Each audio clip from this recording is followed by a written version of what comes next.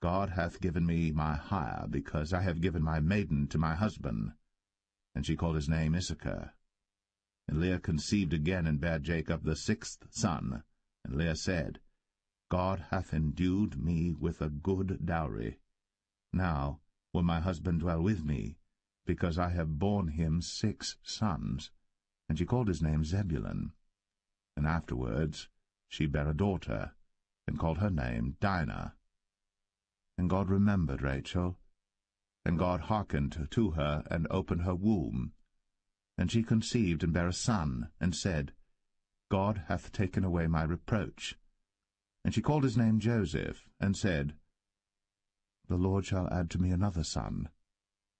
And it came to pass, when Rachel had borne Joseph, that Jacob said unto Laban, Send me away, that I may go unto mine own place, and to my country. Give me my wives and my children, for whom I have served thee, and let me go, for thou knowest my service which I have done thee. And Laban said unto him, I pray thee, if I have found favour in thine eyes, tarry, for I have learned by experience that the Lord hath blessed me for thy sake. And he said, Appoint me thy wages, and I will give it. And he said unto him, Thou knowest how I have served thee, and how thy cattle was with me. For it was little which thou hadst before I came, and it is now increased unto a multitude. And the Lord hath blessed thee since my coming.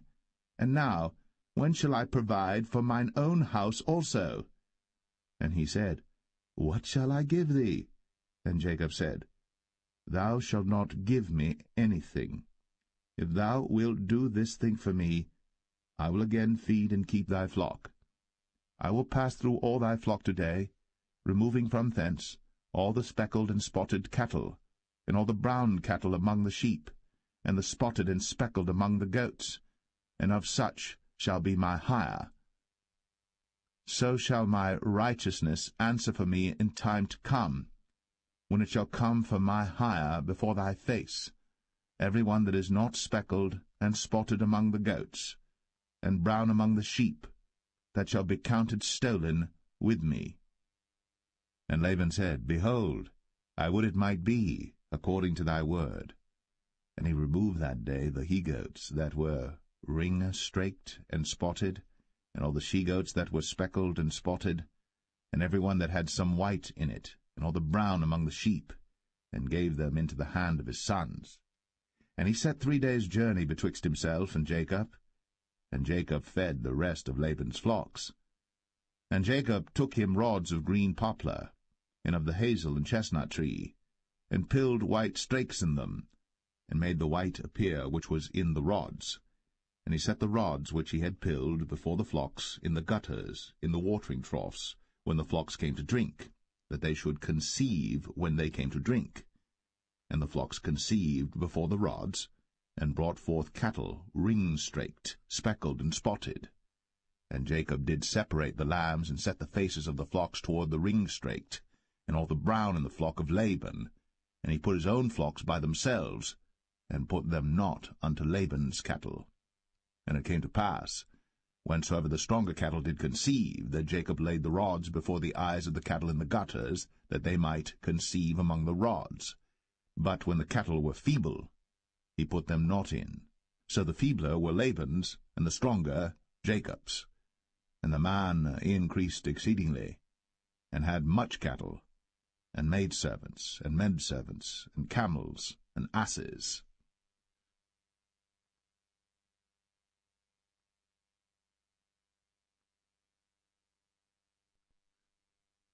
Genesis 31. And he heard the words of Laban's sons, saying, Jacob hath taken away all that was our father's, and of that which was our father's hath he gotten all this glory. And Jacob beheld the countenance of Laban, and behold, it was not toward him as before. And the Lord said unto Jacob, Return unto the land of thy fathers, and to thy kindred, and I will be with thee. And Jacob sent and called Rachel and Leah to the field unto his flock, and said unto them, I see your father's countenance, that it is not toward me as before, but the God of my father hath been with me. And ye know that with all my power I have served your father. And your father hath deceived me, and changed my wages 10 times. But God suffered him not to hurt me. If he said thus, The speckled shall be thy wages, then all the cattle bear speckled. And if he said thus, The ring-straked shall be thy hire, then bear all the cattle ring-straked. Thus God hath taken away the cattle of your father, and given them to me. And it came to pass at the time that the cattle conceived, that I lifted up mine eyes, and saw in a dream, and behold, the rams which leaped upon the cattle were ring-straked, speckled, and grizzled. And the angel of God spake unto me in a dream, saying, Jacob. And I said, Here am I.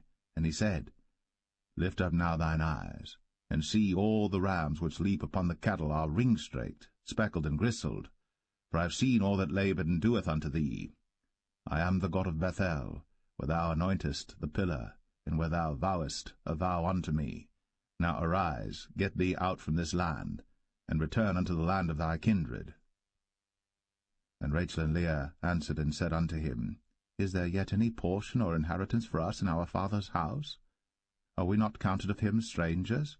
For he hath sold us, and hath quite devoured also our money. For all the riches which God hath taken from our father, that is ours and our children's. Now then, whatsoever God hath said unto thee, do. Then Jacob rose up, and set his sons and his wives upon camels. And he carried away all his cattle, and all his goods which he had gotten, the cattle of his getting which he had gotten in Padan Aram, for to go to Isaac his father in the land of Canaan. And Laban went to shear his sheep, and Rachel had stolen the images that were her father's. And Jacob stole away unawares to Laban the Syrian, in that he told him not that he fled. So he fled with all that he had, and he rose up and passed over the river, and set his face toward the Mount Gilead. And it was told Laban on the 3rd day that Jacob was fled. And he took his brethren with him, and pursued after him 7 days' journey. And they overtook him in the Mount Gilead. And God came to Laban the Syrian in a dream by night, and said unto him, Take heed that thou speak not to Jacob either good or bad. Then Laban overtook Jacob. Now Jacob had pitched his tent in the mount, and Laban with his brethren pitched in the Mount of Gilead. And Laban said to Jacob, What hast thou done, that thou hast stolen away unawares to me, and carried away my daughters as captives taken with the sword? Wherefore didst thou flee away secretly, and steal away from me, and didst not tell me, that I might have sent thee away with mirth, and with songs, with tabret, and with harp, and hast not suffered me to kiss my sons and my daughters? Thou hast now done foolishly in so doing. It is in the power of my hand to do you hurt. But the God of your father spake unto me yesternight, saying, Take thou heed that thou speak not to Jacob either good or bad. And now, though thou wouldst needs be gone, because thou sore longest after thy father's house, yet wherefore hast thou stolen my gods? And Jacob answered and said to Laban, Because I was afraid, for I said, Peradventure thou wouldst take by force thy daughters from me. With whomsoever thou findest thy gods, let him not live. Before our brethren discern thou what is thine with me, and take it to thee. For Jacob knew not that Rachel had stolen them. And Laban went into Jacob's tent, and into Leah's tent, and into the 2 maidservants' tents, but he found them not. Then went he out of Leah's tent, and entered into Rachel's tent. Now Rachel had taken the images, and put them in the camel's furniture, and sat upon them. And Laban searched all the tent, but found them not. And she said to her father, Let it not displease my lord that I cannot rise up before thee, for the custom of women was upon me. And he searched, but found not the images. And Jacob was wroth, and chode with Laban. And Jacob answered and said to Laban, What is my trespass? What is my sin, that thou hast so hotly pursued after me? Whereas thou hast searched all my stuff, what hast thou found of all thy household stuff? Set it here before my brethren and thy brethren, that they may judge betwixt us both.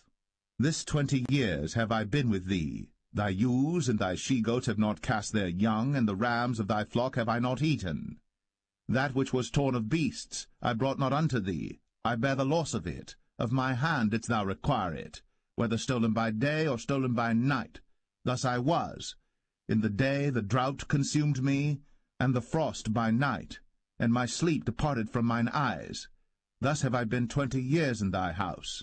I served thee 14 years for thy 2 daughters, and 6 years for thy cattle, and thou hast changed my wages 10 times.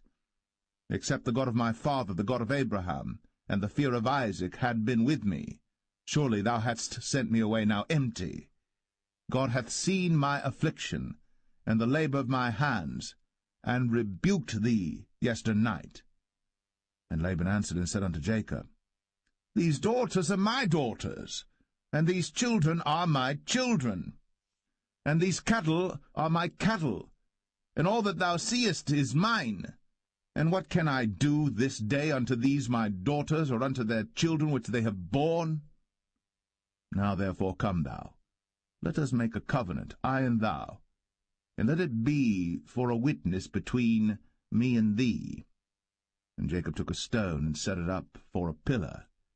And Jacob said unto his brethren, Gather stones. And they took stones, and made an heap, and they did eat thereupon the heap. And Laban called it Jegar-sahadathah, but Jacob called it Galeed. And Laban said, This heap is a witness between me and thee this day. Therefore was the name of it called Galeed. And Mizpah, for he said, The Lord watch between me and thee, when we are absent one from another.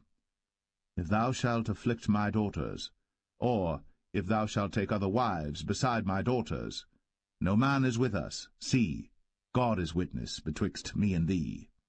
And Laban said to Jacob, Behold this heap, and behold this pillar, which I have cast betwixt me and thee. This heap be witness, and this pillar be witness, that I will not pass over this heap to thee, and that thou shalt not pass over this heap and this pillar unto me for harm.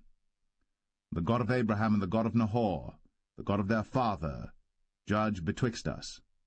And Jacob sware by the fear of his father Isaac. Then Jacob offered sacrifice upon the mount, and called his brethren to eat bread. And they did eat bread, and tarried all night in the mount. And early in the morning Laban rose up, and kissed his sons and his daughters, and blessed them. And Laban departed, and returned unto his place.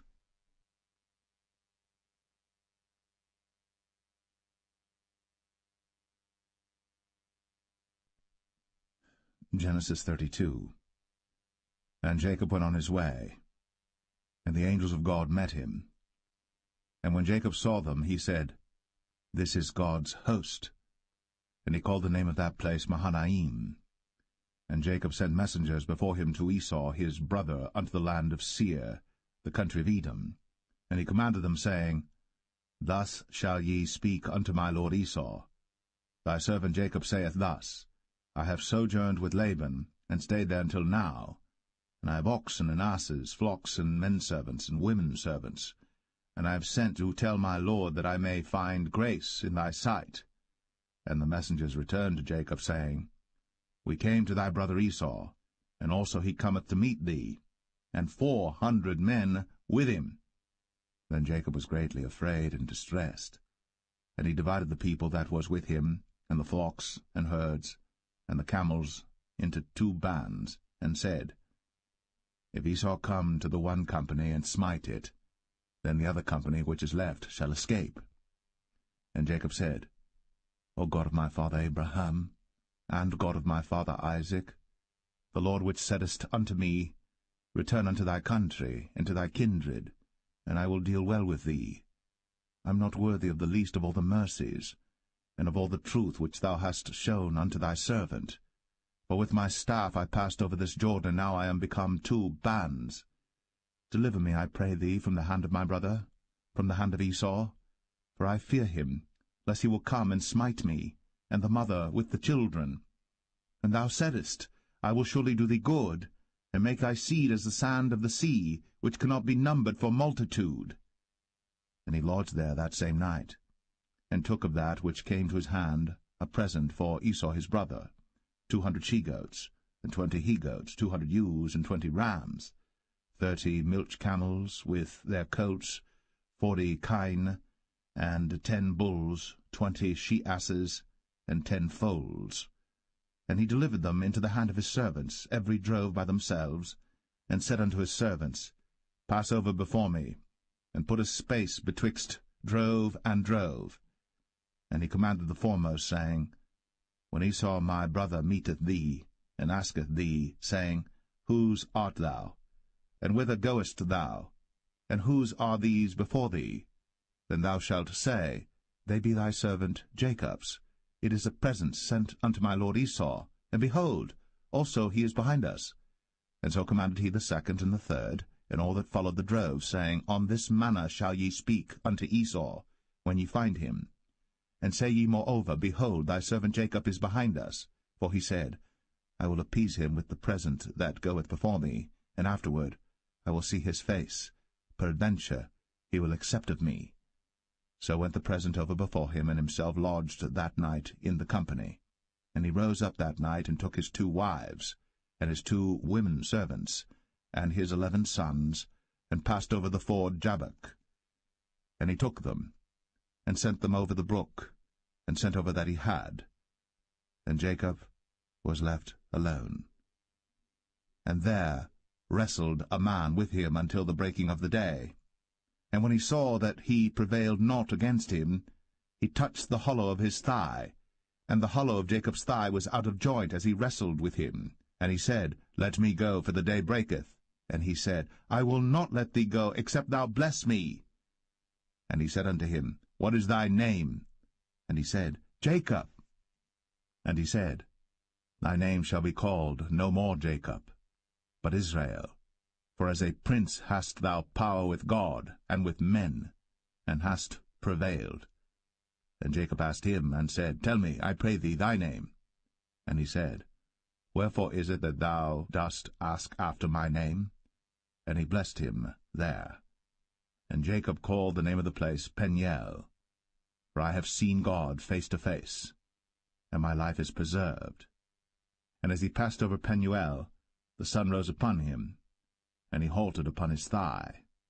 Therefore the children of Israel eat not of the sinew which shrank, which is upon the hollow of the thigh, unto this day, because he touched the hollow of Jacob's thigh in the sinew that shrank.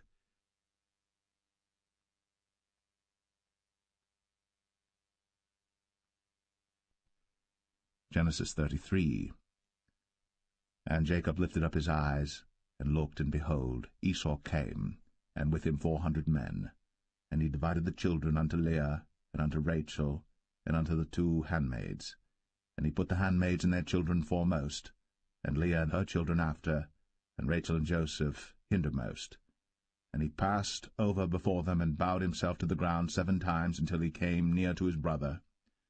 And Esau ran to meet him, and embraced him, and fell on his neck, and kissed him, and they wept.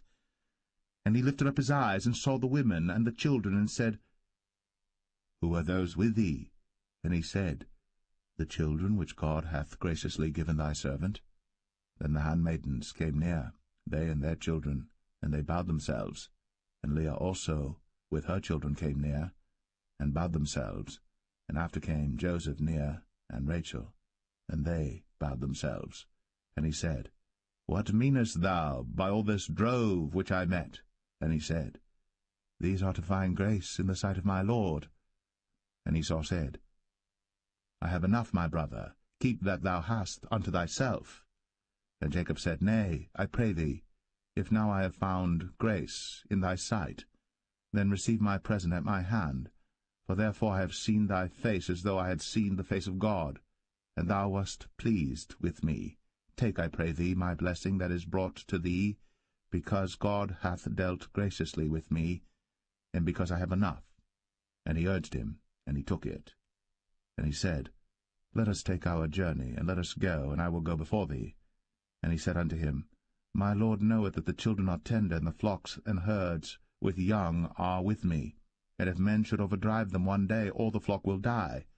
Let my Lord, I pray thee, pass over before his servant, and I will lead on softly, according as the cattle that goeth before me, and the children be able to endure, until I come unto my Lord, unto Seir.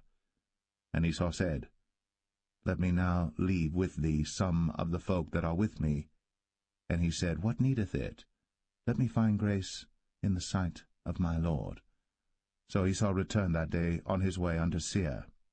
And Jacob journeyed to Succoth, and built him an house, and made booths for his cattle. Therefore the name of the place is called Succoth. And Jacob came to Shalem, a city of Shechem, which is in the land of Canaan, when he came from Padan Aram, and pitched his tent before the city. And he bought a parcel of a field, where he had spread his tent, at the hand of the children of Hamor, Shechem's father, for 100 pieces of money. And he erected there an altar, and called it El Elohe Israel.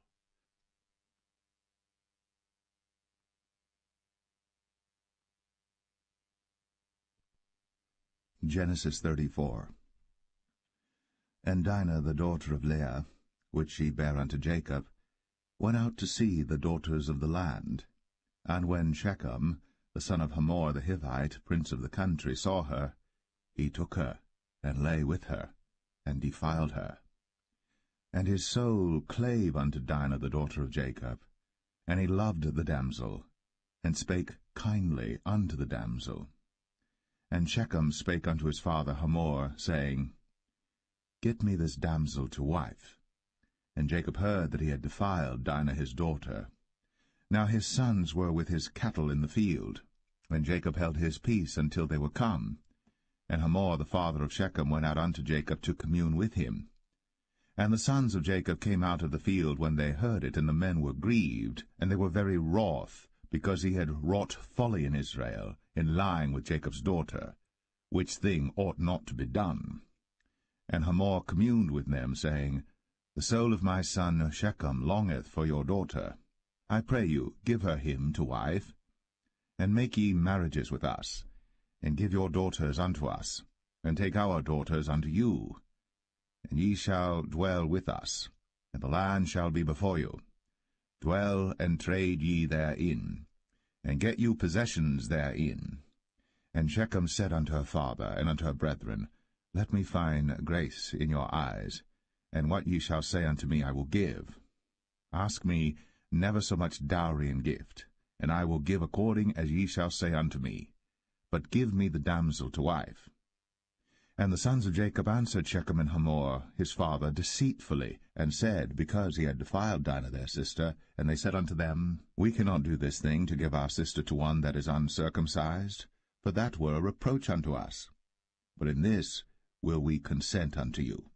If ye will be as we be, that every male of you be circumcised, then will we give our daughters unto you, and we will take your daughters to us, and we will dwell with you, and we will become one people. But if ye will not hearken unto us to be circumcised, then we will take our daughter, and we will be gone. And their words pleased Hamor and Shechem Hamor's son. And the young man deferred not to do the thing, because he had delight in Jacob's daughter, and he was more honorable than all the house of his father. And Hamor and Shechem his son came unto the gate of their city, and communed with the men of their city, saying, These men are peaceable with us. Therefore let them dwell in the land, and trade therein. For the land, behold, it is large enough for them. Let us take their daughters to us for wives, and let us give them our daughters. Only herein will the men consent unto us, for to dwell with us, to be one people, if every male among us be circumcised, as they are circumcised. Shall not their cattle and their substance and every beast of theirs be ours? Only let us consent unto them, and they will dwell with us. And unto Hamor and unto Shechem his son hearkened all that went out of the gate of his city, and every male was circumcised, all that went out of the gate of his city. And it came to pass on the third day, when they were sore, that two of the sons of Jacob, Simeon and Levi, Dinah's brethren, took each man his sword, and came upon the city boldly, and slew all the males. And they slew Hamor and Shechem his son with the edge of the sword, and took Dinah out of Shechem's house, and went out. The sons of Jacob came upon the slain, and spoiled the city, because they had defiled their sister. They took their sheep and their oxen, and their asses, and that which was in the city, and that which was in the field, and all their wealth, and all their little ones, and their wives took they captive, and spoiled even all that was in the house. And Jacob said to Simeon and Levi, Ye have troubled me to make me to stink among the inhabitants of the land, among the Canaanites and the Perizzites. And I being few in number, they shall gather themselves together against me, and slay me, and I shall be destroyed, I and my house. And they said, Should he deal with our sister as with an harlot?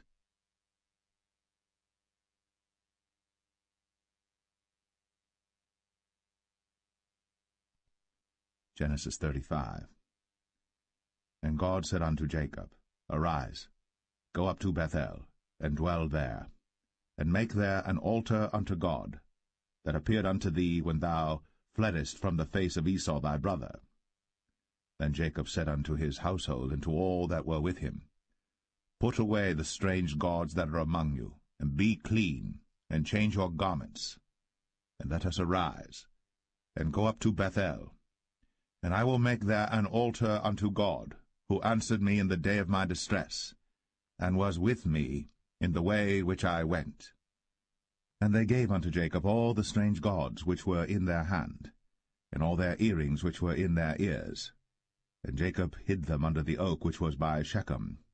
And they journeyed, and the terror of God was upon the cities that were round about them, and they did not pursue after the sons of Jacob. So Jacob came to Luz, which is in the land of Canaan, that is Bethel, he and all the people that were with him. And he built there an altar, and called the place El-Bethel, because there God appeared unto him, when he fled from the face of his brother. But Deborah, Rebekah's nurse, died, and she was buried beneath Bethel, under an oak. And the name of it was called Allon-Bachuth. And God appeared unto Jacob again when he came out of Padan Aram, and blessed him. And God said unto him, Thy name is Jacob. Thy name shall not be called any more Jacob, but Israel shall be thy name. And he called his name Israel. And God said unto him, I am God Almighty. Be fruitful and multiply. A nation and a company of nations shall be of thee, and kings shall come out of thy loins. And the land which I gave Abraham and Isaac, to thee I will give it, and to thy seed after thee will I give the land. And God went up from him in the place where he talked with him. And Jacob set up a pillar in the place where he talked with him, even a pillar of stone. And he poured a drink offering thereon, and he poured oil thereon. And Jacob called the name of the place where God spake with him, Bethel. And they journeyed from Bethel. And there was but a little way to come to Ephrath.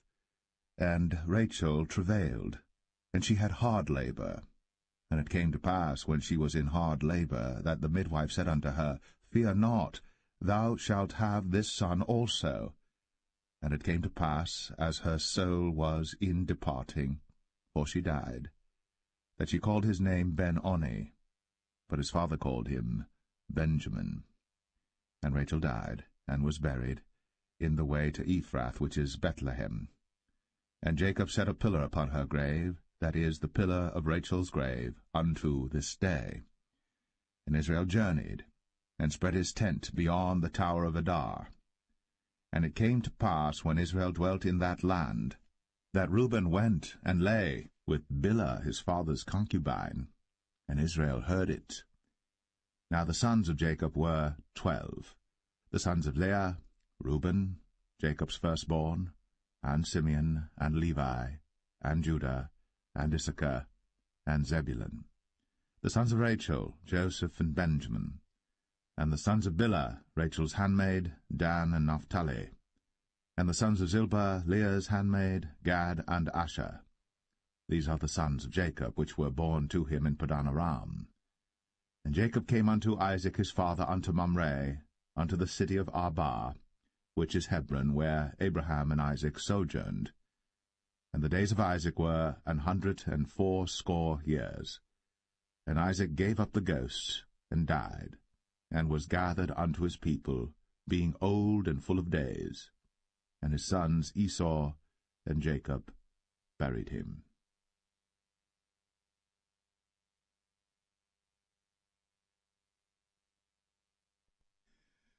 Genesis 36. Now these are the generations of Esau, who is Edom. Esau took his wives of the daughters of Canaan, Adah the daughter of Elon the Hittite, and Aholibamah the daughter of Anah the daughter of Zibeon the Hivite, and Bashemath, Ishmael's daughter, sister of Nebajoth. And Adah bare to Esau Eliphaz, and Bashemath bare Ruel. And Aholibamah bare Jeush, and Jalam, and Korah. These are the sons of Esau, which were born unto him in the land of Canaan. And Esau took his wives, and his sons, and his daughters, and all the persons of his house, and his cattle, and all his beasts, and all his substance, which he had got in the land of Canaan, and went into the country from the face of his brother Jacob. For their riches were more than that they might dwell together, and the land wherein they were strangers could not bear them because of their cattle. Thus dwelt Esau in Mount Seir. Esau is Edom. And these are the generations of Esau, the father of the Edomites, in Mount Seir. These are the names of Esau's sons: Eliphaz the son of Adah, the wife of Esau; Ruel the son of Bashemath, the wife of Esau. And the sons of Eliphaz were Teman, Omar, Zepho, and Gatam, and Kenaz. And Timnah was concubine to Eliphaz, Esau's son, and she bare to Eliphaz Amalek. These were the sons of Adah, Esau's wife. And these are the sons of Reuel, Nahath, and Zerah, Shammah, and Mizah. These were the sons of Bashemath, Esau's wife. And these were the sons of Aholibamah, the daughter of Anah, the daughter of Zibeon, Esau's wife. And she bare to Esau Jeush, and Jalam, and Korah. These were dukes of the sons of Esau. The sons of Eliphaz, the firstborn son of Esau: Duke Teman, Duke Omar, Duke Zepho, Duke Kenaz, Duke Korah, Duke Gatam, and Duke Amalek. These are the dukes that came of Eliphaz in the land of Edom. These were the sons of Adah. And these are the sons of Reuel, Esau's son: Duke Nahath, Duke Zerah, Duke Shammah, Duke Mizah. These are the dukes that came of Reuel in the land of Edom. These are the sons of Bashemath, Esau's wife. And these are the sons of Aholibamah, Esau's wife: Duke Jeush, Duke Jalam, Duke Korah. These were the dukes that came of Aholibamah, the daughter of Anah, Esau's wife. These are the sons of Esau, who is Edom, and these are their dukes. These are the sons of Seir the Horite, who inhabited the land: Lotan, and Shobal, and Zibeon, and Anah, and Dishon, and Ezer, and Dishan. These are the dukes of the Horites, the children of Seir in the land of Edom. And the children of Lotan were Hori and Hemam, and Lotan's sister was Timnah. And the children of Shobal were these: Alvan, and Manahath, and Ebal, Shepho, and Onam. And these are the children of Zibeon, both Ajah and Anah. This was that Anah that found the mules in the wilderness, as he fed the asses of Zibeon his father. And the children of Anah were these: Dishon, and Aholibamah the daughter of Anah. And these are the children of Dishon: Hemdan, and Eshban, and Ithran, and Cheran. The children of Ezer are these: Bilhan, and Zavan, and Akan. The children of Dishan are these: Uz, and Aran. These are the dukes that came of the Horites: Duke Lotan, Duke Shobal, Duke Zibeon, Duke Anah, Duke Dishon, Duke Ezer, Duke Dishan. These are the dukes that came of Hori among their dukes in the land of Seir. And these are the kings that reigned in the land of Edom, before there reigned any king over the children of Israel. And Bela the son of Beor reigned in Edom, and the name of his city was Dinhabah. And Bela died, and Jobab the son of Zerah of Bozrah reigned in his stead. And Jobab died, and Husham of the land of Temani reigned in his stead. And Husham died, and Hadad the son of Bedad, who smote Midian in the field of Moab, reigned in his stead. And the name of his city was Avith. And Hadad died, and Samlah of Masrekah reigned in his stead. And Samlah died, and Saul of Rehoboth by the river reigned in his stead. And Saul died, and Baal-Hanan the son of Achbor reigned in his stead.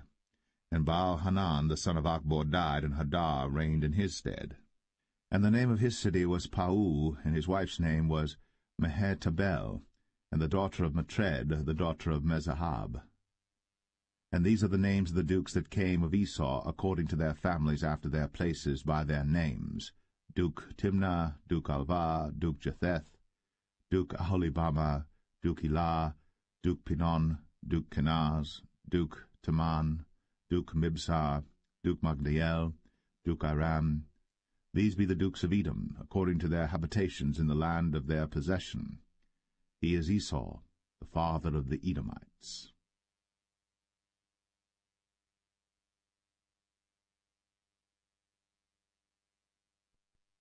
Genesis 37. And Jacob dwelt in the land wherein his father was a stranger, in the land of Canaan. These are the generations of Jacob. Joseph, being 17 years old, was feeding the flock with his brethren, and the lad was with the sons of Bilhah, and with the sons of Zilpah, his father's wives. And Joseph brought unto his father their evil report. Now Israel loved Joseph more than all his children, because he was the son of his old age. And he made him a coat of many colors. And when his brethren saw that their father loved him more than all his brethren, they hated him, and could not speak peaceably unto him. And Joseph dreamed a dream, and he told it his brethren, and they hated him yet the more. And he said unto them, Hear, I pray you, this dream which I have dreamed. For behold, we were binding sheaves in the field, and lo, my sheaf arose, and also stood upright, and behold, your sheaves stood round about, and made obeisance to my sheaf. And his brethren said to him, Shalt thou indeed reign over us? Or shalt thou indeed have dominion over us? And they hated him yet the more for his dreams, and for his words. And he dreamed yet another dream, and told it his brethren, and said, Behold, I have dreamed a dream more, and behold, the sun, and the moon, and the 11 stars made obeisance to me. And he told it to his father, and to his brethren, and his father rebuked him, and said unto him, What is this dream that thou hast dreamed? Shall I and thy mother, and thy brethren indeed come to bow down ourselves to thee to the earth? And his brethren envied him. But his father observed the saying. And his brethren went to feed their father's flock in Shechem. And Israel said unto Joseph, Do not thy brethren feed the flock in Shechem? Come, and I will send thee unto them. And he said to him, Here am I. And he said to him, Go, I pray thee, see whether it be well with thy brethren, and well with the flocks, and bring me word again. So he sent him out of the vale of Hebron, and he came to Shechem. And a certain man found him, and behold, he was wandering in the field. And the man asked him, saying, What seekest thou? And he said, I seek my brethren. Tell me, I pray thee, where they feed their flocks. And the man said, They are departed hence, for I heard them say, Let us go to Dothan. And Joseph went after his brethren, and found them in Dothan. And when they saw him afar off, even before he came near unto them, they conspired against him to slay him. And they said one to another, Behold, this dreamer cometh. Come now, therefore, and let us slay him, and cast him into some pit. And we will say, Some evil beast hath devoured him, and we shall see what will become of his dreams. And Reuben heard it, and he delivered him out of their hands, and said, Let us not kill him. And Reuben said unto them, Shed no blood, but cast him into this pit that is in the wilderness, and lay no hand upon him, that he might rid him out of their hands, to deliver him to his father again. And it came to pass, when Joseph was come unto his brethren, that they stripped Joseph out of his coat of many colors that was on him, and they took him, and cast him into a pit. And the pit was empty, there was no water in it. And they sat down to eat bread. And they lifted up their eyes and looked, and behold, a company of Ishmaelites came from Gilead with their camels bearing spicery and balm and myrrh, going to carry it down to Egypt. And Judah said unto his brethren, What profit is it if we slay our brother, and conceal his blood? Come, and let us sell him to the Ishmaelites, and let not our hand be upon him, for he is our brother, and our flesh. And his brethren were content. Then there passed by Midianites, merchantmen, and they drew and lifted up Joseph out of the pit, and sold Joseph to the Ishmaelites for 20 pieces of silver, and they brought Joseph into Egypt. And Reuben returned unto the pit, and behold, Joseph was not in the pit. And he rent his clothes. And he returned unto his brethren, and said, The child is not, and I, whither shall I go? And they took Joseph's coat, and killed a kid of the goats, and dipped the coat in the blood.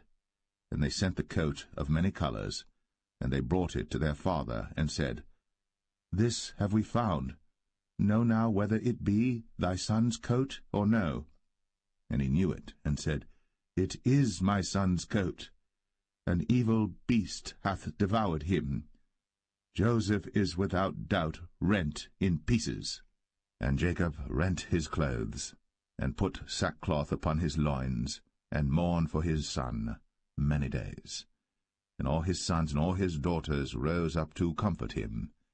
But he refused to be comforted, and he said, For I will go down into the grave unto my son mourning. Thus his father wept for him. And the Midianites sold him into Egypt unto Potiphar, an officer of Pharaoh's, and captain of the guard.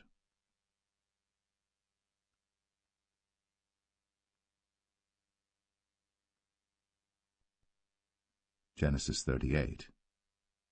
And it came to pass at that time that Judah went down from his brethren, and turned in to a certain Adulamite, whose name was Hira. And Judah saw there a daughter of a certain Canaanite, whose name was Shua. And he took her, and went in unto her. And she conceived, and bare a son. And he called his name Er. And she conceived again, and bare a son. And she called his name Onan. And she yet again conceived, and bare a son. And called his name Shelah. And he was at Chezib, when she bare him. And Judah took a wife for Er his firstborn, whose name was Tamar. And Er, Judah's firstborn, was wicked in the sight of the Lord, and the Lord slew him. And Judah said unto Onan, Go in unto thy brother's wife, and marry her, and raise up seed to thy brother. And Onan knew that the seed should not be his. And it came to pass, when he went in unto his brother's wife, that he spilled it on the ground, lest that he should give seed to his brother. And the thing which he did displeased the Lord, wherefore he slew him also. Then said Judah to Tamar his daughter-in-law, Remain a widow at thy father's house, till Shelah my son be grown. For he said, Lest peradventure he die also, as his brethren did. And Tamar went and dwelt in her father's house.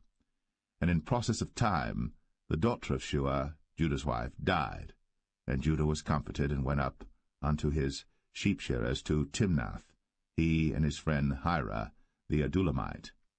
And it was told Tamar, saying, Behold, thy father-in-law goeth up to Timnath to shear his sheep. And she put her widow's garments off from her, and covered her with a veil, and wrapped herself, and sat in an open place, which is by the way to Timnath. For she saw that Shelah was grown, and she was not given unto him to wife. When Judah saw her, he thought her to be an harlot, because she had covered her face. And he turned unto her by the way, and said, Go to, I pray thee, let me come in unto thee. For he knew not that she was his daughter-in-law. And she said, What wilt thou give me, that thou mayest come in unto me? And he said, I will send thee a kid from the flock. And she said, Wilt thou give me a pledge, till thou send it? And he said, What pledge shall I give thee? And she said, Thy signet, and thy bracelets, and thy staff that is in thine hand. And he gave it her, and came in unto her.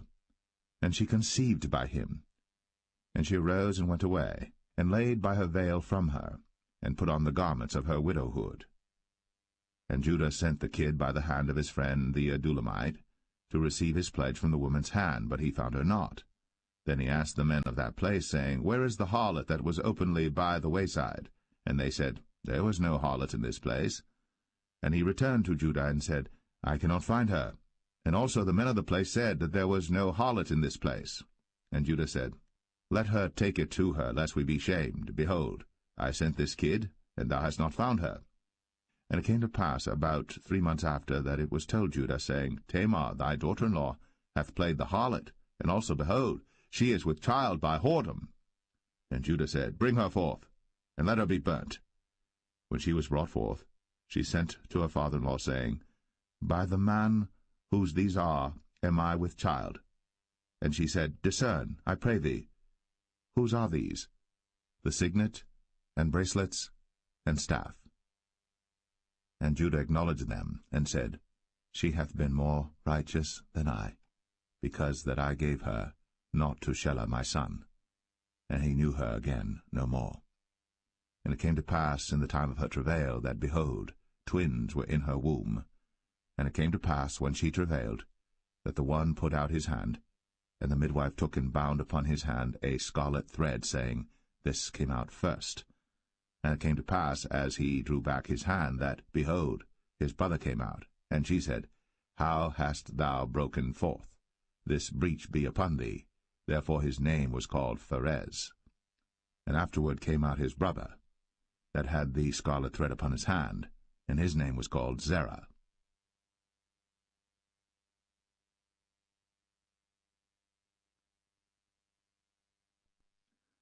Genesis 39. And Joseph was brought down to Egypt, and Potiphar, an officer of Pharaoh, captain of the guard, an Egyptian, bought him of the hands of the Ishmaelites, which had brought him down thither. And the Lord was with Joseph, and he was a prosperous man, and he was in the house of his master the Egyptian. And his master saw that the Lord was with him, and that the Lord made all that he did to prosper in his hand. And Joseph found grace in his sight, and he served him, and he made him overseer over his house. And all that he had he put into his hand. And it came to pass from the time that he had made him overseer in his house, and over all that he had, that the Lord blessed the Egyptian's house for Joseph's sake. And the blessing of the Lord was upon all that he had in the house and in the field. And he left all that he had in Joseph's hand. And he knew not aught he had, save the bread which he did eat. And Joseph was a goodly person, and well-favored. And it came to pass after these things, that his master's wife cast her eyes upon Joseph, and she said, Lie with me. But he refused, and said unto his master's wife, Behold, my master wotteth not what is with me in the house, and he hath committed all that he hath to my hand.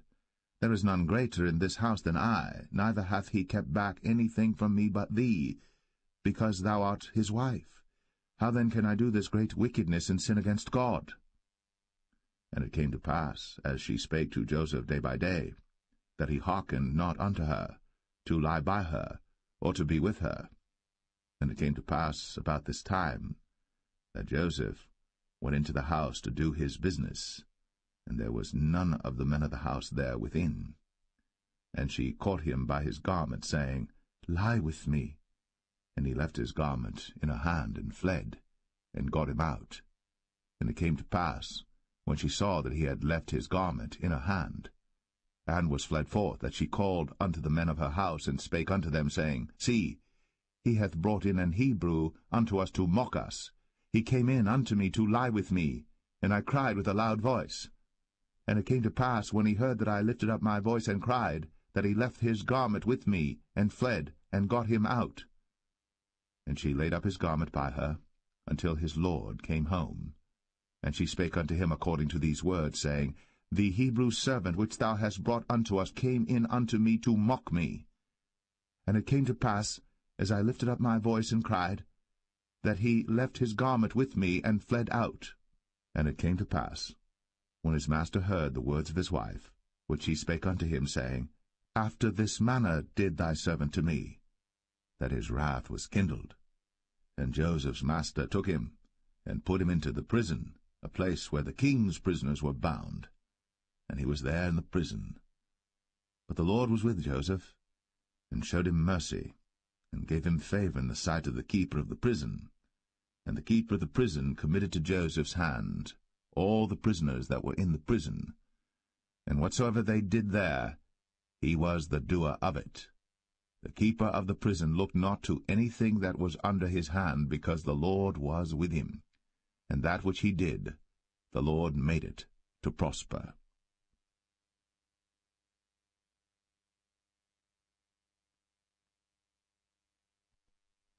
Genesis 40.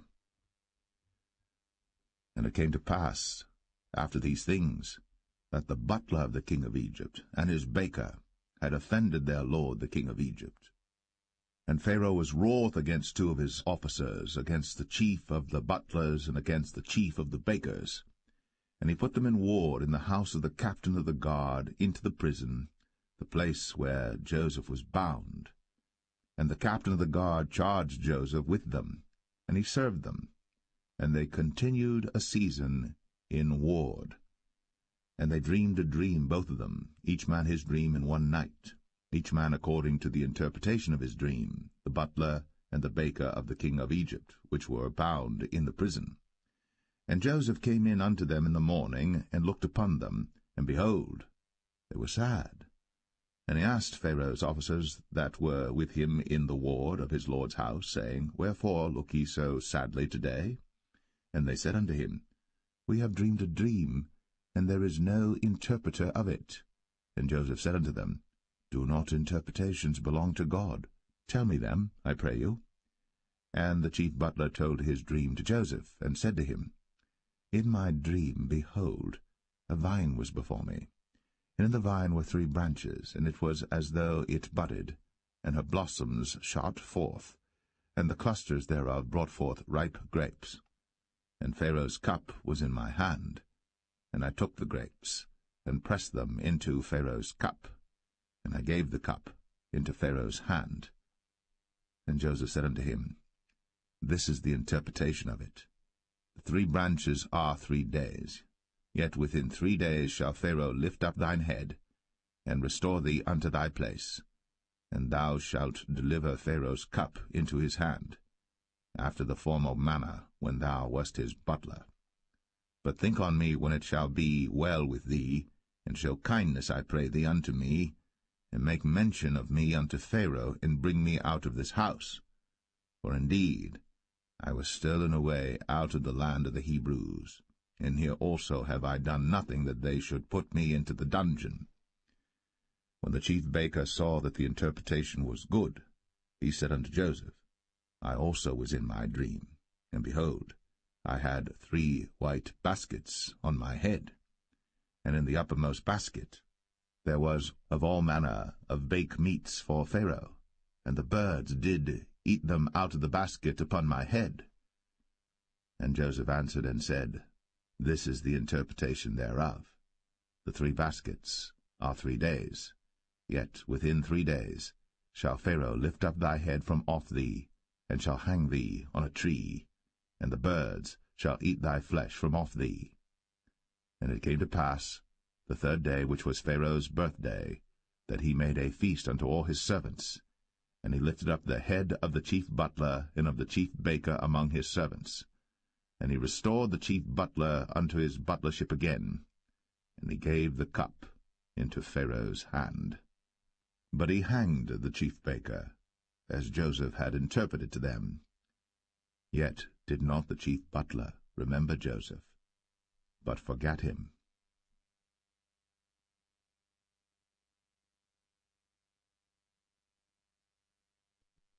Genesis 41. And it came to pass at the end of 2 full years, that Pharaoh dreamed, and behold, he stood by the river.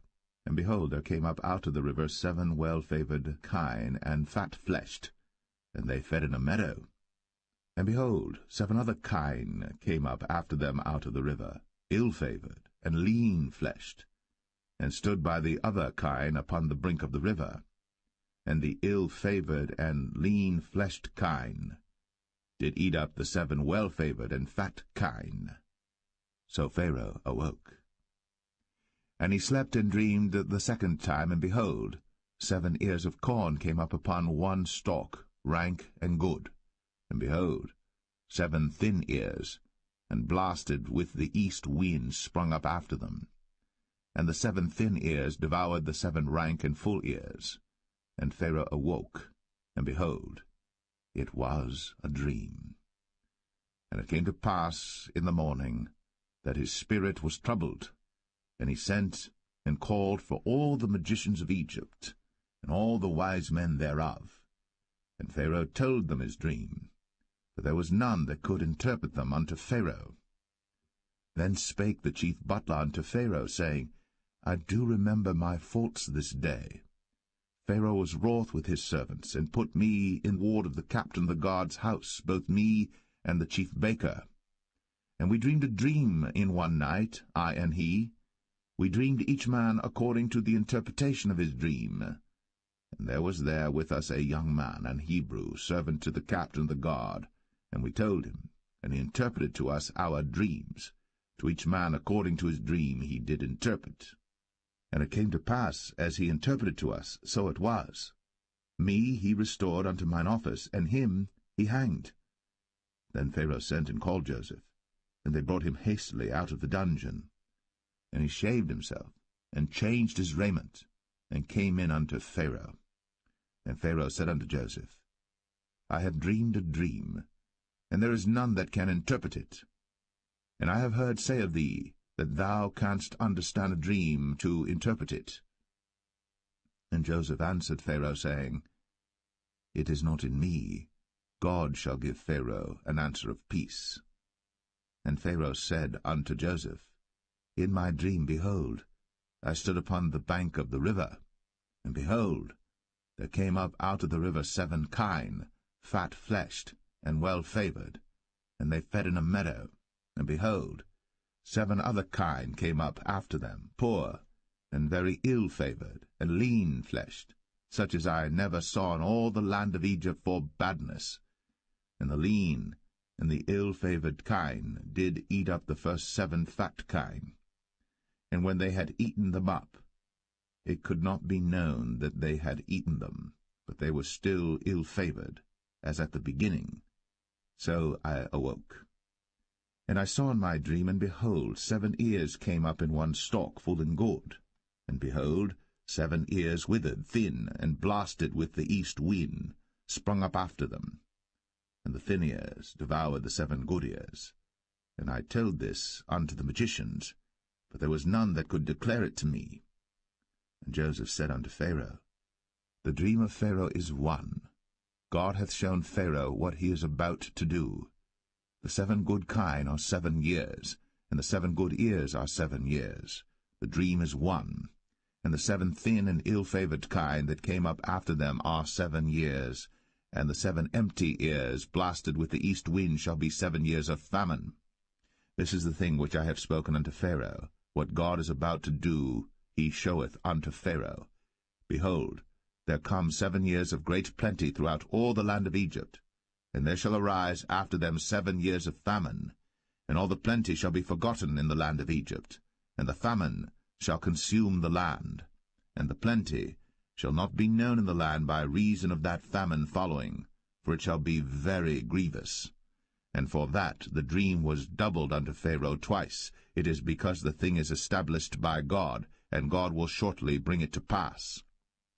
Now therefore let Pharaoh look out a man discreet and wise, and set him over the land of Egypt.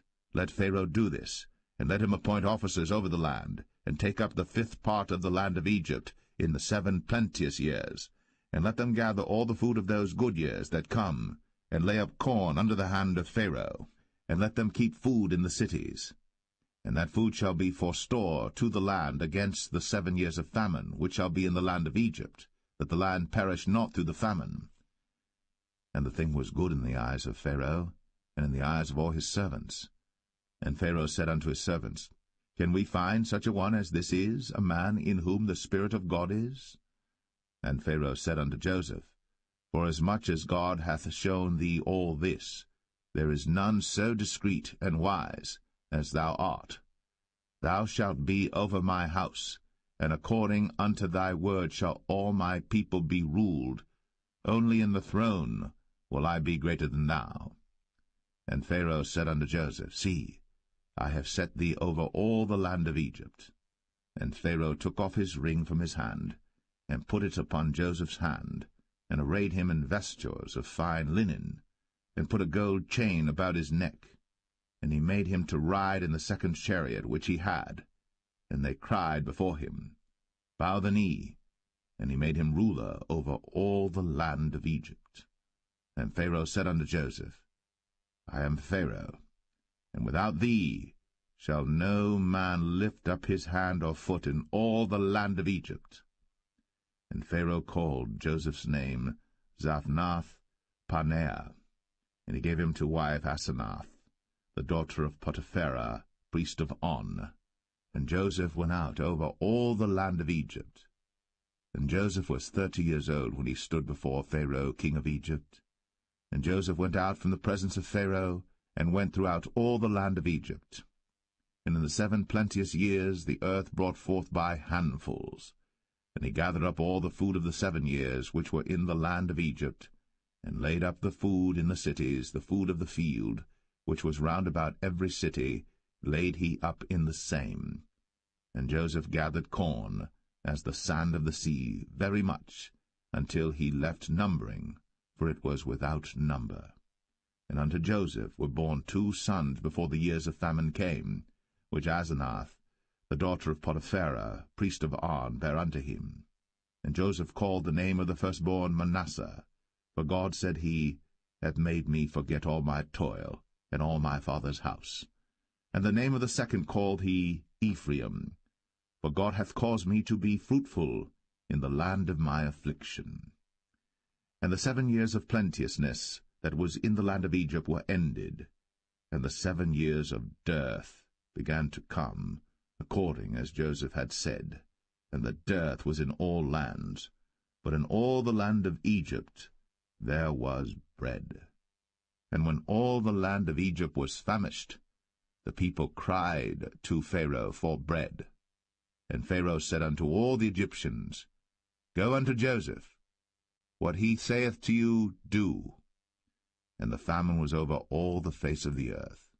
And Joseph opened all the storehouses, and sold unto the Egyptians, and the famine waxed sore in the land of Egypt. And all countries came into Egypt to Joseph for to buy corn, because that the famine was so sore in all lands.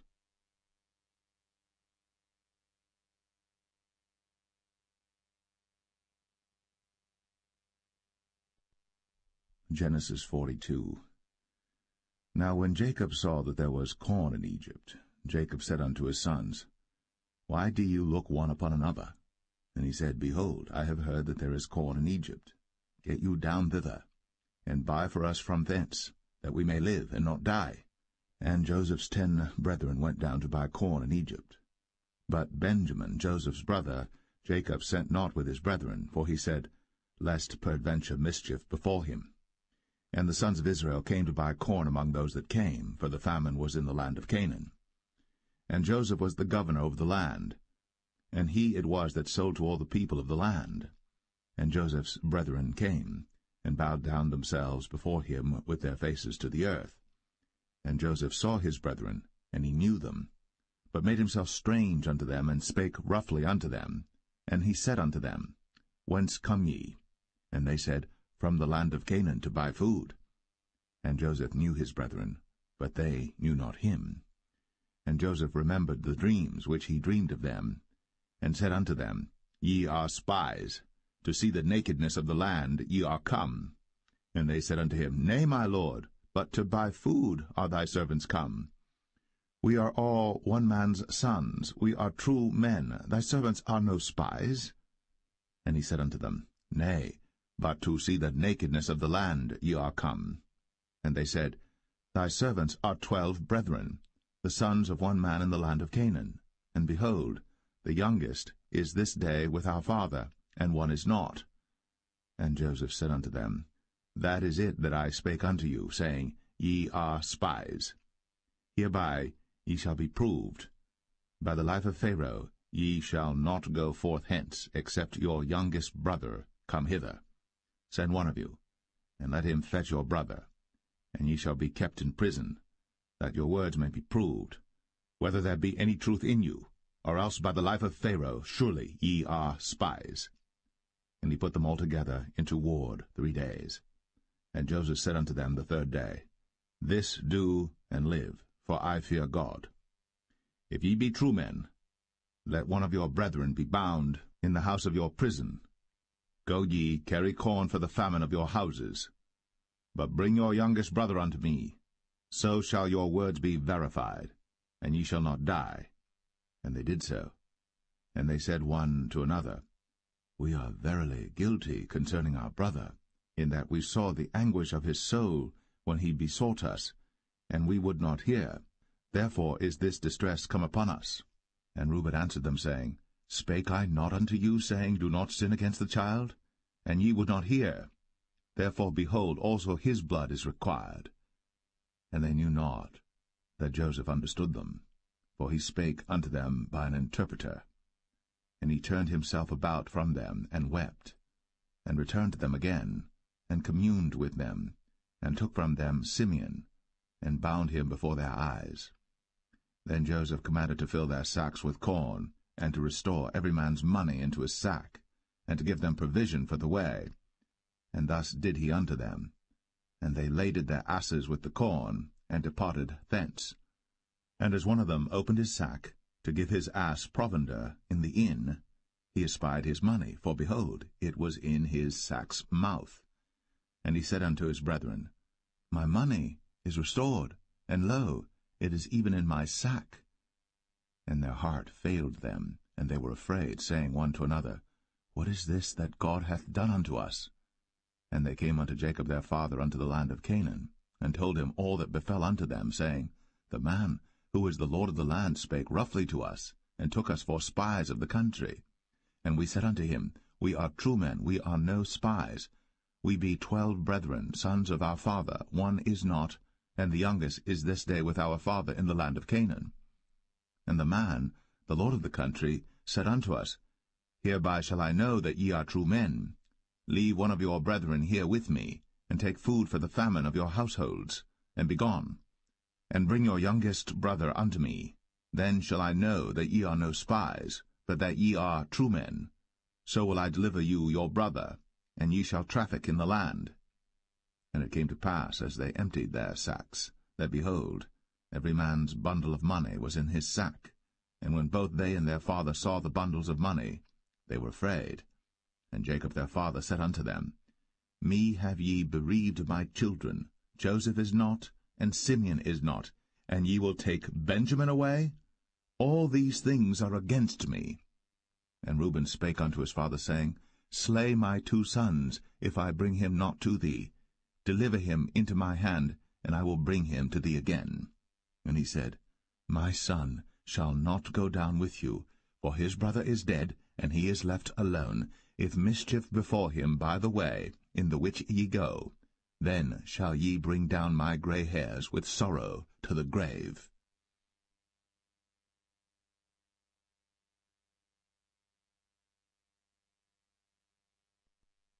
Genesis 43. And the famine was sore in the land.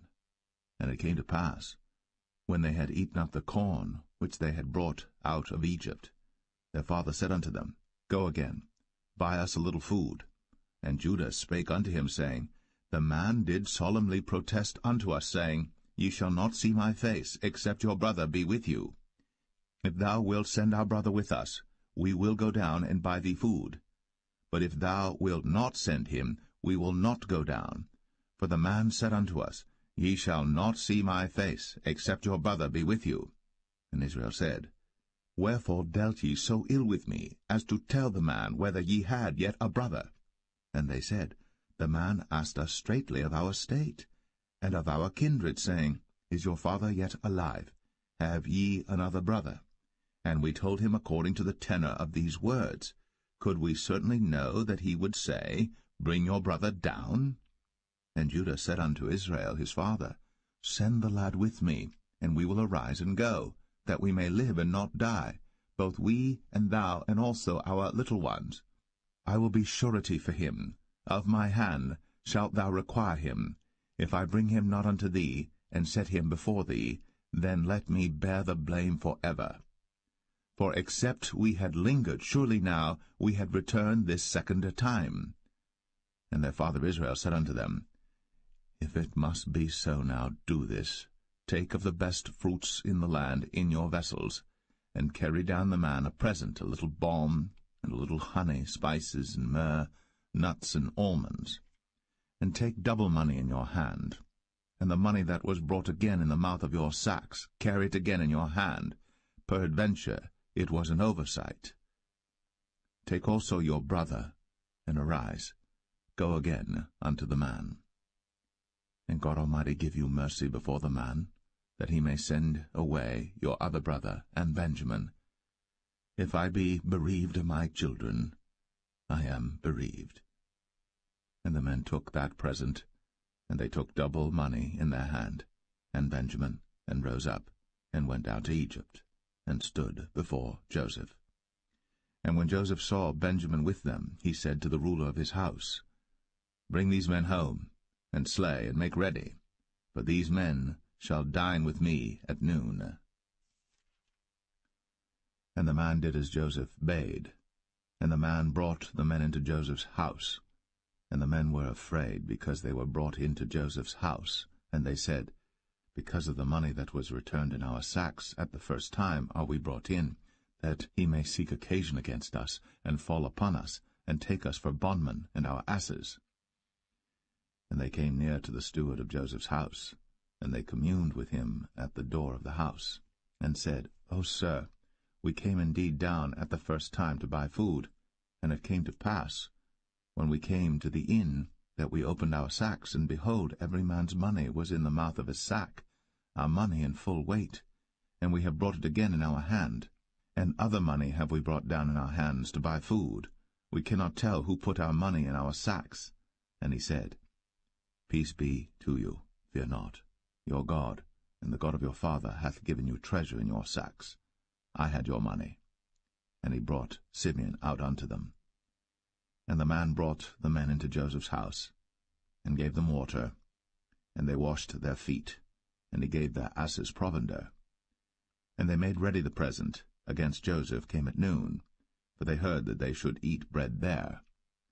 And when Joseph came home, they brought him the present which was in their hand into the house, and bowed themselves to him to the earth. And he asked them of their welfare, and said, Is your father well? The old man of whom ye spake, is he yet alive? And they answered, Thy servant our father is in good health, he is yet alive. And they bowed down their heads, and made obeisance. And he lifted up his eyes, and saw his brother Benjamin, his mother's son, and said, Is this your younger brother, of whom ye spake unto me? And he said, God be gracious unto thee, my son. And Joseph made haste, for his bowels did yearn upon his brother, and he sought where to weep. And he entered into his chamber, and wept there. And he washed his face, and went out, and refrained himself, and said, Set on bread. And they set on for him by himself, and for them by themselves, and for the Egyptians which did eat with him by themselves, because the Egyptians might not eat bread with the Hebrews, for that is an abomination unto the Egyptians. And they sat before him, the firstborn according to his birthright, and the youngest according to his youth. And the men marveled one at another. And he took and sent messes unto them from before him. But Benjamin's mess was 5 times so much as any of theirs. And they drank, and were merry with him.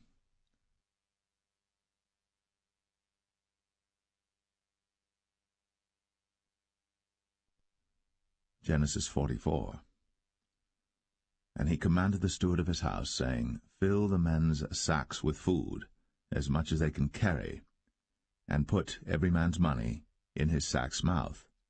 And put my cup, the silver cup, in the sack's mouth of the youngest, and his corn money. And he did according to the word that Joseph had spoken. As soon as the morning was light, the men were sent away, they and their asses.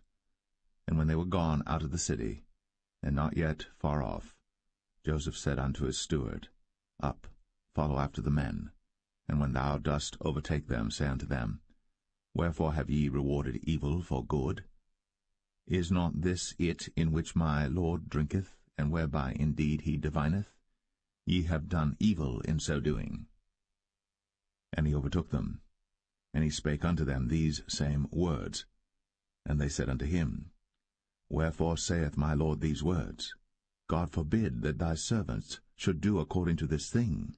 Behold, the money which we found in our sacks' mouths we brought again unto thee out of the land of Canaan.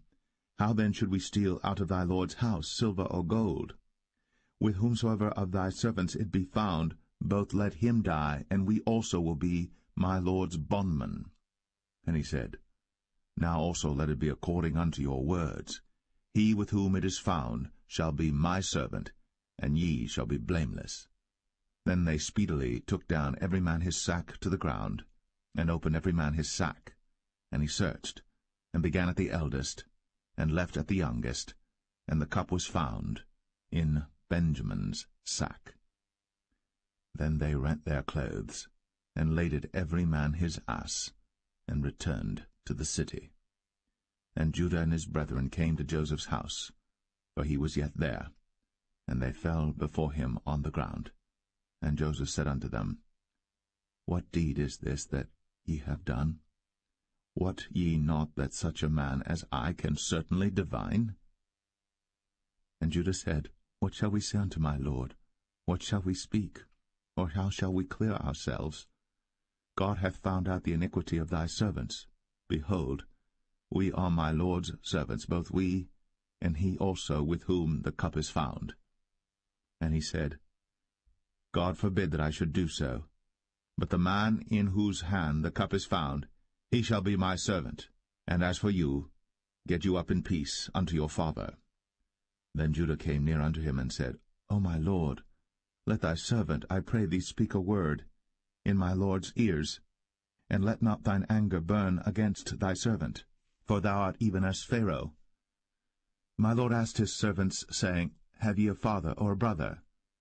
And we said unto my lord, We have a father, an old man, and a child of his old age, a little one.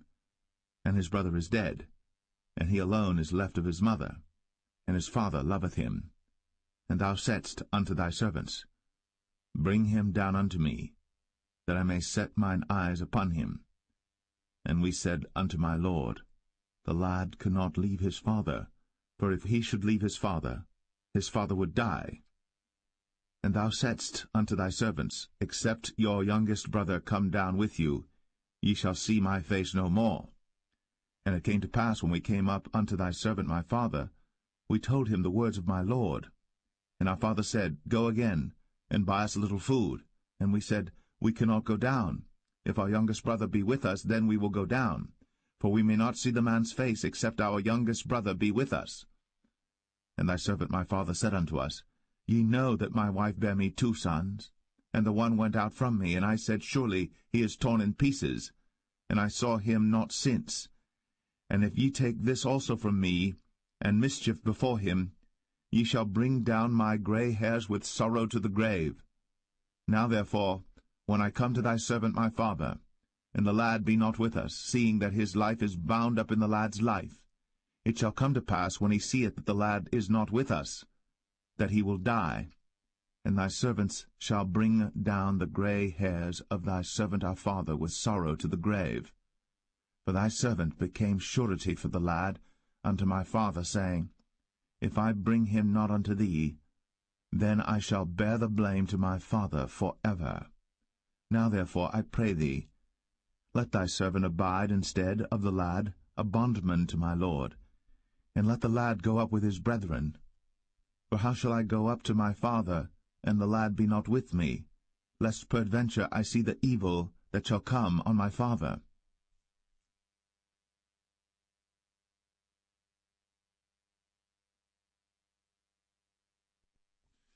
Genesis 45. Then Joseph could not refrain himself before all them that stood by him. And he cried, Cause every man to go out from me. And there stood no man with him, while Joseph made himself known unto his brethren. And he wept aloud. And the Egyptians in the house of Pharaoh heard. And Joseph said unto his brethren, I am Joseph. Doth my father yet live? And his brethren could not answer him, for they were troubled at his presence. And Joseph said unto his brethren, Come near to me, I pray you. And they came near, and he said, I am Joseph your brother, whom ye sold into Egypt. Now therefore be not grieved, nor angry with yourselves, that ye sold me hither, for God did send me before you to preserve life. For these 2 years hath the famine been in the land, and yet there are 5 years, in the which there shall neither be earing nor harvest. And God sent me before you to preserve you a posterity in the earth, and to save your lives by a great deliverance. So now it was not you that sent me hither, but God. And he hath made me a father to Pharaoh, and lord of all his house, and a ruler throughout all the land of Egypt. Haste ye, and go up to my father, and say unto him, Thus saith thy son Joseph, God hath made me lord of all Egypt. Come down unto me, tarry not. And thou shalt dwell in the land of Goshen. And thou shalt be near unto me, thou and thy children, and thy children's children, and thy flocks and thy herds, and all that thou hast. And there will I nourish thee. For yet there are 5 years of famine, lest thou and thy household, and all that thou hast, come to poverty. And behold, your eyes see, in the eyes of my brother Benjamin, that it is my mouth that speaketh unto you. And ye shall tell my father of all my glory in Egypt, and of all that ye have seen.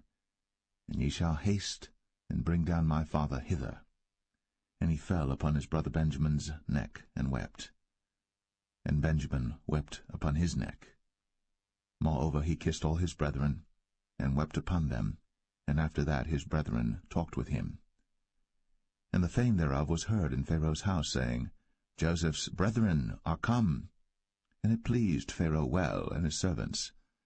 And Pharaoh said unto Joseph, Say unto thy brethren, This do ye, lade your beasts, and go, get you unto the land of Canaan.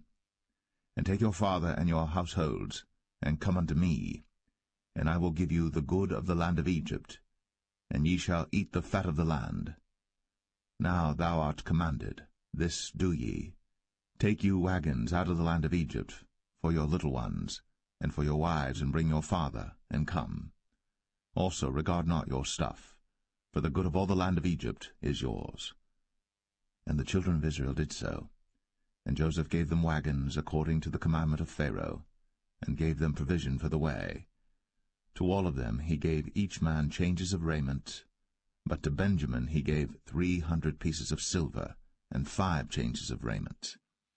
And to his father he sent after this manner, 10 asses laden with the good things of Egypt, and 10 she-asses laden with corn and bread and meat, for his father by the way. So he sent his brethren away, and they departed. And he said unto them, See that ye fall not out by the way. And they went up out of Egypt, and came into the land of Canaan unto Jacob their father, and told him, saying, Joseph is yet alive, and he is governor over all the land of Egypt. And Jacob's heart fainted, for he believed them not. And they told him all the words of Joseph, which he had said unto them. And when he saw the wagons which Joseph had sent to carry him, the spirit of Jacob their father revived. And Israel said, It is enough. Joseph my son is yet alive. I will go and see him before I die.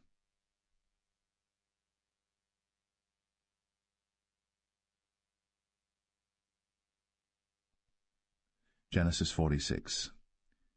And Israel took his journey with all that he had, and came to Beersheba, and offered sacrifices unto the God of his father Isaac. And God spake unto Israel in the visions of the night, and said, Jacob, Jacob. And he said, Here am I. And he said, I am God, the God of thy father. Fear not to go down into Egypt, for I will there make of thee a great nation. I will go down with thee into Egypt, and I will also surely bring thee up again, and Joseph shall put his hand upon thine eyes. And Jacob rose up from Beersheba, and the sons of Israel carried Jacob their father, and their little ones, and their wives, in the wagons which Pharaoh had sent to carry him. And they took their cattle and their goods which they had gotten in the land of Canaan, and came into Egypt, Jacob and all his seed with him, his sons, and his sons' sons with him, his daughters, and his sons' daughters, and all his seed brought he with him into Egypt. And these are the names of the children of Israel, which came into Egypt, Jacob and his sons, Reuben, Jacob's firstborn, and the sons of Reuben, Hanok and Phalu, and Hezron and Carmi, and the sons of Simeon, Jemuel, and Jamin, and Ohad, and Jachin, and Zohar, and Shaul the son of a Canaanitish woman. And the sons of Levi, Gershon, Kohath, and Merari. And the sons of Judah, Er, and Onan, and Shelah, and Pharez, and Zerah. But Er and Onan died in the land of Canaan.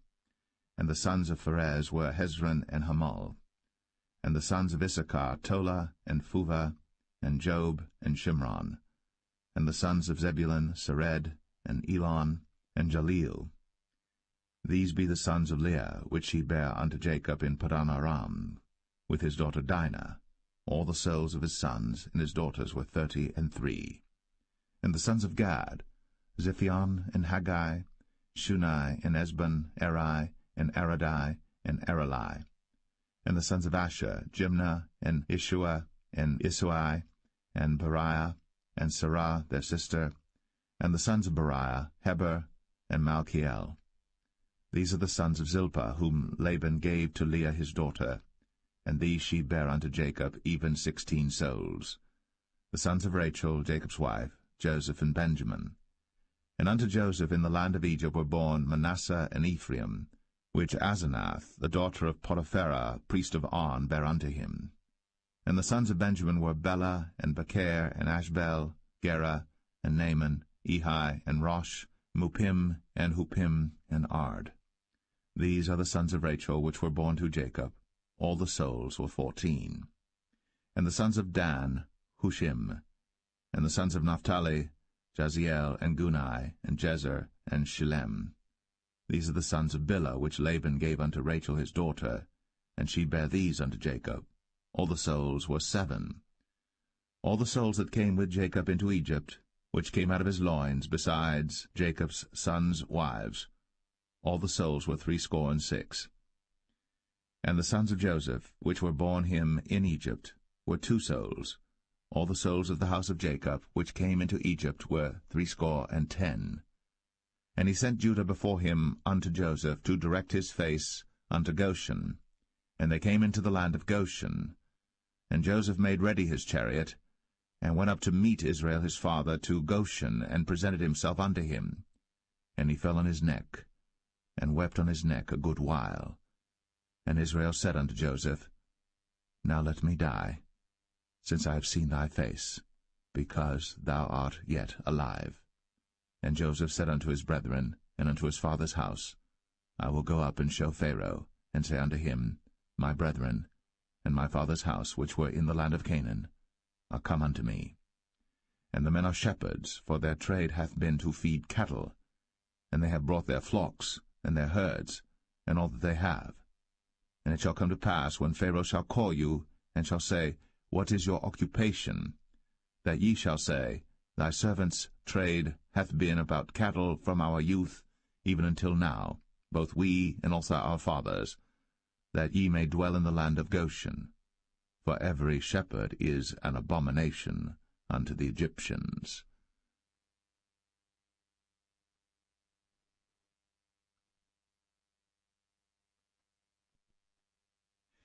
Genesis 47. Then Joseph came and told Pharaoh, and said, My father and my brethren, and their flocks, and their herds, and all that they have, are come out of the land of Canaan, and behold, they are in the land of Goshen. And he took some of his brethren, even 5 men, and presented them unto Pharaoh. And Pharaoh said unto his brethren, What is your occupation? And they said unto Pharaoh, Thy servants are shepherds, both we and also our fathers. They said moreover unto Pharaoh, For to sojourn in the land are we come, for thy servants have no pasture for their flocks, for the famine is sore in the land of Canaan. Now therefore, we pray thee, let thy servants dwell in the land of Goshen. And Pharaoh spake unto Joseph, saying, Thy father and thy brethren are come unto thee. The land of Egypt is before thee. In the best of the land make thy father and brethren to dwell. In the land of Goshen let them dwell. And if thou knowest any men of activity among them, then make them rulers over my cattle. And Joseph brought in Jacob his father, and set him before Pharaoh. And Jacob blessed Pharaoh. And Pharaoh said unto Jacob, How old art thou? And Jacob said unto Pharaoh, The days of the years of my pilgrimage are 130 years. Few and evil have the days of the years of my life been, and have not attained unto the days of the years of the life of my fathers in the days of their pilgrimage. And Jacob blessed Pharaoh, and went out from before Pharaoh. And Joseph placed his father and his brethren, and gave them a possession in the land of Egypt, in the best of the land, in the land of Ramses, as Pharaoh had commanded. And Joseph nourished his father and his brethren, and all his father's household, with bread according to their families. And there was no bread in all the land, for the famine was very sore, so that the land of Egypt and all the land of Canaan fainted by reason of the famine. And Joseph gathered up all the money that was found in the land of Egypt and in the land of Canaan, for the corn which they bought. And Joseph brought the money into Pharaoh's house. And when money failed in the land of Egypt and in the land of Canaan, all the Egyptians came unto Joseph, and said, Give us bread, for why should we die in thy presence? For the money faileth. And Joseph said, Give your cattle, and I will give you for your cattle, if money fail.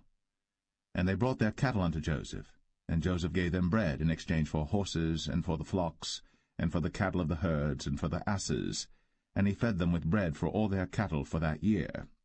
When that year was ended, they came unto him the second year, and said unto him, We will not hide it from my lord, how that our money is spent.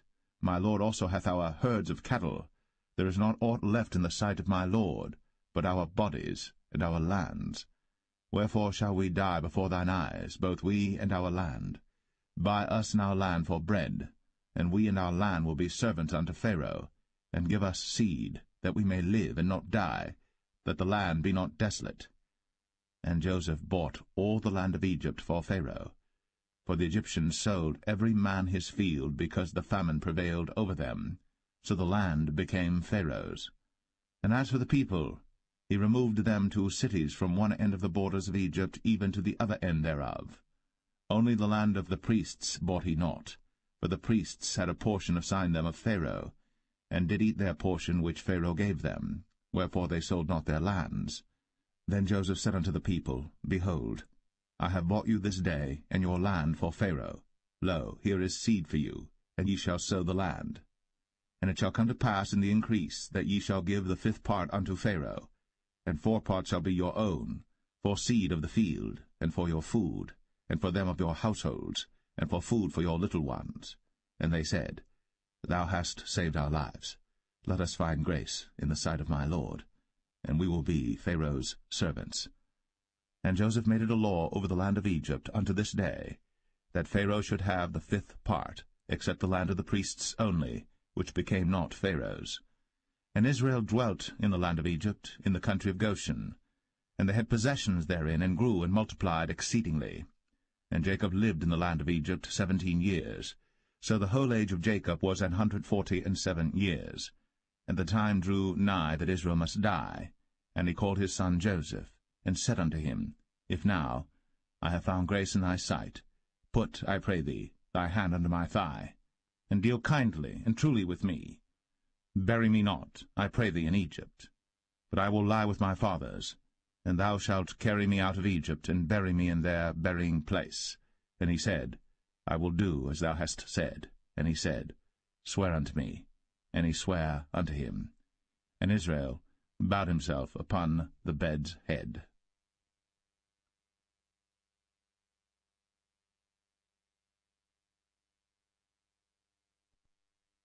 Genesis 48. And it came to pass after these things, that one told Joseph, Behold, thy father is sick. And he took with him his 2 sons, Manasseh and Ephraim. And one told Jacob, and said, Behold, thy son Joseph cometh unto thee. And Israel strengthened himself, and sat upon the bed. And Jacob said unto Joseph, God Almighty appeared unto me at Luz in the land of Canaan, and blessed me, and said unto me, Behold, I will make thee fruitful, and multiply thee, and I will make of thee a multitude of people, and will give this land to thy seed after thee for an everlasting possession. And now thy 2 sons, Ephraim and Manasseh, which were born unto thee in the land of Egypt, before I came unto thee into Egypt, are mine. As Reuben and Simeon they shall be mine. And thy issue which thou begettest after them shall be thine, and shall be called after the name of their brethren in their inheritance. And as for me, when I came from Padan, Rachel died by me in the land of Canaan in the way, when yet there was but a little way to come unto Ephrath. And I buried her there in the way of Ephrath, the same is Bethlehem. And Israel beheld Joseph's sons, and said, Who are these? And Joseph said unto his father, They are my sons, whom God hath given me in this place. And he said, Bring them, I pray thee, unto me, and I will bless them. Now the eyes of Israel were dim for age, so that he could not see. And he brought them near unto him. And he kissed them, and embraced them. And Israel said unto Joseph, I had not thought to see thy face, and lo, God hath shown me also thy seed.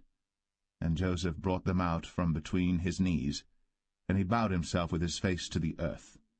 And Joseph took them both, Ephraim in his right hand toward Israel's left hand, and Manasseh in his left hand toward Israel's right hand, and brought them near unto him. And Israel stretched out his right hand, and laid it upon Ephraim's head, who was the younger, and his left hand upon Manasseh's head, guiding his hands wittingly, for Manasseh was the firstborn.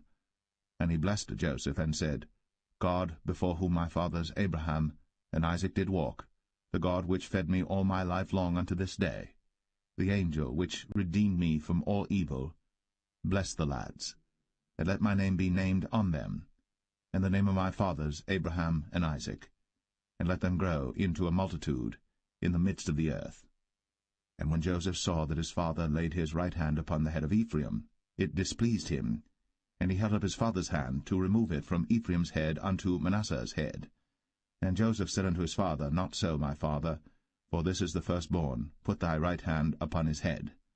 And his father refused, and said, I know it, my son, I know it. He also shall become a people, and he also shall be great. But truly his younger brother shall be greater than he, and his seed shall become a multitude of nations. And he blessed them that day, saying, In thee shall Israel bless, saying, God make thee as Ephraim and as Manasseh. And he set Ephraim before Manasseh. And Israel said unto Joseph, Behold, I die, but God shall be with you, and bring you again unto the land of your fathers. Moreover, I have given to thee one portion above thy brethren, which I took out of the hand of the Amorite with my sword and with my bow.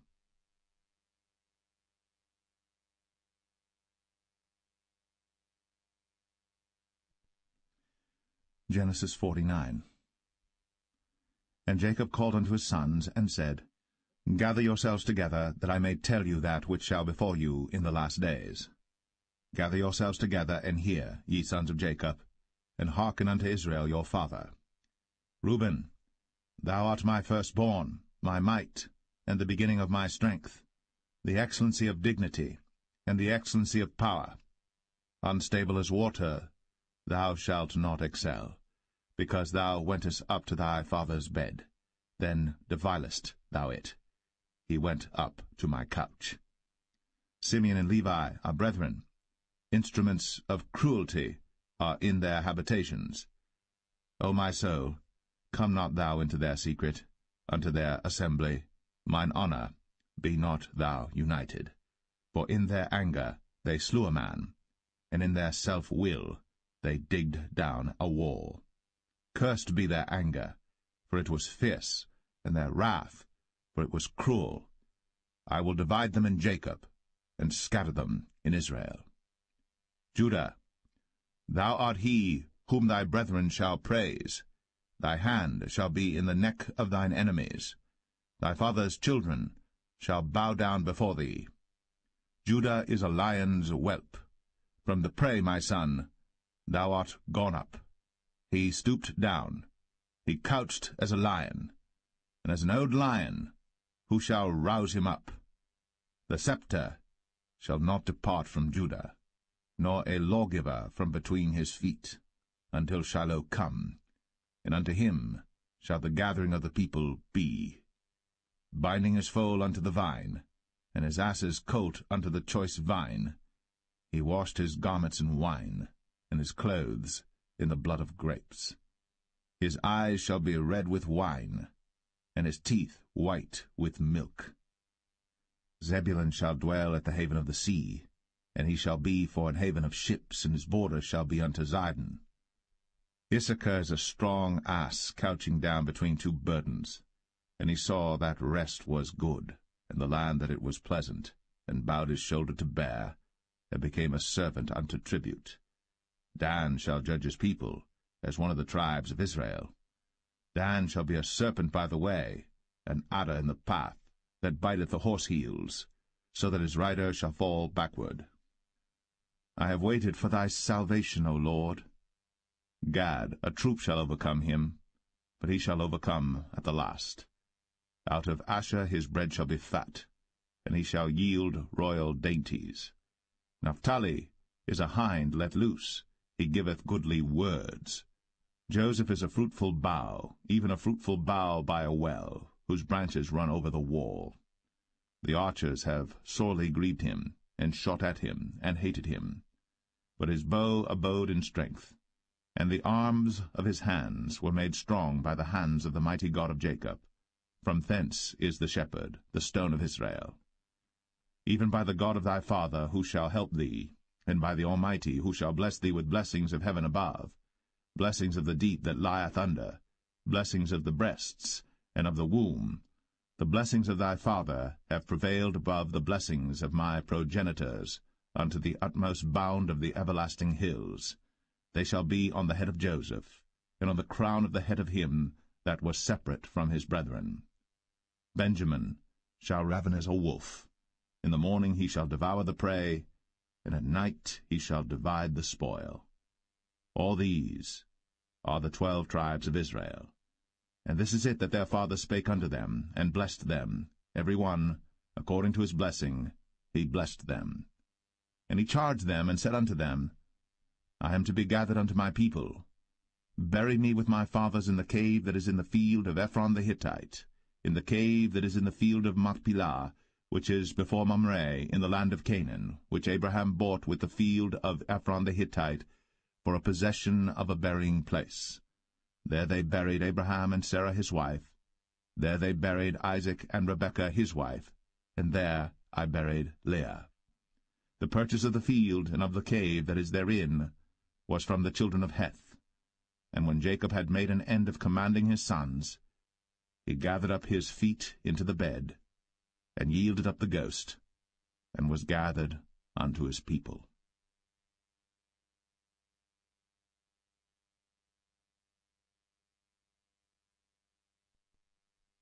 Genesis 50. And Joseph fell upon his father's face, and wept upon him, and kissed him. And Joseph commanded his servants, the physicians, to embalm his father, and the physicians embalmed Israel. And 40 days were fulfilled for him, for so are fulfilled the days of those which are embalmed. And the Egyptians mourned for him 60 days.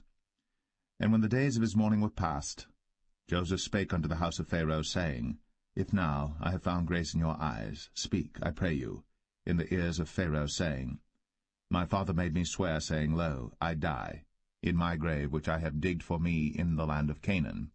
There shalt thou bury me. Now therefore let me go up, I pray thee, and bury my father, and I will come again. And Pharaoh said, Go up, and bury thy father, according as he made thee swear. And Joseph went up to bury his father, and with him went up all the servants of Pharaoh, the elders of his house, and all the elders of the land of Egypt, and all the house of Joseph, and his brethren, and his father's house. Only their little ones, and their flocks, and their herds, they left in the land of Goshen. And there went up with him both chariots and horsemen, and it was a very great company. And they came to the threshing floor of Atad, which is beyond Jordan, and there they mourned with a great and very sore lamentation. And he made a mourning for his father 7 days. And when the inhabitants of the land, the Canaanites, saw the mourning in the floor of Atad, they said, This is a grievous mourning to the Egyptians. Wherefore the name of it was called Abel Mizraim, which is beyond Jordan. And his sons did unto him according as he commanded them. For his sons carried him into the land of Canaan, and buried him in the cave of the field of Machpelah, which Abraham bought with the field for possession of a burying place of Ephron the Hittite before Mamre. And Joseph returned into Egypt, he and his brethren, and all that went up with him to bury his father, after he had buried his father. And when Joseph's brethren saw that their father was dead, they said, Joseph will peradventure hate us, and will certainly requite us all the evil which we did unto him. And they sent a messenger unto Joseph, saying, Thy father did command before he died, saying, So shall ye say unto Joseph, Forgive, I pray thee now, the trespass of thy brethren, and their sin. For they did unto thee evil, and now, we pray thee, forgive the trespass of the servants of the God of thy father. And Joseph wept, when they spake unto him. And his brethren also went and fell down before his face, and they said, Behold, we be thy servants. And Joseph said unto them, Fear not, for am I in the place of God? But as for you, ye thought evil against me. But God meant it unto good, to bring to pass, as it is this day, to save much people alive. Now therefore fear ye not, I will nourish you, and your little ones. And he comforted them, and spake kindly unto them. And Joseph dwelt in Egypt, he and his father's house. And Joseph lived 110 years. And Joseph saw Ephraim's children of the third generation. The children also of Machir, the son of Manasseh, were brought up upon Joseph's knees. And Joseph said unto his brethren, I die. And God will surely visit you, and bring you out of this land unto the land which he sware to Abraham, to Isaac, and to Jacob. And Joseph took an oath of the children of Israel, saying, God will surely visit you, and ye shall carry up my bones from hence. So Joseph died, being 110 years old, and they embalmed him, and he was put in a coffin in Egypt.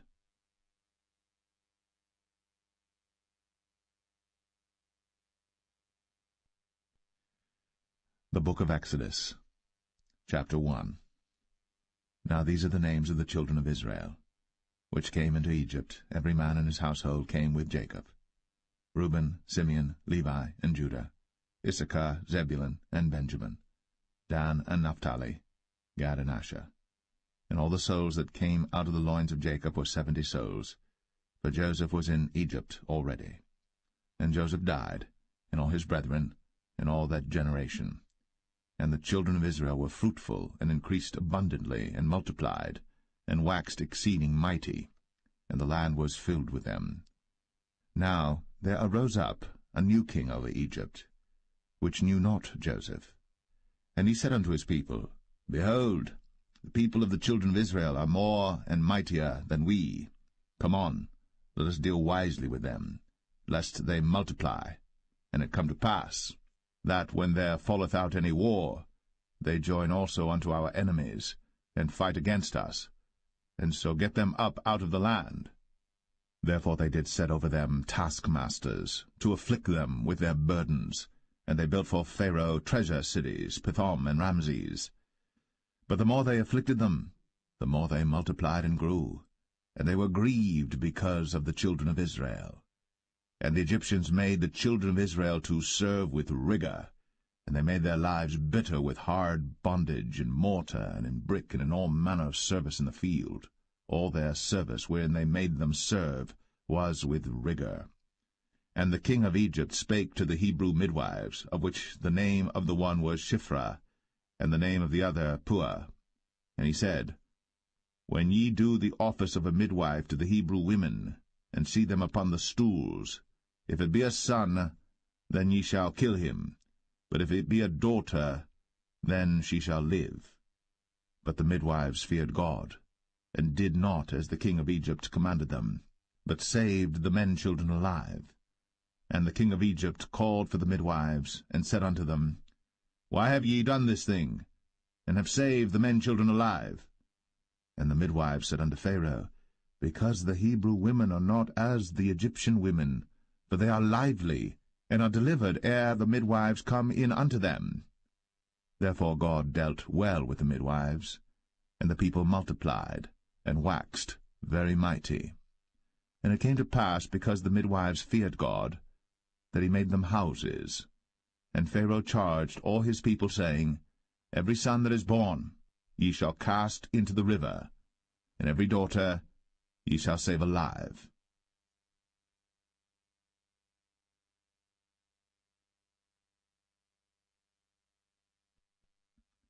Exodus 2. And there went a man of the house of Levi, and took to wife a daughter of Levi. And the woman conceived and bare a son. And when she saw him that he was a goodly child, she hid him 3 months.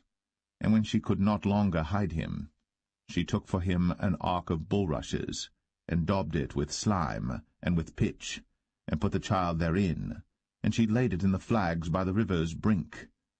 And his sister stood afar off to wit what would be done to him. And the daughter of Pharaoh came down to wash herself at the river, and her maidens walked along by the river's side. And when she saw the ark among the flags, she sent her maid to fetch it. And when she had opened it, she saw the child, and behold, the babe wept. And she had compassion on him, and said, This is one of the Hebrews' children. Then said his sister to Pharaoh's daughter, Shall I go and call to thee a nurse of the Hebrew women, that she may nurse the child for thee? And Pharaoh's daughter said to her, Go. And the maid went, and called the child's mother. And Pharaoh's daughter said unto her, Take this child away, and nurse it for me, and I will give thee thy wages. And the woman took the child, and nursed it. And the child grew, and she brought him unto Pharaoh's daughter, and he became her son. And she called his name Moses, and she said, Because I drew him out of the water. And it came to pass in those days, when Moses was grown, that he went out unto his brethren, and looked on their burdens. And he spied an Egyptian smiting an Hebrew, one of his brethren. And he looked this way and that way. And when he saw that there was no man, he slew the Egyptian, and hid him in the sand. And when he went out the second day, behold, 2 men of the Hebrews strove together.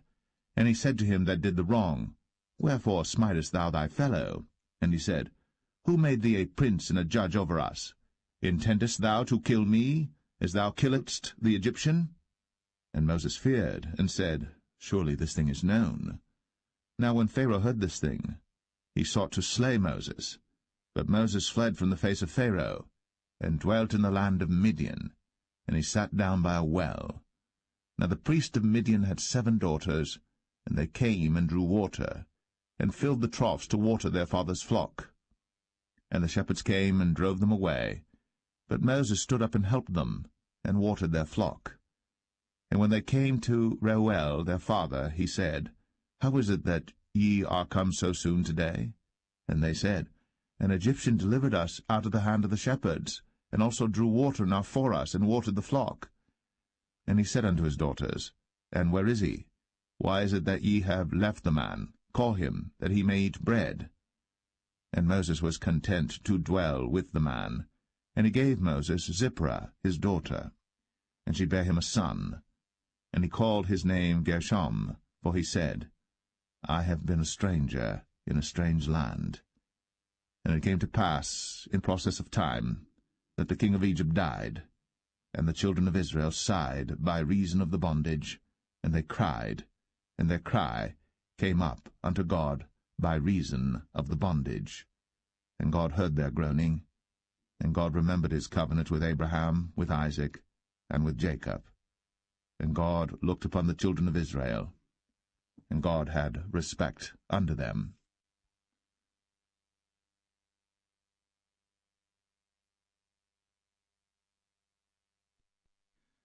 Exodus 3. Now Moses kept the flock of Jethro, his father-in-law, the priest of Midian. And he led the flock to the backside of the desert, and came to the mountain of God, even to Horeb. And the angel of the Lord appeared unto him in a flame of fire out of the midst of a bush. And he looked, and behold, the bush burned with fire, and the bush was not consumed. And Moses said, I will now turn aside and see this great sight, why the bush is not burnt. And when the Lord saw that he turned aside to see, God called unto him out of the midst of the bush, and said, Moses, Moses.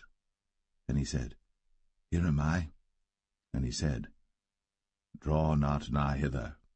Put off thy shoes from off thy feet, for the place whereon thou standest is holy ground. Moreover, he said, I am the God of thy father, the God of Abraham, the God of Isaac, and the God of Jacob. And Moses hid his face, for he was afraid to look upon God. And the Lord said, I have surely seen the affliction of my people which are in Egypt, and have heard their cry by reason of their taskmasters.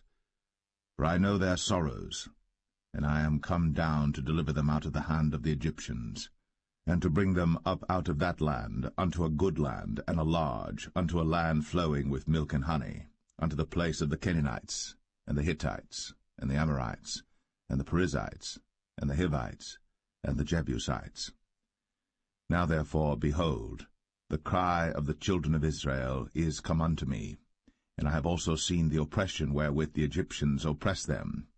Come now therefore, and I will send thee unto Pharaoh, that thou mayest bring forth my people the children of Israel out of Egypt. And Moses said unto God, Who am I, that I should go unto Pharaoh, and that I should bring forth the children of Israel out of Egypt? And he said, Certainly I will be with thee, and this shall be a token unto thee, that I have sent thee. When thou hast brought forth the people out of Egypt, ye shall serve God upon this mountain.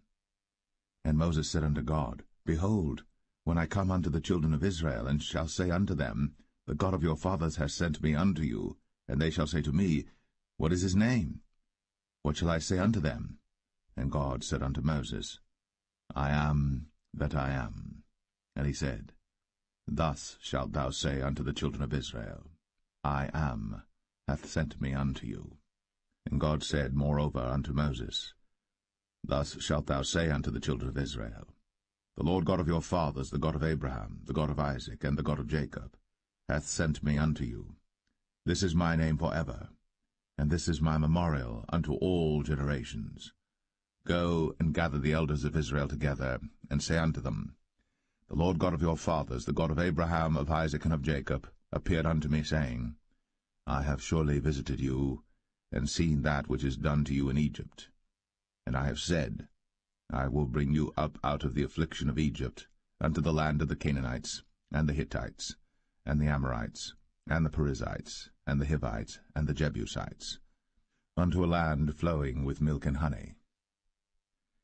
And they shall hearken to thy voice, and thou shalt come, thou and the elders of Israel, unto the king of Egypt, and ye shall say unto him, The Lord God of the Hebrews hath met with us. And now let us go, we beseech thee, 3 days' journey into the wilderness, that we may sacrifice to the Lord our God. And I am sure that the king of Egypt will not let you go, no, not by a mighty hand. And I will stretch out my hand, and smite Egypt with all my wonders which I will do in the midst thereof. And after that he will let you go. And I will give this people favor in the sight of the Egyptians. And it shall come to pass that, when ye go, ye shall not go empty. But every woman shall borrow of her neighbor, and of her that sojourneth in her house, jewels of silver, and jewels of gold, and raiment. And ye shall put them upon your sons, and upon your daughters, and ye shall spoil the Egyptians.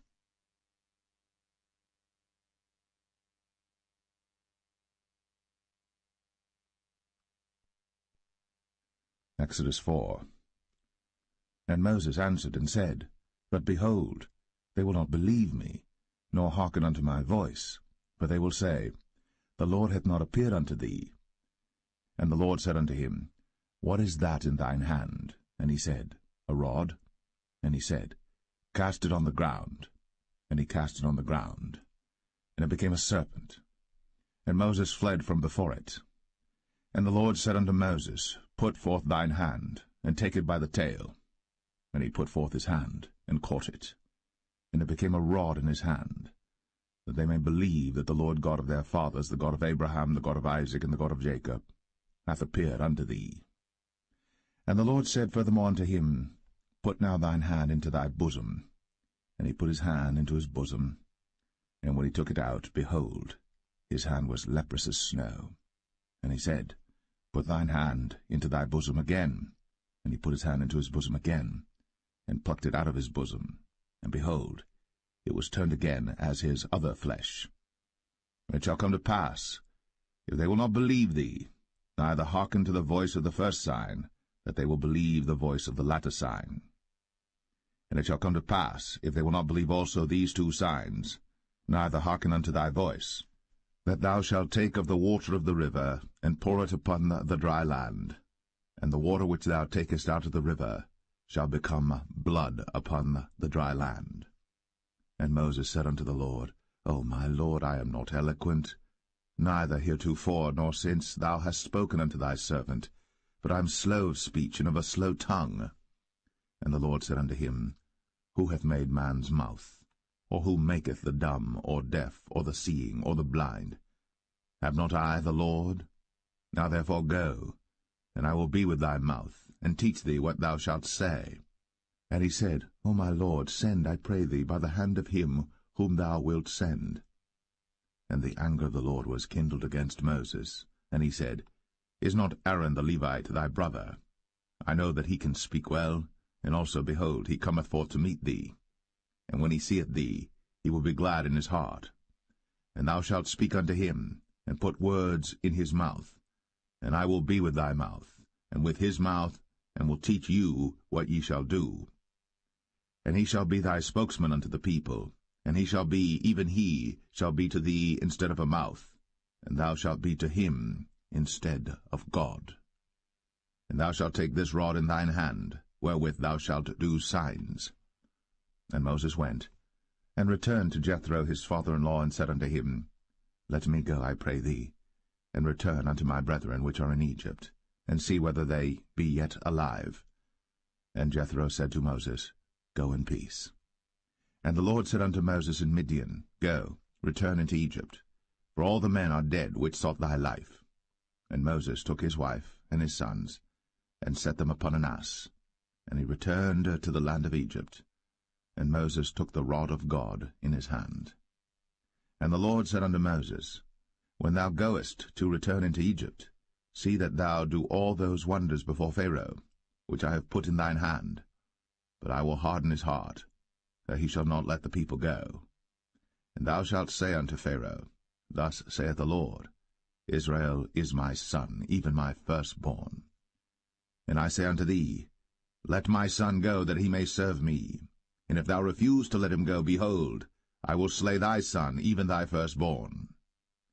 And it came to pass by the way in the inn, that the Lord met him, and sought to kill him.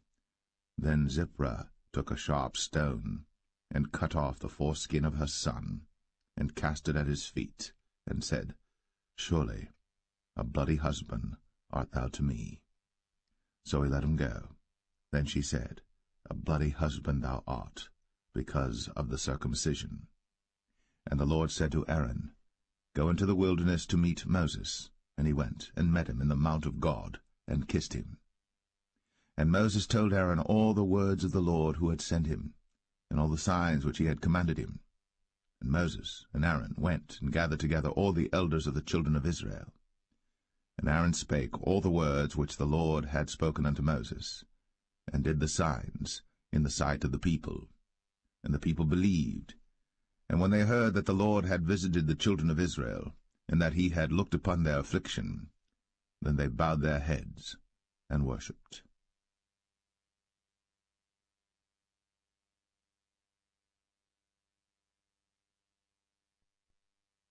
Exodus 5. And afterward Moses and Aaron went in, and told Pharaoh, Thus saith the Lord God of Israel, Let my people go, that they may hold a feast unto me in the wilderness. And Pharaoh said, Who is the Lord that I should obey his voice to let Israel go? I know not the Lord, neither will I let Israel go. And they said, The God of the Hebrews hath met with us. Let us go, we pray thee, 3 days' journey into the desert, and sacrifice unto the Lord our God, lest he fall upon us with pestilence, or with the sword. And the king of Egypt said unto them, Wherefore do ye, Moses and Aaron? Let the people from their works get you unto your burdens. And Pharaoh said, Behold, the people of the land now are many, and ye make them rest from their burdens. And Pharaoh commanded the same day the taskmasters of the people and their officers, saying, Ye shall no more give the people straw to make brick, as heretofore. Let them go and gather straw for themselves. And the tail of the bricks which they did make heretofore ye shall lay upon them, Ye shall not diminish aught thereof. For they be idle, therefore they cry, saying, Let us go and sacrifice to our God. Let there more work be laid upon the men, that they may labor therein, and let them not regard vain words. And the taskmasters of the people went out, and their officers. And they spake to the people, saying, Thus saith Pharaoh, I will not give you straw. Go ye, get you straw where you can find it, yet not aught of your work shall be diminished. So the people were scattered abroad throughout all the land of Egypt to gather stubble instead of straw. And the taskmasters hasted them, saying, Fulfill your works, your daily tasks, as when there was straw. And the officers of the children of Israel, which Pharaoh's taskmasters had set over them, were beaten, and demanded, Wherefore have ye not fulfilled your task, in making brick both yesterday and today, as heretofore? Then the officers of the children of Israel came and cried unto Pharaoh, saying, Wherefore dealest thou thus with thy servants? There is no straw given unto thy servants. And they say to us, Make brick. And behold, thy servants are beaten, but the fault is in thine own people. But he said, Ye are idle, ye are idle. Therefore ye say, Let us go and do sacrifice to the Lord. Go therefore now and work, for there shall no straw be given you. Yet shall ye deliver the tale of bricks. And the officers of the children of Israel did see that they were in evil case, after it was said, Ye shall not minish aught from your bricks of your daily task. And they met Moses and Aaron, who stood in the way, as they came forth from Pharaoh. And they said unto them, The Lord look upon you and judge, because ye have made our savour to be abhorred in the eyes of Pharaoh, and in the eyes of his servants, to put a sword in their hand to slay us. And Moses returned unto the Lord, and said, Lord, wherefore hast thou so evil entreated this people? Why is it that thou hast sent me? For since I came to Pharaoh to speak in thy name, he hath done evil to this people, neither hast thou delivered thy people at all.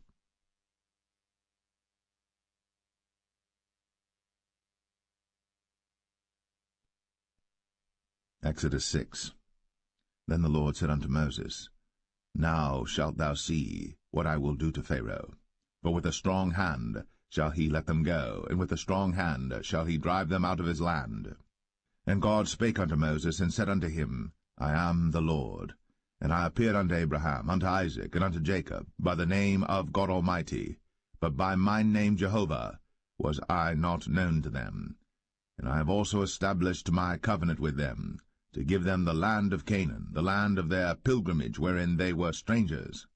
And I have also heard the groaning of the children of Israel, whom the Egyptians keep in bondage, and I have remembered my covenant. Wherefore say unto the children of Israel, I am the Lord, and I will bring you out from under the burdens of the Egyptians, and I will rid you out of their bondage, and I will redeem you with a stretched out arm and with great judgments. And I will take you to me for a people, and I will be to you a God, and ye shall know that I am the Lord your God, which bringeth you out from under the burdens of the Egyptians. And I will bring you in unto the land, concerning the which I did swear to give it to Abraham, to Isaac, and to Jacob, and I will give it you for an heritage. I am the Lord. And Moses spake so unto the children of Israel, but they hearkened not unto Moses for anguish of spirit, and for cruel bondage. And the Lord spake unto Moses, saying, Go in, speak unto Pharaoh king of Egypt, that he let the children of Israel go out of his land. And Moses spake before the Lord, saying, Behold, the children of Israel have not hearkened unto me. How then shall Pharaoh hear me, who am of uncircumcised lips?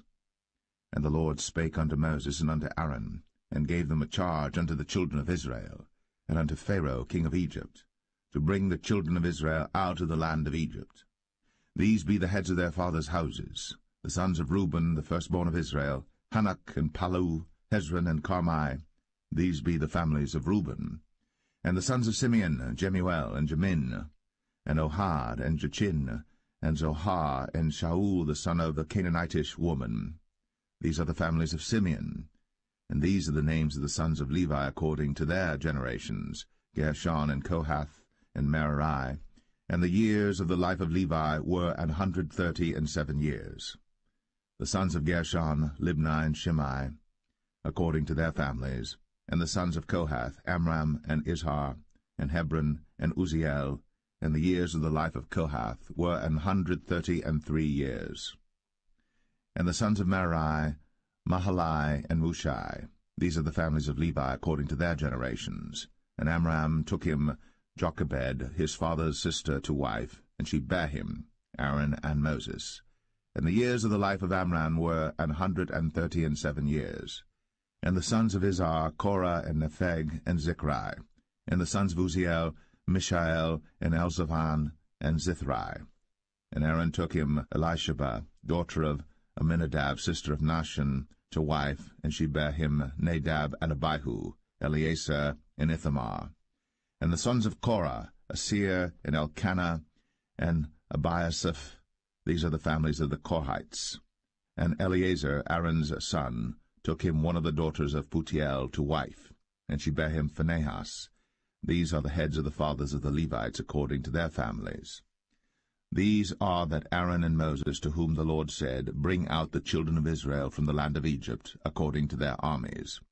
These are they which spake to Pharaoh king of Egypt, to bring out the children of Israel from Egypt. These are that Moses and Aaron. And it came to pass on the day when the Lord spake unto Moses in the land of Egypt, that the Lord spake unto Moses, saying, I am the Lord. Speak thou unto Pharaoh king of Egypt all that I say unto thee. And Moses said before the Lord, Behold, I am of uncircumcised lips, and how shall Pharaoh hearken unto me?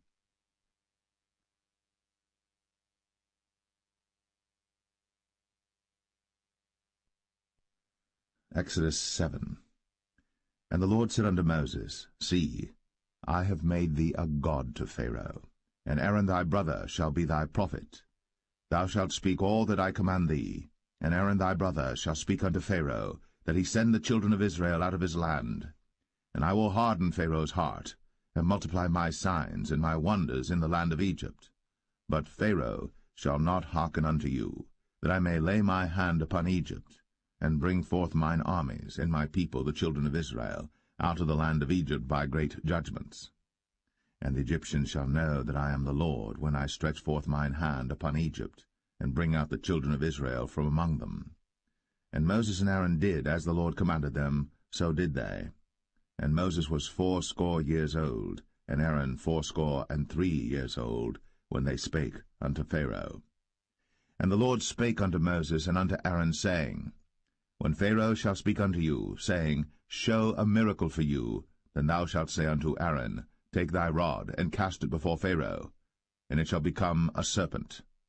And Moses and Aaron went in unto Pharaoh, and they did so as the Lord had commanded. And Aaron cast down his rod before Pharaoh, and before his servants, and it became a serpent. Then Pharaoh also called the wise men and the sorcerers. Now the magicians of Egypt they also did in like manner with their enchantments. For they cast down every man his rod, and they became serpents. But Aaron's rod swallowed up their rods. And he hardened Pharaoh's heart, that he hearkened not unto them, as the Lord had said. And the Lord said unto Moses, Pharaoh's heart is hardened, he refuseth to let the people go. Get thee unto Pharaoh in the morning. Lo, he goeth out unto the water, and thou shalt stand by the river's brink against he come. And the rod which was turned to a serpent shalt thou take in thine hand. And thou shalt say unto him, The Lord God of the Hebrews hath sent me unto thee, saying, Let my people go, that they may serve me in the wilderness. And behold, hitherto thou wouldest not hear. Thus saith the Lord, In this thou shalt know that I am the Lord. Behold, I will smite with the rod that is in mine hand upon the waters which are in the river, and they shall be turned to blood. And the fish that is in the river shall die, and the river shall stink, and the Egyptians shall loathe to drink of the water of the river. And the Lord spake unto Moses, Say unto Aaron, Take thy rod, and stretch out thine hand upon the waters of Egypt, upon their streams, upon their rivers, and upon their ponds, and upon all their pools of water, that they may become blood, and that there may be blood throughout all the land of Egypt, both in vessels of wood and in vessels of stone. And Moses and Aaron did so, as the Lord commanded. And he lifted up the rod, and smote the waters that were in the river, in the sight of Pharaoh, and in the sight of his servants, and all the waters that were in the river were turned to blood. And the fish that was in the river died, and the river stank, and the Egyptians could not drink of the water of the river, and there was blood throughout all the land of Egypt.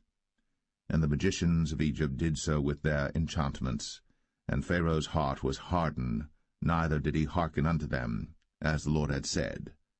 And Pharaoh turned and went into his house, neither did he set his heart to this also. And all the Egyptians digged around about the river for water to drink, for they could not drink of the water of the river. And 7 days were fulfilled. After that the Lord had smitten the river.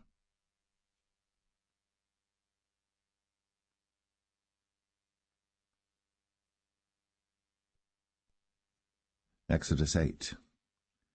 And the Lord spake unto Moses, Go unto Pharaoh, and say unto him, Thus saith the Lord, Let my people go, that they may serve me.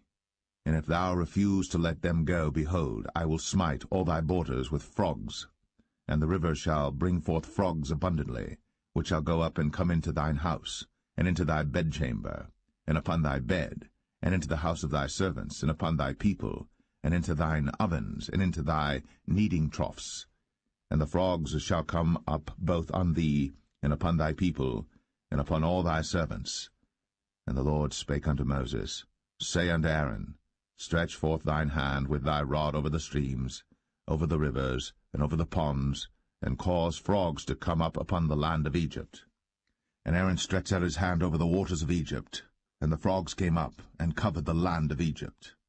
And the magicians did so with their enchantments, and brought up frogs upon the land of Egypt.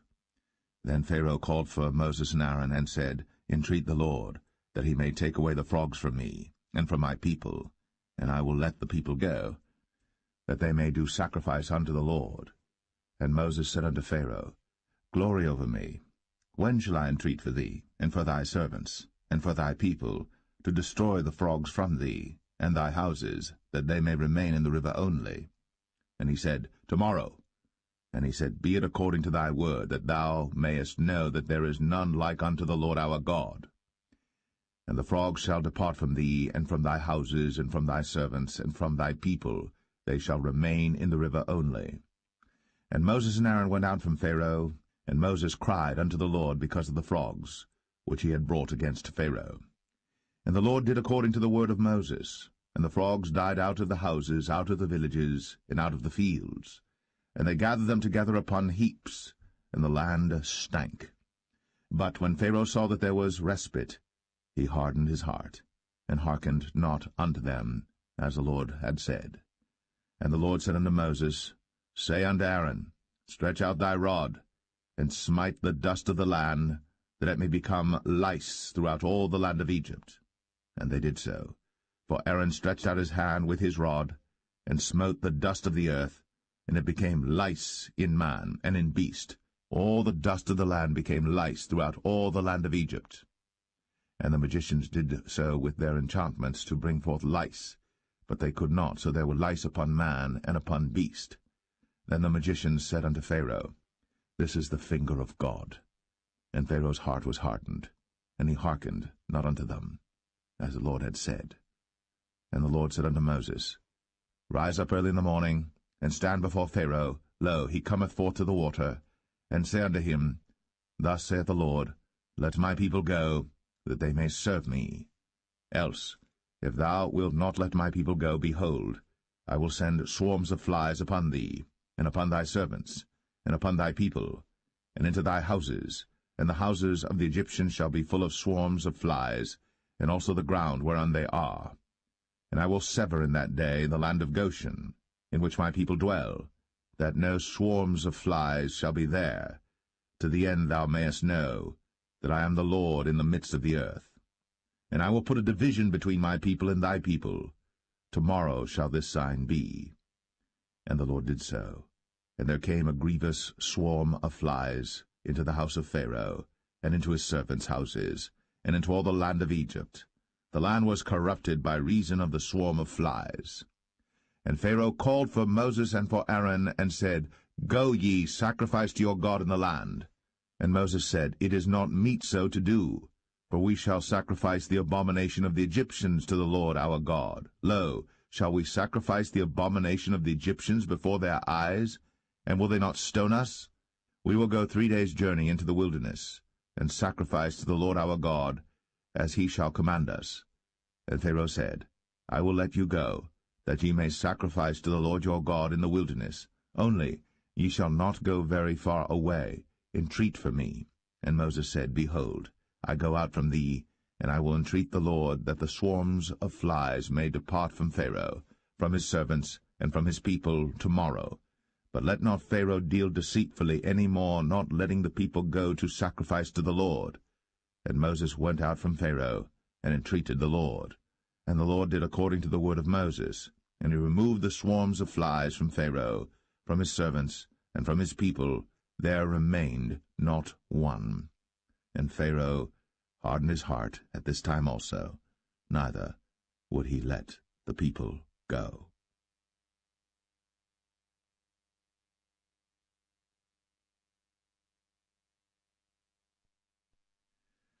Exodus 9.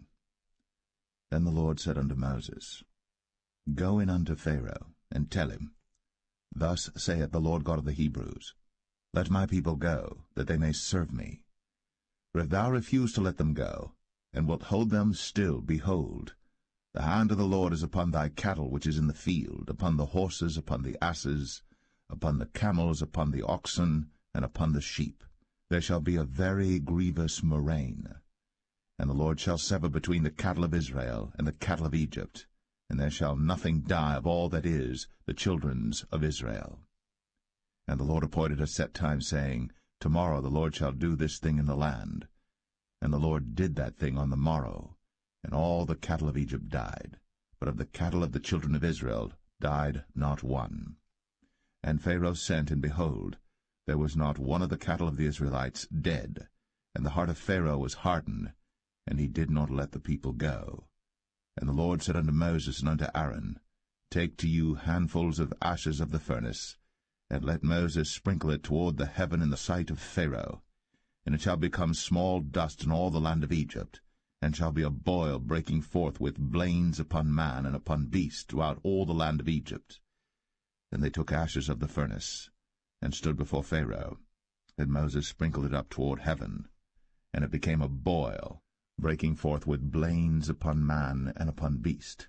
And the magicians could not stand before Moses because of the boils, for the boil was upon the magicians and upon all the Egyptians. And the Lord hardened the heart of Pharaoh, and he hearkened not unto them, as the Lord had spoken unto Moses. And the Lord said unto Moses, Rise up early in the morning, and stand before Pharaoh, and say unto him, Thus saith the Lord God of the Hebrews, Let my people go, that they may serve me. For I will at this time send all my plagues upon thine heart, and upon thy servants, and upon thy people, that thou mayest know that there is none like me in all the earth. For now I will stretch out my hand, that I may smite thee and thy people with pestilence, and thou shalt be cut off from the earth. And in very deed for this cause have I raised thee up, for to show in thee my power, and that my name may be declared throughout all the earth. As yet exaltest thou thyself against my people, that thou wilt not let them go. Behold, tomorrow about this time I will cause it to rain a very grievous hail, such as hath not been in Egypt since the foundation thereof even until now. Send therefore now, and gather thy cattle, and all that thou hast in the field. For upon every man and beast which shall be found in the field, and shall not be brought home, the hail shall come down upon them, and they shall die. He that feared the word of the Lord among the servants of Pharaoh made his servants and his cattle flee into the houses. And he that regarded not the word of the Lord left his servants and his cattle in the field. And the Lord said unto Moses, Stretch forth thine hand toward heaven, that there may be hail in all the land of Egypt, upon man, and upon beast, and upon every herb of the field, throughout the land of Egypt. And Moses stretched forth his rod toward heaven, and the Lord sent thunder and hail, and the fire ran along upon the ground, and the Lord rained hail upon the land of Egypt. So there was hail and fire mingled with the hail, very grievous, such as there was none like it in all the land of Egypt since it became a nation. And the hail smote throughout all the land of Egypt all that was in the field, both man and beast. And the hail smote every herb of the field, and brake every tree of the field. Only in the land of Goshen, where the children of Israel were, was there no hail. And Pharaoh sent and called for Moses and Aaron, and said unto them, I have sinned this time. The Lord is righteous, and I and my people are wicked. Entreat the Lord, for it is enough that there be no more mighty thunderings and hail, and I will let you go, and ye shall stay no longer. And Moses said unto him, As soon as I am gone out of the city, I will spread abroad my hands unto the Lord, and the thunder shall cease, neither shall there be any more hail, that thou mayest know how that the earth is the Lord's. But as for thee and thy servants, I know that ye will not yet fear the Lord God. And the flax and the barley was smitten, for the barley was in the ear, and the flax was bold. But the wheat and the rye were not smitten, for they were not grown up. And Moses went out of the city from Pharaoh, and spread abroad his hands unto the Lord, and the thunders and hail ceased, and the rain was not poured upon the earth. And when Pharaoh saw that the rain and the hail and the thunders were ceased, he sinned yet more, and hardened his heart, he and his servants. And the heart of Pharaoh was hardened, neither would he let the children of Israel go, as the Lord had spoken by Moses.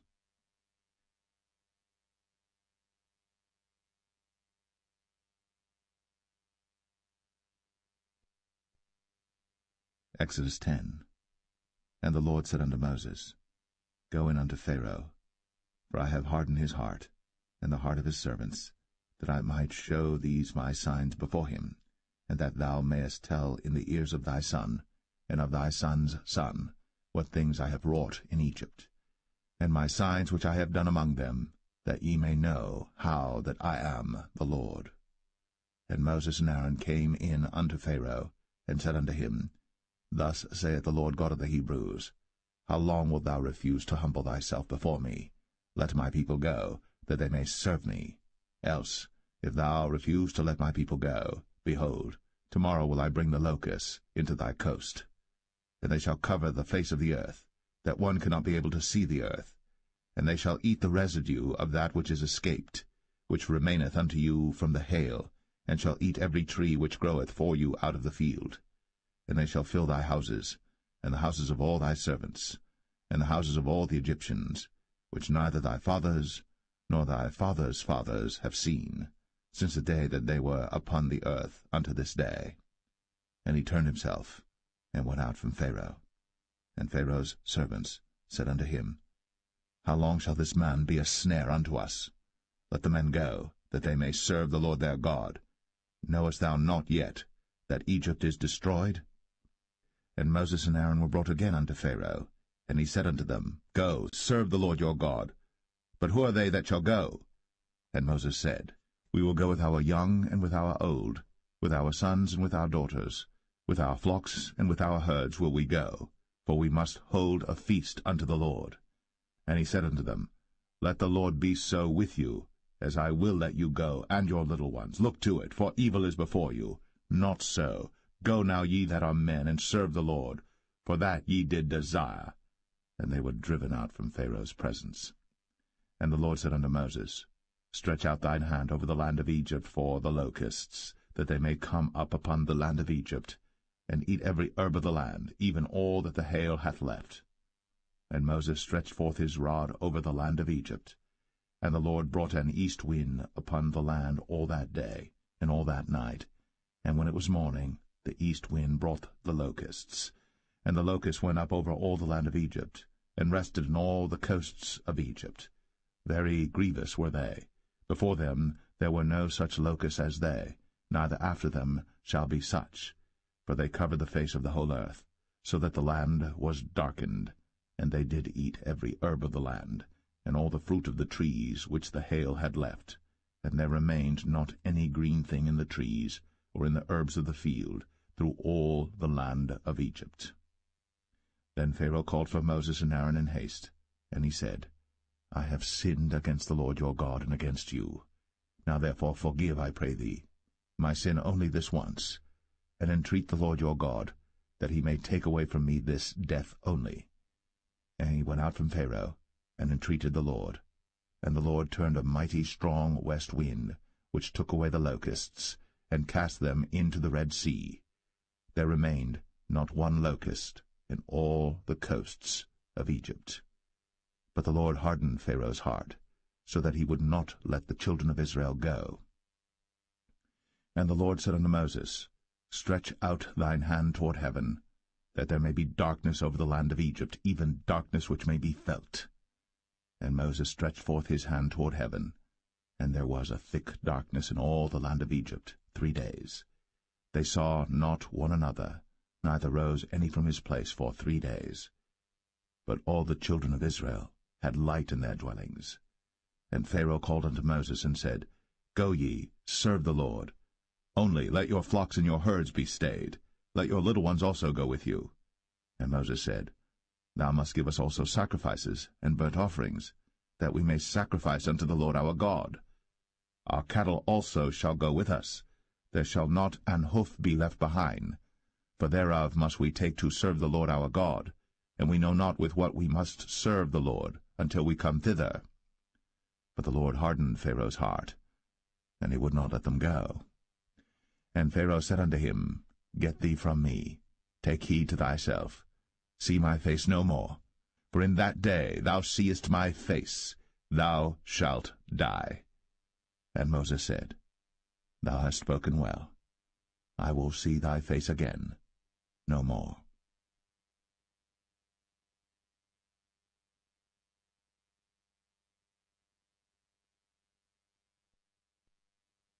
Exodus 11. And the Lord said unto Moses, Yet will I bring one plague more upon Pharaoh and upon Egypt. Afterwards he will let you go hence.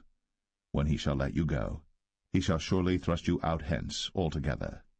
Speak now in the ears of the people, and let every man borrow of his neighbor, and every woman of her neighbor, jewels of silver and jewels of gold. And the Lord gave the people favor in the sight of the Egyptians. Moreover, the man Moses was very great in the land of Egypt, in the sight of Pharaoh's servants, and in the sight of the people.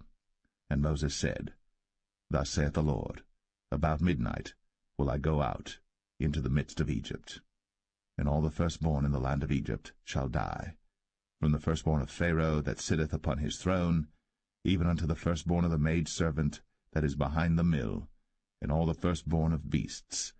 And there shall be a great cry throughout all the land of Egypt, such as there was none like it, nor shall be like it any more. But against any of the children of Israel shall not a dog move his tongue, against man or beast, that ye may know how that the Lord doth put a difference between the Egyptians and Israel. And all these thy servants shall come down unto me, and bow down themselves unto me, saying, Get thee out, and all the people that follow thee, and after that I will go out. And he went out from Pharaoh in a great anger. And the Lord said unto Moses, Pharaoh shall not hearken unto you, that my wonders may be multiplied in the land of Egypt. And Moses and Aaron did all these wonders before Pharaoh. And the Lord hardened Pharaoh's heart, so that he would not let the children of Israel go out of his land.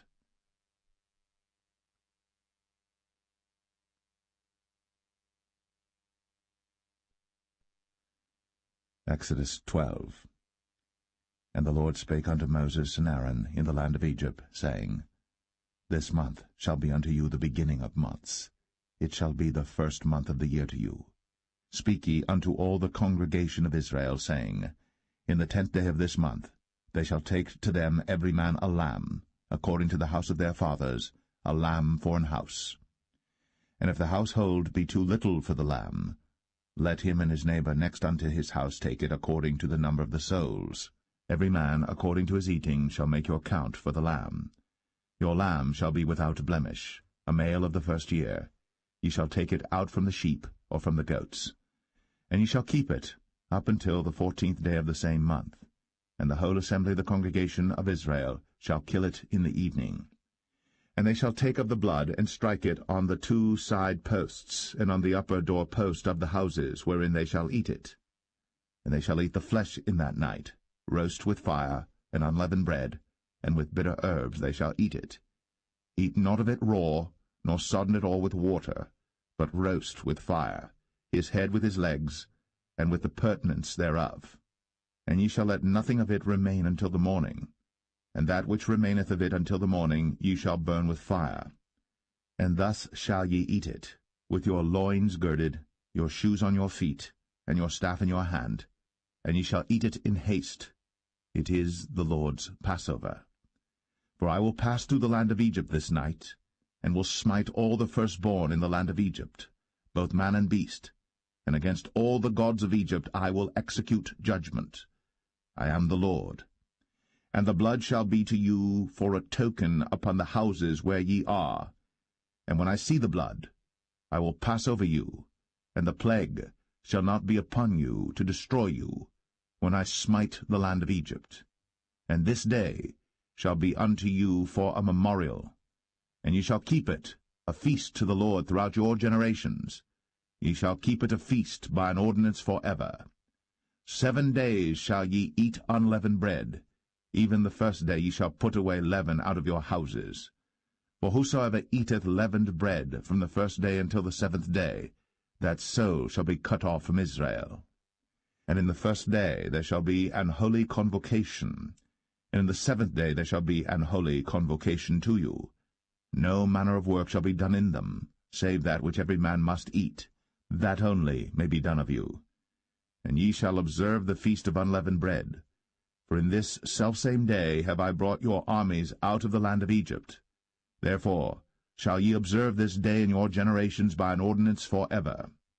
In the 1st month, on the 14th day of the month at even, ye shall eat unleavened bread, until the 21st day of the month at even. 7 days shall there be no leaven found in your houses. For whosoever eateth that which is leavened, even that soul shall be cut off from the congregation of Israel, whether he be a stranger or born in the land. Ye shall eat nothing leavened. In all your habitations shall ye eat unleavened bread. Then Moses called for all the elders of Israel, and said unto them, Draw out, and take you a lamb according to your families, and kill the Passover. And ye shall take a bunch of hyssop, and dip it in the blood that is in the basin, and strike the lintel and the 2 side posts with the blood that is in the basin, and none of you shall go out at the door of his house until the morning. For the Lord will pass through to smite the Egyptians. And when he seeth the blood upon the lintel, and on the 2 side posts, the Lord will pass over the door, and will not suffer the destroyer to come in unto your houses to smite you. And ye shall observe this thing for an ordinance to thee, and to thy sons, for ever. And it shall come to pass, when ye be come to the land which the Lord will give you, according as he hath promised, that ye shall keep this service. And it shall come to pass, when your children shall say unto you, What mean ye by this service? That ye shall say, It is the sacrifice of the Lord's Passover, who passed over the houses of the children of Israel in Egypt, when he smote the Egyptians, and delivered our houses. And the people bowed the head, and worshipped. And the children of Israel went away, and did, as the Lord had commanded Moses and Aaron, so did they. And it came to pass that at midnight the Lord smote all the firstborn in the land of Egypt, from the firstborn of Pharaoh that sat on his throne unto the firstborn of the captive that was in the dungeon, and all the firstborn of cattle. And Pharaoh rose up in the night, he and all his servants and all the Egyptians. And there was a great cry in Egypt, for there was not a house where there was not one dead. And he called for Moses and Aaron by night, and said, Rise up, and get you forth from among my people, both ye and the children of Israel, and go, serve the Lord, as ye have said. Also take your flocks and your herds, as ye have said, and be gone, and bless me also. And the Egyptians were urgent upon the people, that they might send them out of the land in haste. For they said, We be all dead men. And the people took their dough before it was leavened, their kneading troughs being bound up in their clothes upon their shoulders. And the children of Israel did according to the word of Moses. And they borrowed of the Egyptians jewels of silver, and jewels of gold and raiment.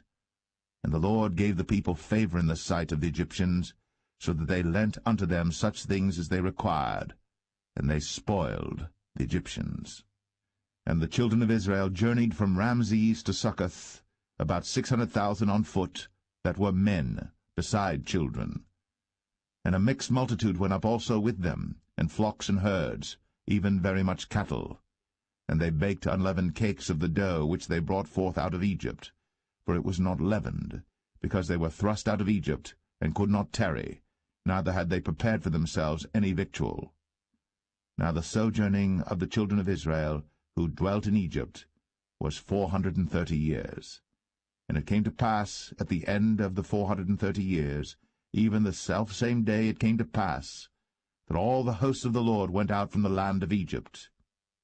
It is a night to be much observed unto the Lord for bringing them out from the land of Egypt. This is that night of the Lord to be observed of all the children of Israel in their generations. And the Lord said unto Moses and Aaron, This is the ordinance of the Passover. There shall no stranger eat thereof. But every man's servant that is bought for money, when thou hast circumcised him, then shall he eat thereof. A foreigner and an hired servant shall not eat thereof. In one house shall it be eaten. Thou shalt not carry forth aught of the flesh abroad out of the house, neither shall ye break a bone thereof. All the congregation of Israel shall keep it. And when a stranger shall sojourn with thee, and will keep the Passover to the Lord, let all his males be circumcised, and then let him come near and keep it. And he shall be as one that is born in the land. For no uncircumcised person shall eat thereof. One law shall be to him that is homeborn, and unto the stranger that sojourneth among you. Thus did all the children of Israel. As the Lord commanded Moses and Aaron, so did they. And it came to pass the selfsame day, that the Lord did bring the children of Israel out of the land of Egypt by their armies.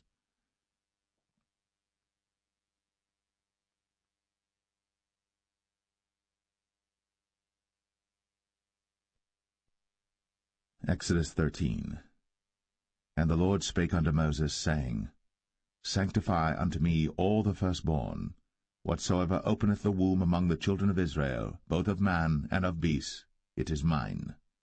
And Moses said unto the people, Remember this day in which ye came out from Egypt, out of the house of bondage, for by strength of hand the Lord brought you out from this place. There shall no leavened bread be eaten. This day came ye out in the month Abib. And it shall be, when the Lord shall bring thee into the land of the Canaanites, and the Hittites, and the Amorites, and the Hivites, and the Jebusites, which he sware unto thy fathers to give thee, a land flowing with milk and honey, that thou shalt keep this service in this month. 7 days thou shalt eat unleavened bread, and in the 7th day shall be a feast to the Lord. Unleavened bread shall be eaten 7 days, and there shall no leavened bread be seen with thee, neither shall there be leaven seen with thee in all thy quarters.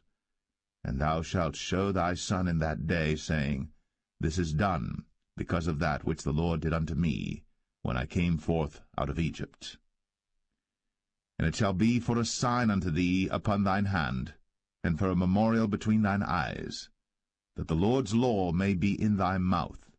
For with a strong hand hath the Lord brought thee out of Egypt. Thou shalt therefore keep this ordinance in his season from year to year. And it shall be, when the Lord shall bring thee into the land of the Canaanites, as he sware unto thee, and to thy fathers, and shall give it thee, that thou shalt set apart unto the Lord all that openeth the matrix, and every firstling that cometh of a beast which thou hast, the males shall be the Lord's. And every firstling of an ass thou shalt redeem with a lamb, and if thou wilt not redeem it, then thou shalt break his neck. And all the firstborn of man among thy children shalt thou redeem. And it shall be, when thy son asketh thee in time to come, saying, What is this? That thou shalt say unto him, By strength of hand the Lord brought us out from Egypt, from the house of bondage. And it came to pass, when Pharaoh would hardly let us go, that the Lord slew all the firstborn in the land of Egypt, both the firstborn of man and the firstborn of beast. Therefore I sacrifice to the Lord all that openeth the matrix, being males, but all the firstborn of my children I redeem. And shall be for a token upon thine hand, and for frontlets between thine eyes, for by strength of hand the Lord brought us forth out of Egypt. And it came to pass, when Pharaoh had let the people go, that God led them not through the way of the land of the Philistines, although that was near, for God said, Lest peradventure the people repent when they see war, and they return to Egypt. For God led the people about through the way of the wilderness of the Red Sea, and the children of Israel went up harnessed out of the land of Egypt. And Moses took the bones of Joseph with him, for he had straitly sworn the children of Israel, saying, God will surely visit you, and ye shall carry up my bones away hence with you. And they took their journey from Succoth, and encamped in Etham, in the edge of the wilderness. And the Lord went before them by day in a pillar of a cloud, to lead them the way, and by night in a pillar of fire, to give them light, to go by day and night. He took not away the pillar of the cloud by day, nor the pillar of fire by night, from before the people.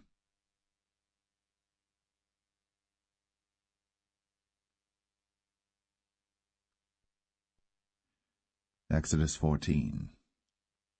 And the Lord spake unto Moses, saying, Speak unto the children of Israel, that they turn and encamp before Pi-hahiroth, between Migdol and the sea, over against Baal-zephon. Before it shall ye encamp by the sea. For Pharaoh will say of the children of Israel, They are entangled in the land, the wilderness hath shut them in, and I will harden Pharaoh's heart, that he shall follow after them, and I will be honored upon Pharaoh, and upon all his host, that the Egyptians may know that I am the Lord. And they did so. And it was told the king of Egypt that the people fled, and the heart of Pharaoh and of his servants was turned against the people, and they said, Why have we done this, that we have let Israel go from serving us? And he made ready his chariot, and took his people with him. And he took 600 chosen chariots, and all the chariots of Egypt, and captains over every one of them.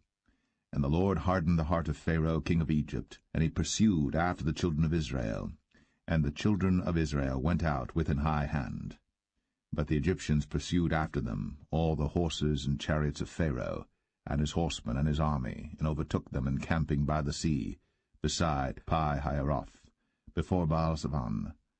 And when Pharaoh drew nigh, the children of Israel lifted up their eyes, and behold, the Egyptians marched after them, and they were sore afraid. And the children of Israel cried out unto the Lord. And they said unto Moses, Because there were no graves in Egypt, hast thou taken us away to die in the wilderness? Wherefore hast thou dealt thus with us, to carry us forth out of Egypt? Is not this the word that we did tell thee in Egypt, saying, Let us alone, that we may serve the Egyptians? For it had been better for us to serve the Egyptians, than that we should die in the wilderness. And Moses said unto the people, Fear ye not, stand still, and see the salvation of the Lord, which he will show to you today. For the Egyptians whom ye have seen today, ye shall see them again no more for ever. The Lord shall fight for you, and ye shall hold your peace. And the Lord said unto Moses, Wherefore criest thou unto me? Speak unto the children of Israel, that they go forward.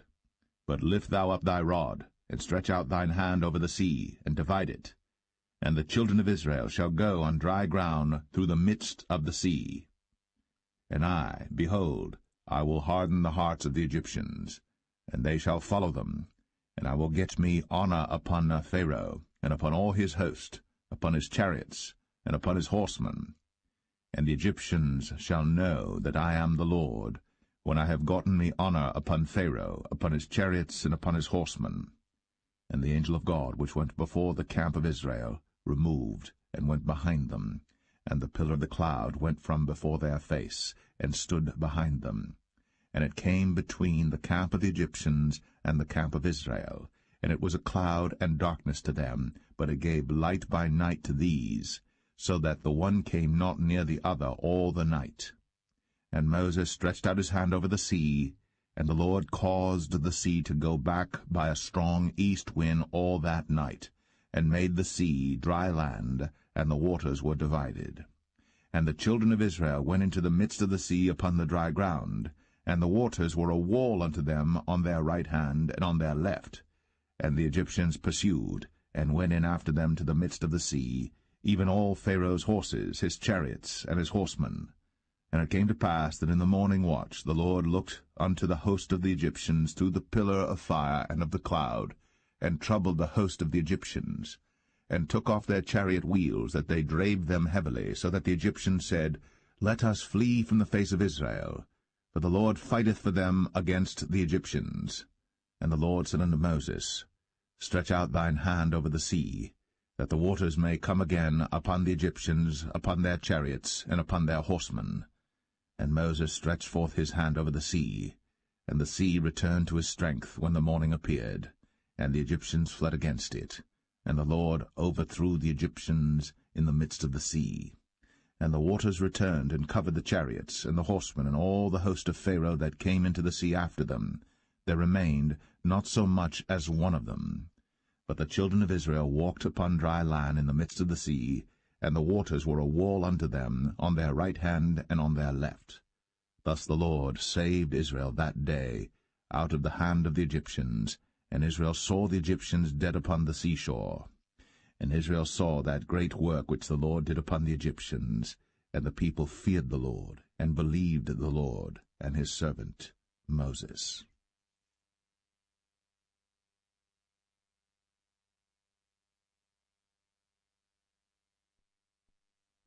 Exodus 15.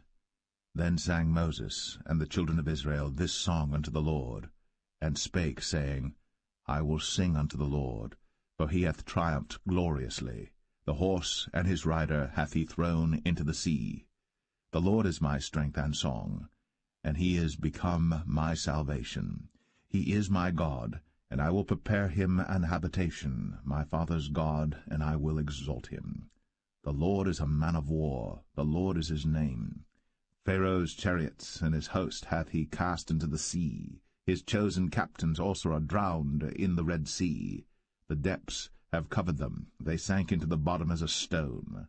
Thy right hand, O Lord, is become glorious in power. Thy right hand, O Lord, hath dashed in pieces the enemy. And in the greatness of thine excellency thou hast overthrown them that rose up against thee. Thou sentest forth thy wrath, which consumed them as stubble. And with the blast of thy nostrils the waters were gathered together. The floods stood upright as an heap, and the depths were congealed in the heart of the sea. The enemy said, I will pursue, I will overtake, I will divide the spoil. My lust shall be satisfied upon them. I will draw my sword, my hand shall destroy them. Thou didst blow with thy wind, the sea covered them. They sank as lead in the mighty waters. Who is like unto thee, O Lord, among the gods? Who is like thee, glorious in holiness, fearful in praises, doing wonders? Thou stretchest out thy right hand, the earth swallowed them. Thou in thy mercy hast led forth the people which thou hast redeemed. Thou hast guided them in thy strength unto thy holy habitation. The people shall hear and be afraid. Sorrow shall take hold on the inhabitants of Palestina. Then the dukes of Edom shall be amazed. The mighty men of Moab, trembling, shall take hold upon them. All the inhabitants of Canaan shall melt away. Fear and dread shall fall upon them. By the greatness of thine arm they shall be as still as a stone, till thy people pass over, O Lord, till the people pass over, which thou hast purchased. Thou shalt bring them in, and plant them in the mountain of thine inheritance, in the place, O Lord, which thou hast made for thee to dwell in the sanctuary, O Lord, which thy hands have established. The Lord shall reign for ever and ever. For the horse of Pharaoh went in with his chariots and with his horsemen into the sea, and the Lord brought again the waters of the sea upon them. But the children of Israel went on dry land in the midst of the sea. And Miriam the prophetess, the sister of Aaron, took a timbrel in her hand, and all the women went out after her with timbrels and with dances. And Miriam answered them, Sing ye to the Lord, for he hath triumphed gloriously. The horse and his rider hath he thrown into the sea. So Moses brought Israel from the Red Sea, and they went out into the wilderness of Shur. And they went 3 days in the wilderness, and found no water. And when they came to Marah, they could not drink of the waters of Marah, for they were bitter. Therefore the name of it was called Marah. And the people murmured against Moses, saying, What shall we drink? And he cried unto the Lord, and the Lord showed him a tree, which when he had cast into the waters were made sweet. There he made for them a statute and an ordinance, and there he proved them, and said, If thou wilt diligently hearken to the voice of the Lord thy God, and wilt do that which is right in his sight, and wilt give ear to his commandments, and keep all his statutes, I will put none of these diseases upon thee, which I have brought upon the Egyptians, for I am the Lord that healeth thee.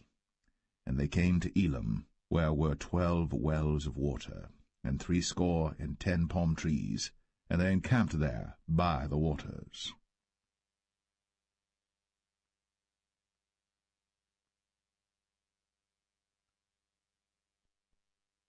Exodus 16.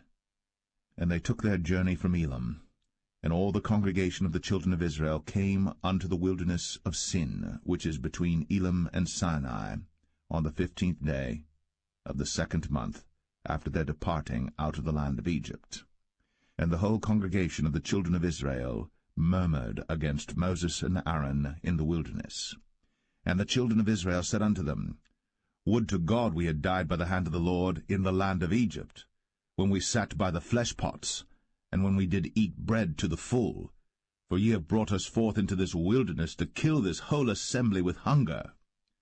Then said the Lord unto Moses, Behold, I will rain bread from heaven for you, and the people shall go out and gather a certain rate every day, that I may prove them, whether they will walk in my law or no.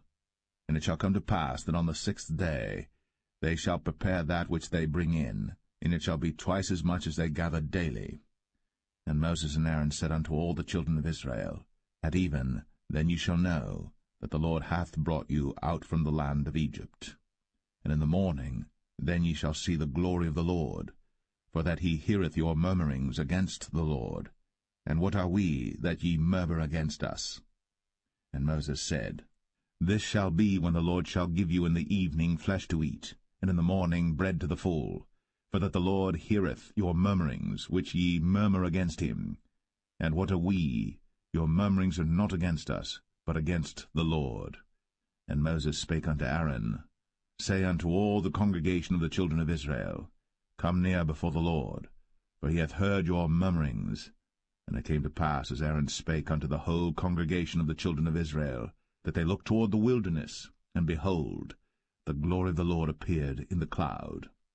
And the Lord spake unto Moses, saying, I have heard the murmurings of the children of Israel. Speak unto them, saying, At even ye shall eat flesh, and in the morning ye shall be filled with bread, and ye shall know that I am the Lord your God. And it came to pass, that at even the quails came up, and covered the camp, and in the morning the dew lay round about the host. And when the dew that lay was gone up, behold, upon the face of the wilderness there lay a small round thing, as small as the hoarfrost on the ground. And when the children of Israel saw it, they said one to another, It is manna, for they wist not what it was. And Moses said unto them, This is the bread which the Lord hath given you to eat. This is the thing which the Lord hath commanded. Gather of it every man according to his eating, an omer for every man according to the number of your persons. Take ye every man for them which are in his tents. And the children of Israel did so, and gathered some more, some less. And when they did meet it with an omer, he that gathered much had nothing over, and he that gathered little had no lack. They gathered every man according to his eating. And Moses said, Let no man leave of it till the morning.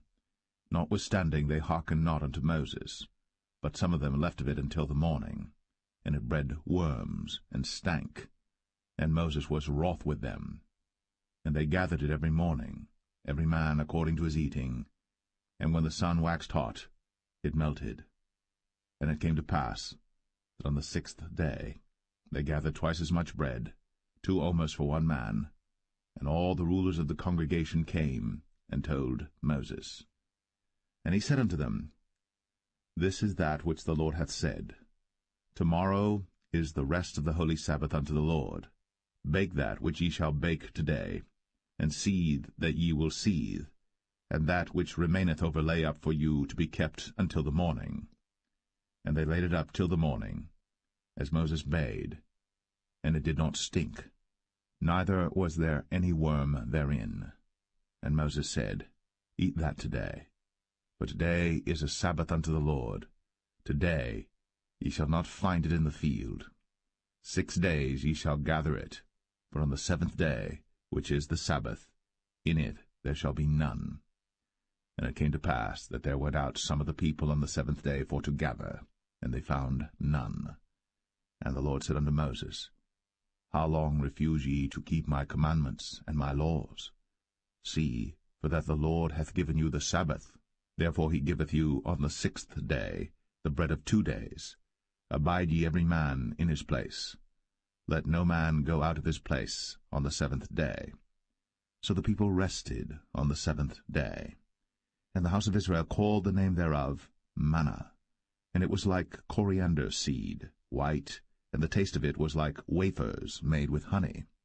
And Moses said, This is the thing which the Lord commandeth. Fill an omer of it to be kept for your generations, that they may see the bread wherewith I have fed you in the wilderness, when I brought you forth from the land of Egypt. And Moses said unto Aaron, Take a pot, and put an omer full of manna therein, and lay it up before the Lord, to be kept for your generations. As the Lord commanded Moses, so Aaron laid it up before the testimony to be kept. And the children of Israel did eat manna 40 years, until they came to a land inhabited. They did eat manna until they came unto the borders of the land of Canaan. Now an omer is the 10th part of an ephah.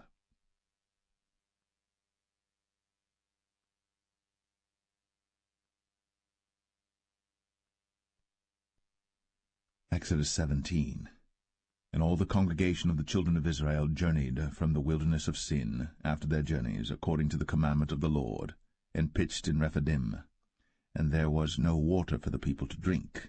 Wherefore the people did chide with Moses, and said, Give us water that we may drink. And Moses said unto them, Why chide ye with me? Wherefore do ye tempt the Lord? And the people thirsted there for water. And the people murmured against Moses, and said, Wherefore is this that thou hast brought us up out of Egypt, to kill us, and our children, and our cattle with thirst? And Moses cried unto the Lord, saying, What shall I do unto this people? They be almost ready to stone me. And the Lord said unto Moses, Go on before the people, and take with thee of the elders of Israel, and thy rod wherewith thou smotest the river, take in thine hand, and go. Behold, I will stand before thee there upon the rock in Horeb, and thou shalt smite the rock. And there shall come water out of it, that the people may drink. And Moses did so in the sight of the elders of Israel. And he called the name of the place Massah and Meribah, because of the chiding of the children of Israel, and because they tempted the Lord, saying, Is the Lord among us or not? Then came Amalek and fought with Israel in Rephidim. And Moses said unto Joshua, Choose us out men, and go out, fight with Amalek. Tomorrow I will stand on the top of the hill with the rod of God in mine hand. So Joshua did as Moses had said to him, and fought with Amalek. And Moses, Aaron, and Hur went up to the top of the hill. And it came to pass, when Moses held up his hand, that Israel prevailed. And when he let down his hand, Amalek prevailed. But Moses' hands were heavy, and they took a stone and put it under him, and he sat thereon.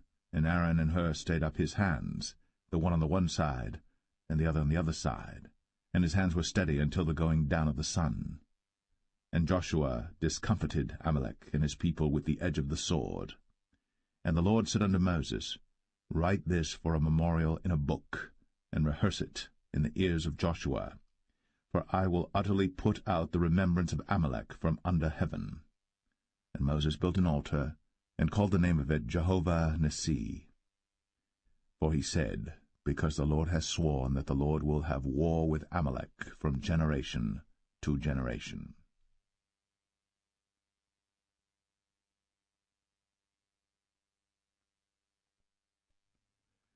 Exodus 18.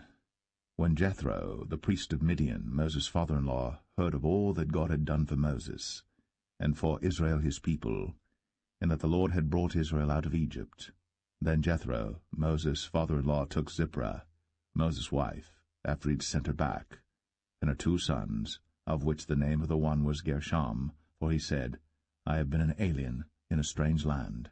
And the name of the other was Eleazar, for the God of my father, said he, was mine help, and delivered me from the sword of Pharaoh.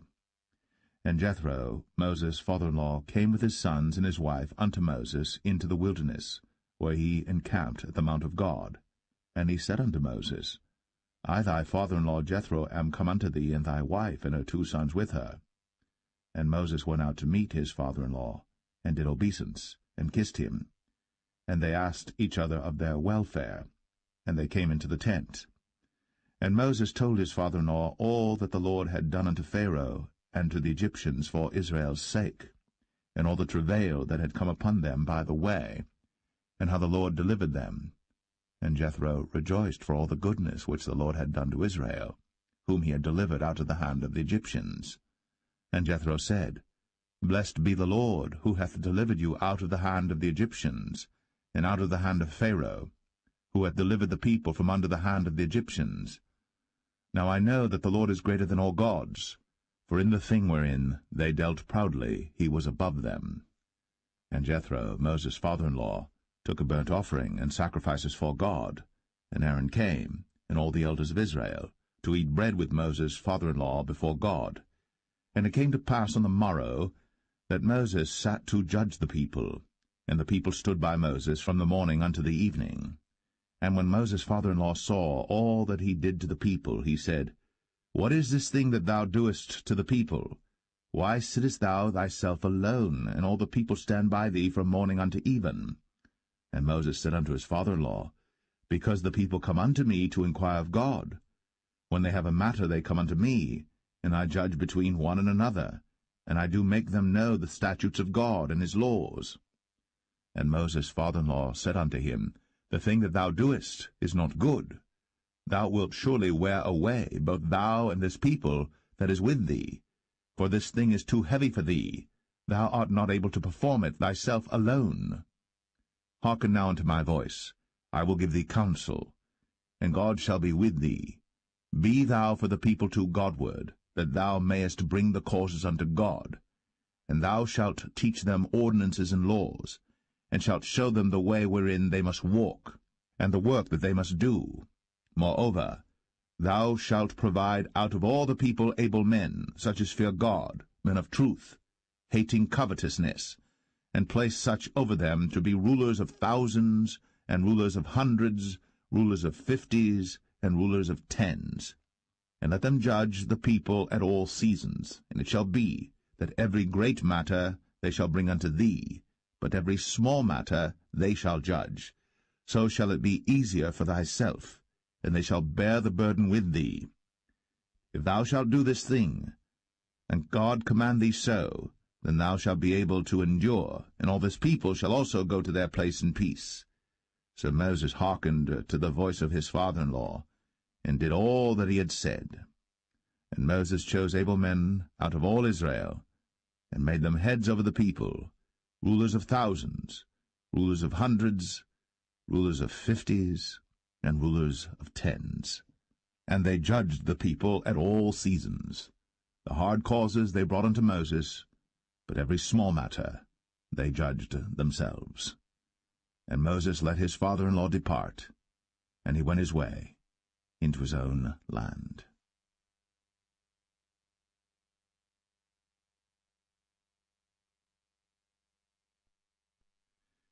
Exodus 19.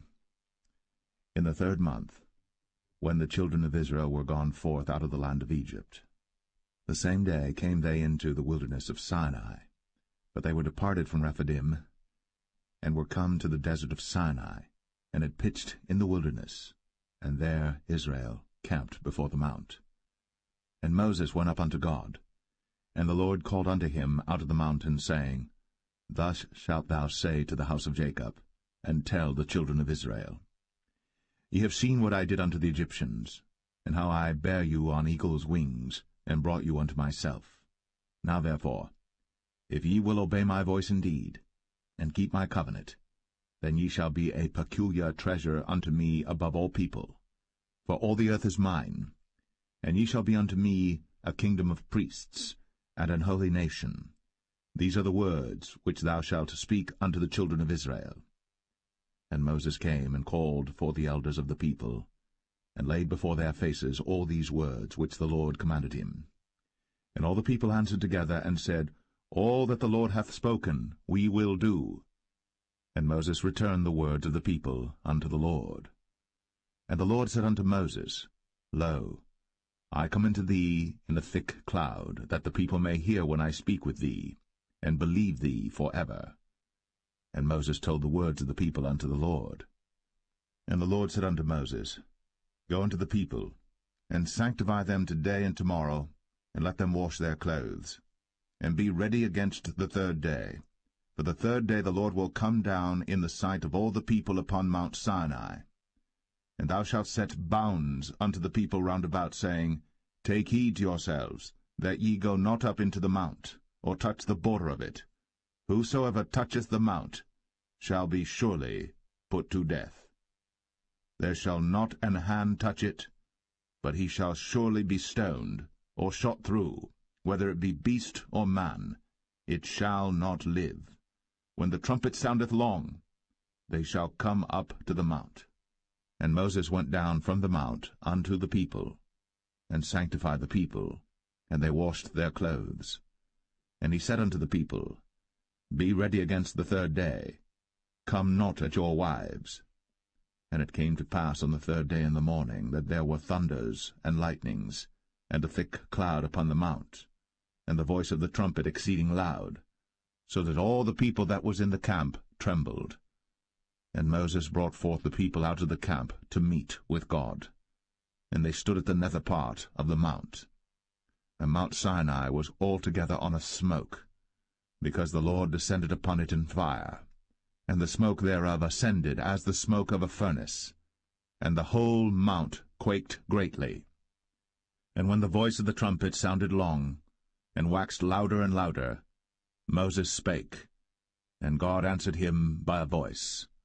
And the Lord came down upon Mount Sinai, on the top of the mount, and the Lord called Moses up to the top of the mount, and Moses went up. And the Lord said unto Moses, Go down, charge the people, lest they break through unto the Lord to gaze, and many of them perish. And let the priests also which come near to the Lord sanctify themselves, lest the Lord break forth upon them. And Moses said unto the Lord, The people cannot come up to Mount Sinai, for thou chargest us, saying, Set bounds about the mount, and sanctify it. And the Lord said unto him, Away, get thee down, and thou shalt come up, thou and Aaron with thee. But let not the priests and the people break through to come up unto the Lord, lest he break forth upon them. So Moses went down unto the people, and spake unto them.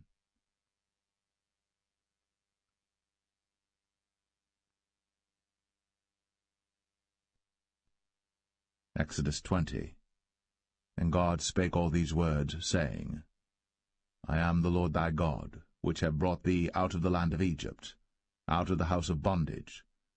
Thou shalt have no other gods before me. Thou shalt not make unto thee any graven image, or any likeness of any thing that is in heaven above, or that is in the earth beneath, or that is in the water under the earth. Thou shalt not bow down thyself to them, nor serve them. For I, the Lord thy God, am a jealous God, visiting the iniquity of the fathers upon the children unto the third and fourth generation of them that hate me, and showing mercy unto thousands of them that love me, and keep my commandments. Thou shalt not take the name of the Lord thy God in vain, for the Lord will not hold him guiltless that taketh his name in vain. Remember the Sabbath day, to keep it holy. 6 days shalt thou labor, and do all thy work. But the 7th day is the Sabbath of the Lord thy God. In it thou shalt not do any work, thou, nor thy son, nor thy daughter, thy manservant, nor thy maidservant, nor thy cattle, nor thy stranger that is within thy gates. For in 6 days the Lord made heaven and earth, the sea, and all that in them is, and rested the 7th day. Wherefore the Lord blessed the Sabbath day, and hallowed it. Honor thy father and thy mother, that thy days may be long upon the land which the Lord thy God giveth thee. Thou shalt not kill. Thou shalt not commit adultery. Thou shalt not steal. Thou shalt not bear false witness against thy neighbor. Thou shalt not covet thy neighbor's house. Thou shalt not covet thy neighbor's wife, nor his manservant, nor his maidservant, nor his ox, nor his ass, nor anything that is thy neighbor's. And all the people saw the thunderings, and the lightnings, and the noise of the trumpet, and the mountain smoking. And when the people saw it, they removed, and stood afar off. And they said unto Moses, Speak thou with us, and we will hear. But let not God speak with us, lest we die.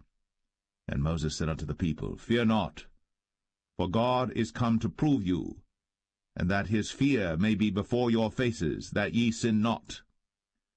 And the people stood afar off. And Moses drew near unto the thick darkness where God was. And the Lord said unto Moses, Thus thou shalt say unto the children of Israel, Ye have seen that I have talked with you from heaven. Ye shall not make with me gods of silver, neither shall ye make unto you gods of gold. An altar of earth thou shalt make unto me, and shalt sacrifice thereon thy burnt offerings, and thy peace offerings, thy sheep and thine oxen. In all places where I record my name I will come unto thee, and I will bless thee. And if thou wilt make me an altar of stone, thou shalt not build it of hewn stone, for if thou lift up thy tool upon it, thou hast polluted it. Neither shalt thou go up by steps unto mine altar, that thy nakedness be not discovered thereon.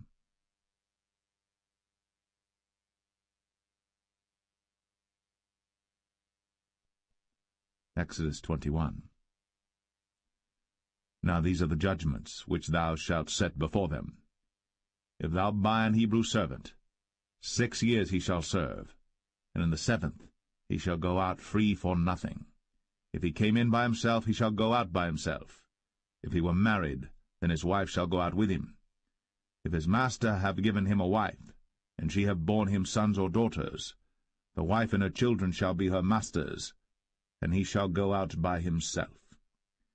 And if the servant shall plainly say, I love my master, my wife, and my children, I will not go out free, then his master shall bring him unto the judges. He shall also bring him to the door, or unto the doorpost, and his master shall bore his ear through with an awl, and he shall serve him forever. And if a man sell his daughter to be a maidservant, she shall not go out as the men servants do. If she please not her master, who hath betrothed her to himself, then shall he let her be redeemed. To sell her unto a strange nation, he shall have no power, seeing he hath dealt deceitfully with her. And if he have betrothed her unto his son, he shall deal with her after the manner of daughters. If he take him another wife, her food, her raiment, and her duty of marriage, shall he not diminish? And if he do not these 3 unto her, then shall she go out free without money. He that smiteth a man so that he die shall be surely put to death. And if a man lie not in wait, but God deliver him into his hand, then I will appoint thee a place whither he shall flee. But if a man come presumptuously upon his neighbor, to slay him with guile, thou shalt take him from mine altar, that he may die. And he that smiteth his father or his mother shall be surely put to death. And he that stealeth a man, and selleth him, or if he be found in his hand, he shall surely be put to death. And he that curseth his father or his mother shall surely be put to death. And if men strive together, and one smite another with a stone, or with his fist, and he die not, but keepeth his bed, if he rise again and walk abroad upon his staff, then shall he that smote him be quit, only he shall pay for the loss of his time, and shall cause him to be thoroughly healed. And if a man smite his servant or his maid with a rod, and he die under his hand, he shall be surely punished. Notwithstanding, if he continue a day or 2, he shall not be punished, for he is his money. If men strive and hurt a woman with child, so that her fruit depart from her, and yet no mischief follow, he shall be surely punished, according as the woman's husband will lay upon him, and he shall pay as the judges determine. And if any mischief follow, then thou shalt give life for life, eye for eye, tooth for tooth, hand for hand, foot for foot, burning for burning, wound for wound, stripe for stripe. And if a man smite the eye of his servant, or the eye of his maid, that it perish, he shall let him go free for his eye's sake. And if he smite out his manservant's tooth, or his maidservant's tooth, he shall let him go free for his tooth's sake. If an ox gore a man or a woman, that they die, then the ox shall be surely stoned, and his flesh shall not be eaten, but the owner of the ox shall be quit. But if the ox were wont to push with his horn in time past, and hath been testified to his owner, and he hath not kept him in, but that he hath killed a man or a woman, the ox shall be stoned, and his owner also shall be put to death. If there be laid on him a sum of money, then he shall give for the ransom of his life whatsoever is laid upon him. Whether he have gored a son, or have gored a daughter, according to this judgment shall it be done unto him. If the ox shall push a manservant or a maidservant, he shall give unto their master 30 shekels of silver, and the ox shall be stoned.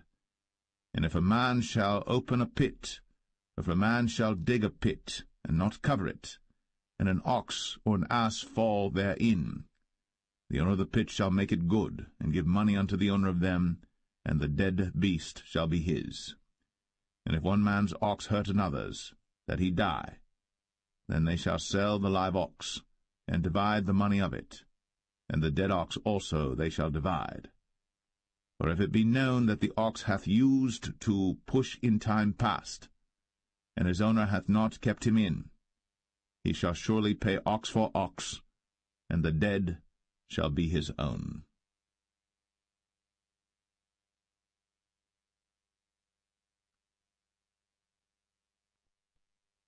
Exodus 22.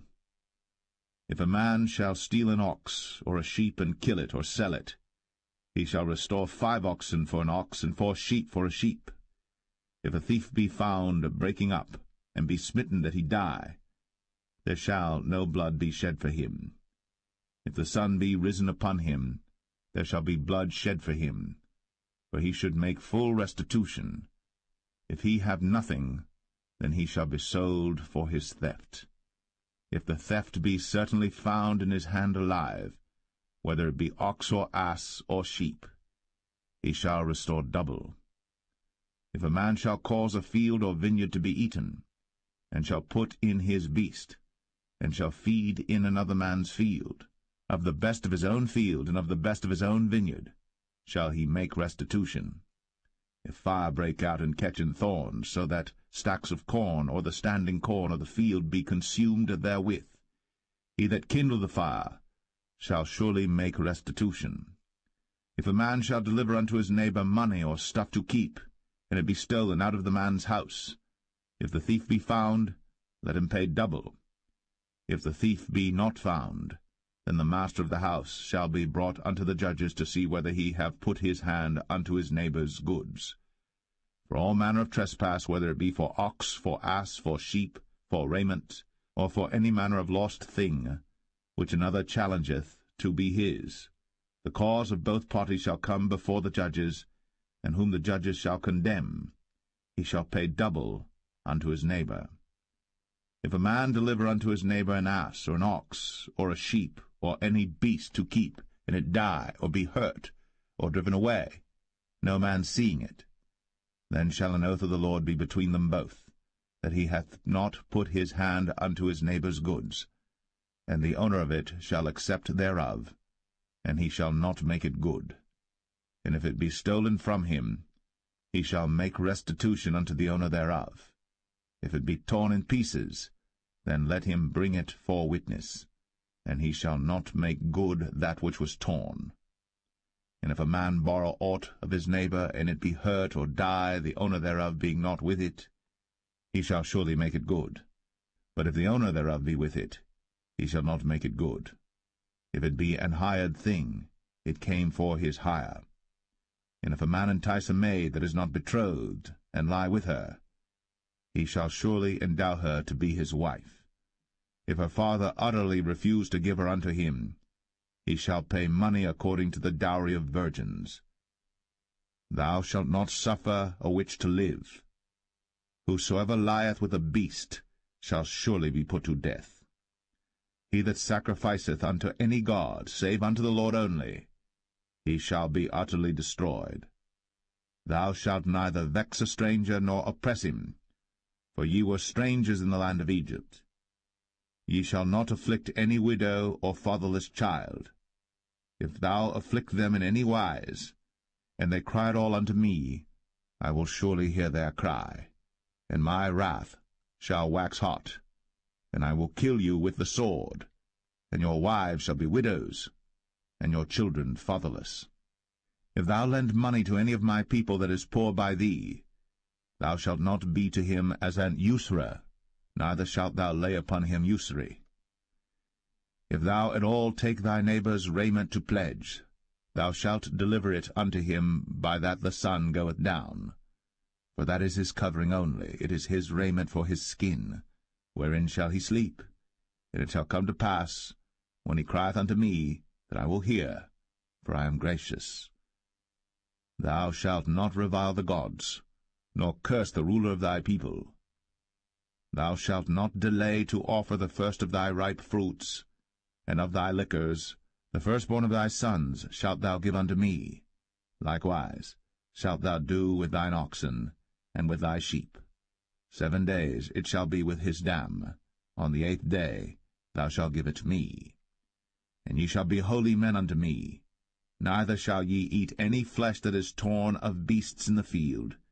Ye shall cast it to the dogs.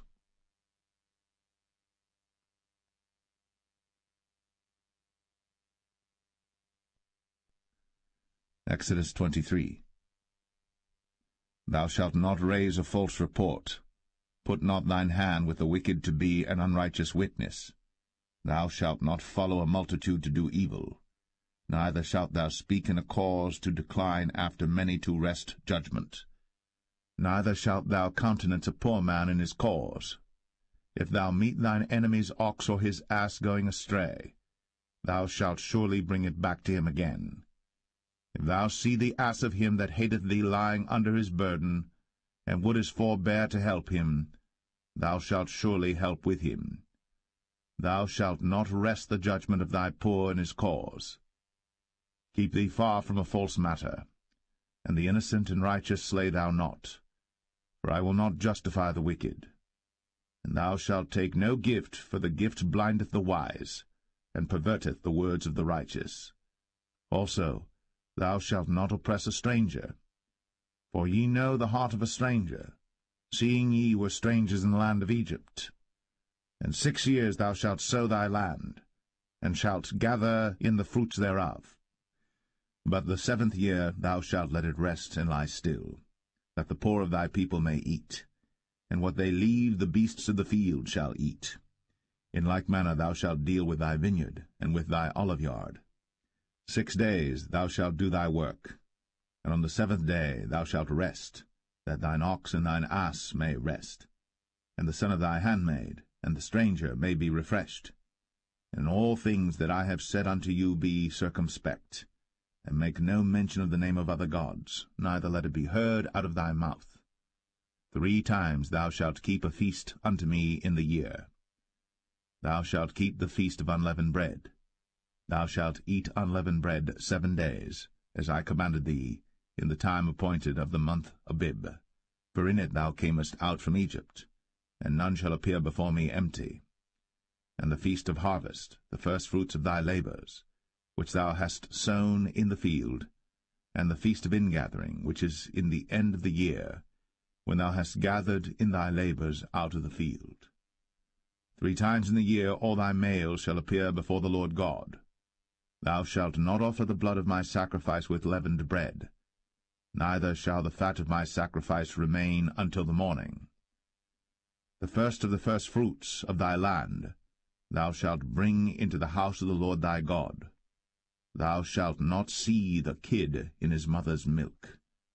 Behold, I send an angel before thee, to keep thee in the way, and to bring thee into the place which I have prepared. Beware of him, and obey his voice. Provoke him not, for he will not pardon your transgressions, for my name is in him. But if thou shalt indeed obey his voice, and do all that I speak, then I will be an enemy unto thine enemies, and an adversary unto thine adversaries.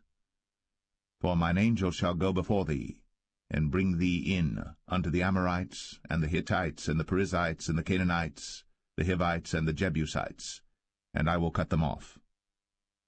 Thou shalt not bow down to their gods, nor serve them, nor do after their works, but thou shalt utterly overthrow them, and quite break down their images. And ye shall serve the Lord your God, and he shall bless thy bread and thy water, and I will take sickness away from the midst of thee. There shall nothing cast their young, nor be barren in thy land. The number of thy days I will fulfill. I will send my fear before thee, and will destroy all the people to whom thou shalt come, and I will make all thine enemies turn their backs unto thee. And I will send hornets before thee, which shall drive out the Hivite, the Canaanite, and the Hittite from before thee.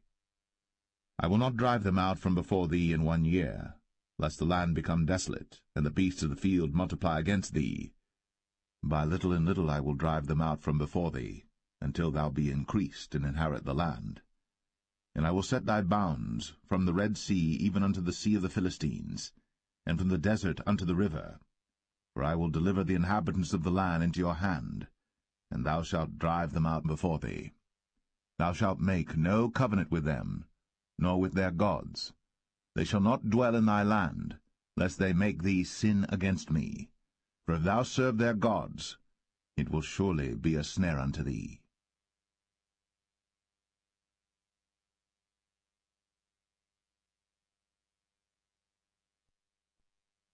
Exodus 24. And he said unto Moses, Come up unto the Lord, thou and Aaron, Nadab and Abihu, and 70 of the elders of Israel, and worship ye afar off. And Moses alone shall come near the Lord, but they shall not come nigh, neither shall the people go up with him. And Moses came, and told the people all the words of the Lord, and all the judgments, and all the people answered with one voice, and said, All the words which the Lord hath said will we do. And Moses wrote all the words of the Lord, and rose up early in the morning, and builded an altar under the hill, and 12 pillars according to the 12 tribes of Israel. And he sent young men of the children of Israel, which offered burnt offerings, and sacrificed peace offerings of oxen unto the Lord. And Moses took half of the blood, and put it in basins, and half of the blood he sprinkled on the altar.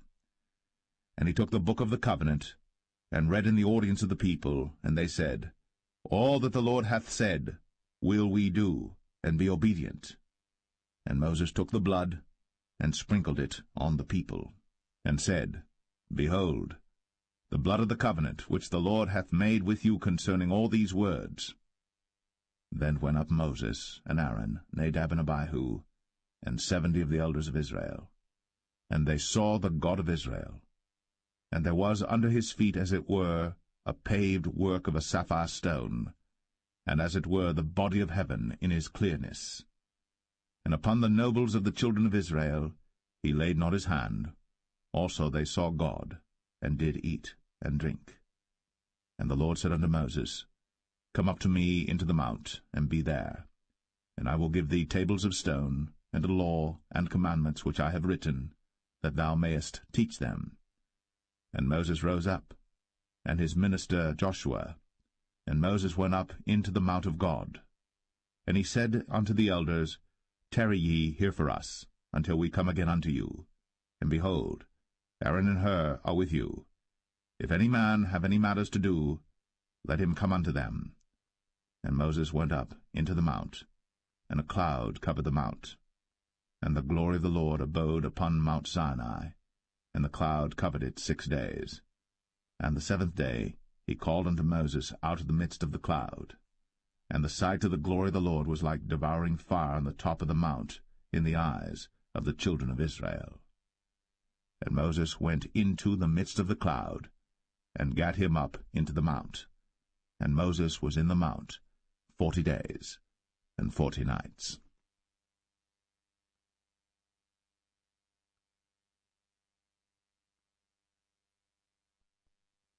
Exodus 25. And the Lord spake unto Moses, saying, Speak unto the children of Israel, that they bring me an offering of every man that giveth it willingly with his heart. Ye shall take my offering.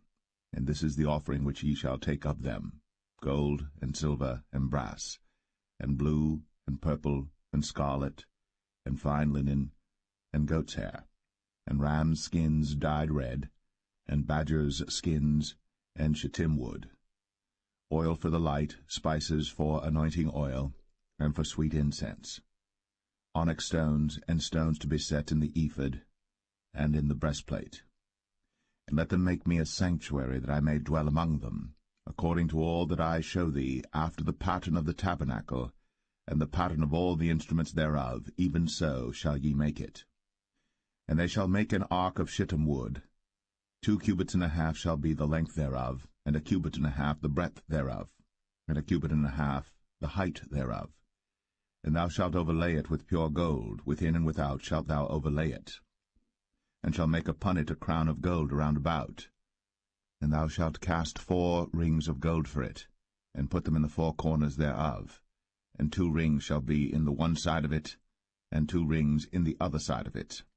And thou shalt make staves of shittim wood, and overlay them with gold.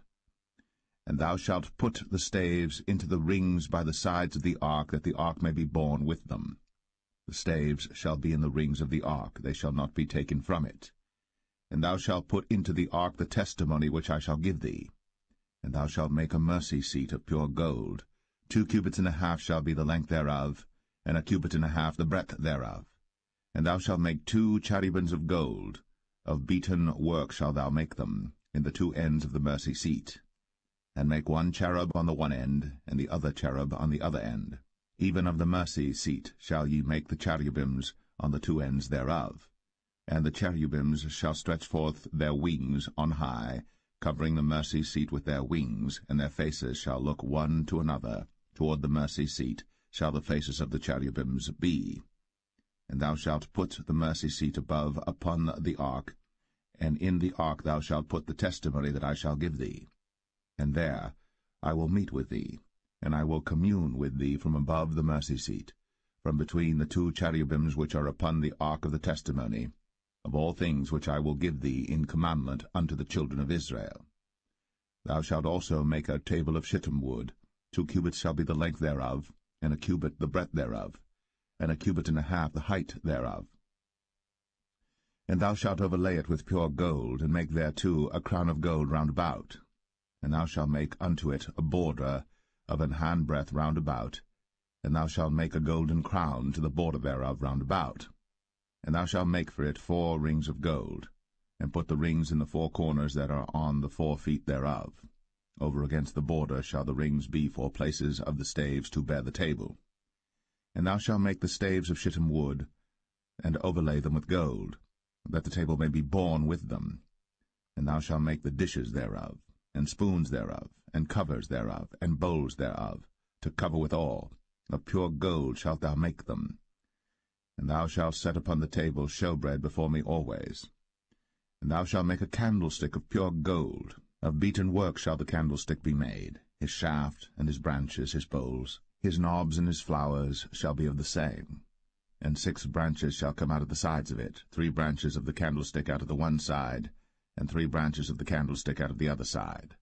3 bowls made like unto almonds, with a knob and a flower in one branch, and 3 bowls made like almonds in the other branch, with a knob and a flower. So in the 6 branches that come out of the candlestick. And in the candlestick shall be 4 bowls made like unto almonds, with their knobs and their flowers. And there shall be a knob under 2 branches of the same, and a knob under 2 branches of the same, and a knob under 2 branches of the same, a according to the 6 branches that proceed out of the candlestick. Their knobs and their branches shall be of the same. All it shall be one beaten work of pure gold. And thou shalt make the 7 lamps thereof, and they shall light the lamps thereof, that they may give light over against it. And the tongs thereof, and the snuff dishes thereof, shall be of pure gold. Of a talent of pure gold shall he make it with all these vessels. And look that thou make them after their pattern which was shown thee in the mount.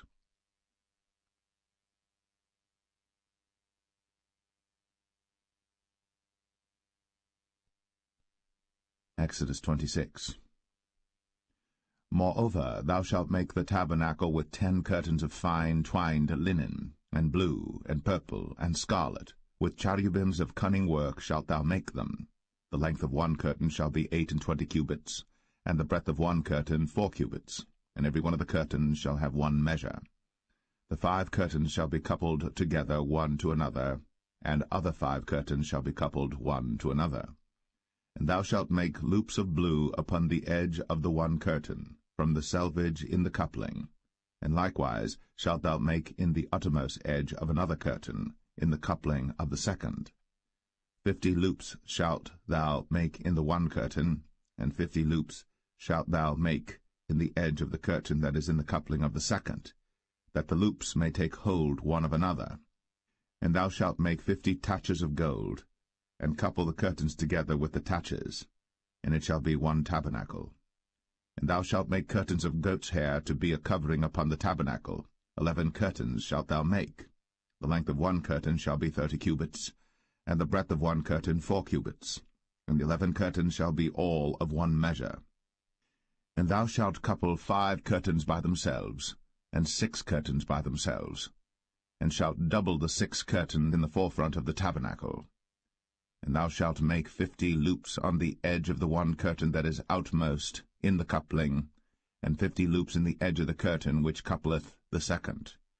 And thou shalt make 50 taches of brass, and put the taches into the loops, and couple the tent together, that it may be 1. And the remnant that remaineth of the curtains of the tent, the half curtain that remaineth, shall hang over the backside of the tabernacle, and a cubit on the one side, and a cubit on the other side of that which remaineth in the length of the curtains of the tent. It shall hang over the sides of the tabernacle on this side, and on that side to cover it. And thou shalt make a covering for the tent of rams' skins dyed red, and a covering above of badgers' skins. And thou shalt make boards for the tabernacle of shittim wood standing up. 10 cubits shall be the length of a board, and a cubit and a half shall be the breadth of 1 board. 2 tenons shall there be in 1 board, set in order, one against another. Thus shalt thou make for all the boards of the tabernacle. And thou shalt make the boards for the tabernacle 20 boards on the south side southward. And thou shalt make 40 sockets of silver under the 20 boards, 2 sockets under 1 board for his 2 tenons, and 2 sockets under another board for his 2 tenons. And for the 2nd side of the tabernacle on the north side there shall be 20 boards, and there 40 sockets of silver, 2 sockets under 1 board, and 2 sockets under another board. And for the sides of the tabernacle westward thou shalt make 6 boards. And 2 boards shalt thou make for the corners of the tabernacle in the 2 sides. And they shall be coupled together beneath, and they shall be coupled together above the head of it unto 1 ring. Thus shall it be for them both. They shall be for the 2 corners. And they shall be 8 boards, and their sockets of silver 16 sockets, 2 sockets under 1 board, and 2 sockets under another board. And thou shalt make bars of shittim wood, 5 for the boards of the one side of the tabernacle, and 5 bars for the boards of the other side of the tabernacle, and 5 bars for the boards of the side of the tabernacle for the 2 sides westward. And the middle bar in the midst of the boards shall reach from end to end. And thou shalt overlay the boards with gold, and make their rings of gold, for places for the bars, and thou shalt overlay the bars with gold. And thou shalt rear up the tabernacle according to the fashion thereof which was shown thee in the mount. And thou shalt make a veil of blue, and purple, and scarlet, and fine twined linen of cunning work. With cherubims shall it be made. And thou shalt hang it upon 4 pillars of shittim wood overlaid with gold. Their hooks shall be of gold, upon the 4 sockets of silver. And thou shalt hang up the veil under the taches, that thou mayest bring in thither within the veil the ark of the testimony. And the veil shall divide unto you between the holy place and the most holy. And thou shalt put the mercy seat upon the ark of the testimony in the most holy place. And thou shalt set the table without the veil, and the candlestick over against the table on the side of the tabernacle toward the south. And thou shalt put the table on the north side. And thou shalt make an hanging for the door of the tent, of blue and purple and scarlet, and fine twined linen, wrought with needlework. And thou shalt make for the hanging 5 pillars of shittim wood, and overlay them with gold, and their hooks shall be of gold, and thou shalt cast 5 sockets of brass for them.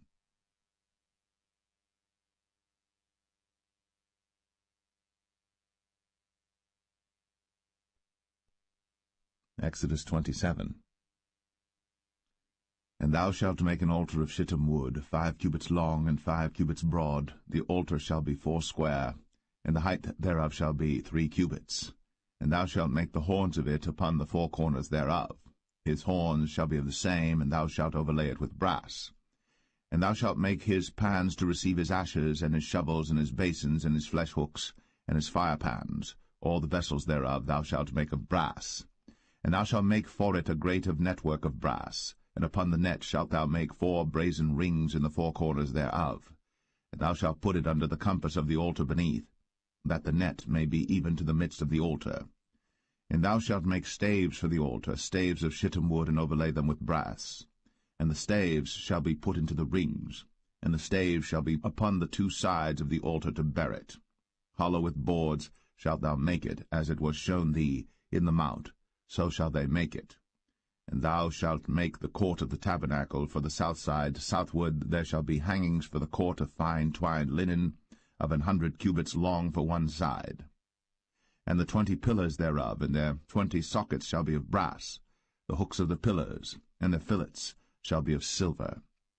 And likewise for the north side in length there shall be hangings of 100 cubits long, and his 20 pillars, and their 20 sockets of brass, the hooks of the pillars, and their fillets of silver.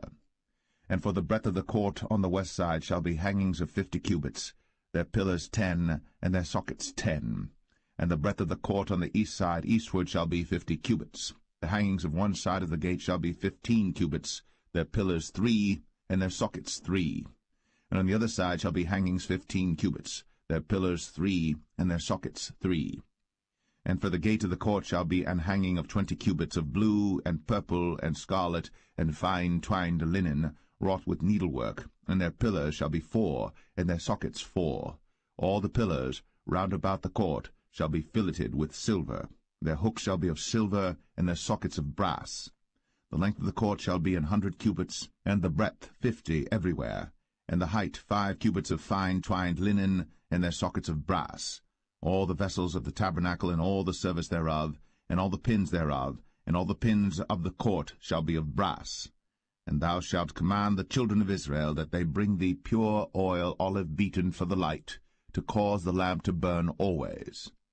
In the tabernacle of the congregation without the veil, which is before the testimony, Aaron and his sons shall order it from evening to morning before the Lord.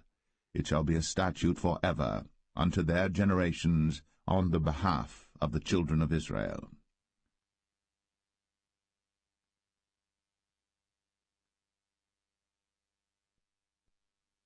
Exodus 28.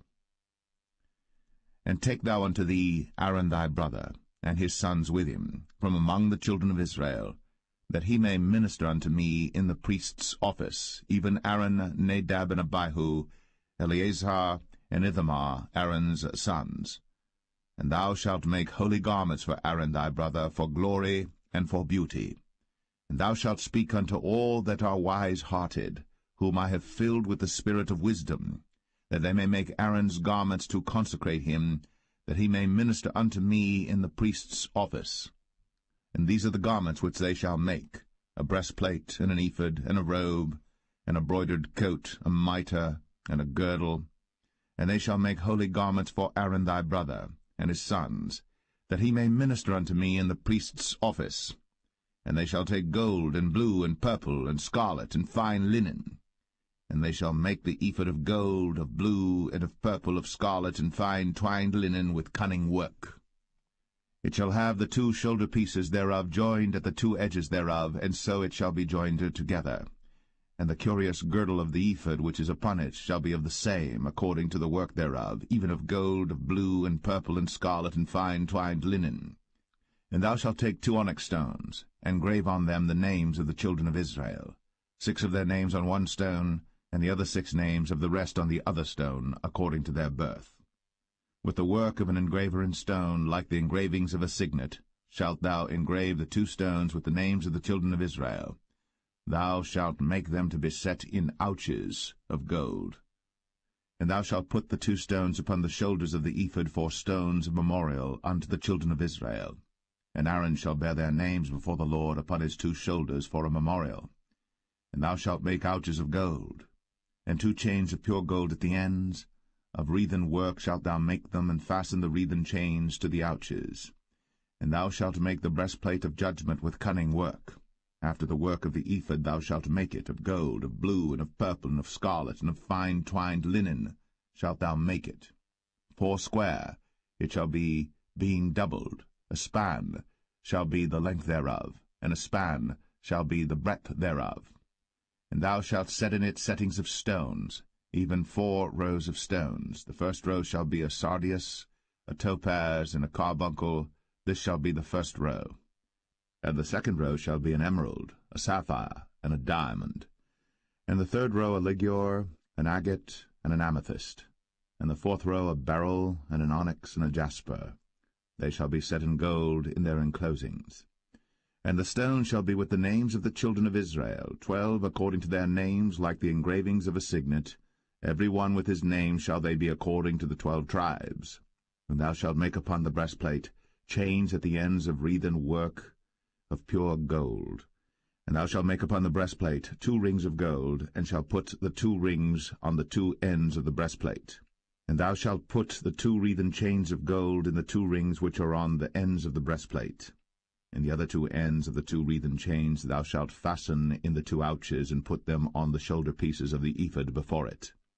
And thou shalt make 2 rings of gold, and thou shalt put them upon the 2 ends of the breastplate, in the border thereof, which is in the side of the ephod inward. And 2 other rings of gold thou shalt make, and shalt put them on the 2 sides of the ephod underneath, toward the forepart thereof, over against the other coupling thereof, above the curious girdle of the ephod. And they shall bind the breastplate by the rings thereof unto the rings of the ephod with a lace of blue, that it may be above the curious girdle of the ephod, and that the breastplate be not loosed from the ephod. And Aaron shall bear the names of the children of Israel in the breastplate of judgment upon his heart, when he goeth in unto the holy place for a memorial before the Lord continually. And thou shalt put in the breastplate of judgment the Urim and the Thummim, and they shall be upon Aaron's heart, when he goeth in before the Lord. And Aaron shall bear the judgment of the children of Israel upon his heart before the Lord continually. And thou shalt make the robe of the ephod all of blue. And there shall be an hole in the top of it, in the midst thereof. It shall have a binding of woven work round about the whole of it, as it were the whole of an habergeon, that it be not rent. And beneath upon the hem of it thou shalt make pomegranates of blue, and of purple, and of scarlet round about the hem thereof, and bells of gold between them round about, a golden bell and a pomegranate, a golden bell and a pomegranate, upon the hem of the robe round about. And it shall be upon Aaron to minister, and his sound shall be heard when he goeth in unto the holy place before the Lord, and when he cometh out, that he die not. And thou shalt make a plate of pure gold, and grave upon it, like the engravings of a signet, holiness to the Lord. And thou shalt put it on a blue lace, that it may be upon the mitre, upon the forefront of the mitre it shall be. And it shall be upon Aaron's forehead, that Aaron may bear the iniquity of the holy things, which the children of Israel shall hallow in all their holy gifts. And it shall be always upon his forehead, that they may be accepted before the Lord. And thou shalt embroider the coat of fine linen, and thou shalt make the mitre of fine linen, and thou shalt make the girdle of needlework. And for Aaron's sons thou shalt make coats, And thou shalt make for them girdles, and bonnets shalt thou make for them for glory and for beauty. And thou shalt put them upon Aaron thy brother, and his sons with him, and shalt anoint them, and consecrate them, and sanctify them, that they may minister unto me in the priest's office. And thou shalt make them linen breeches to cover their nakedness. From the loins even unto the thighs they shall reach. And they shall be upon Aaron and upon his sons when they come in unto the tabernacle of the congregation, or when they come near unto the altar to minister in the holy place, that they bear not iniquity, and die. It shall be a statute for ever unto him and his seed after him.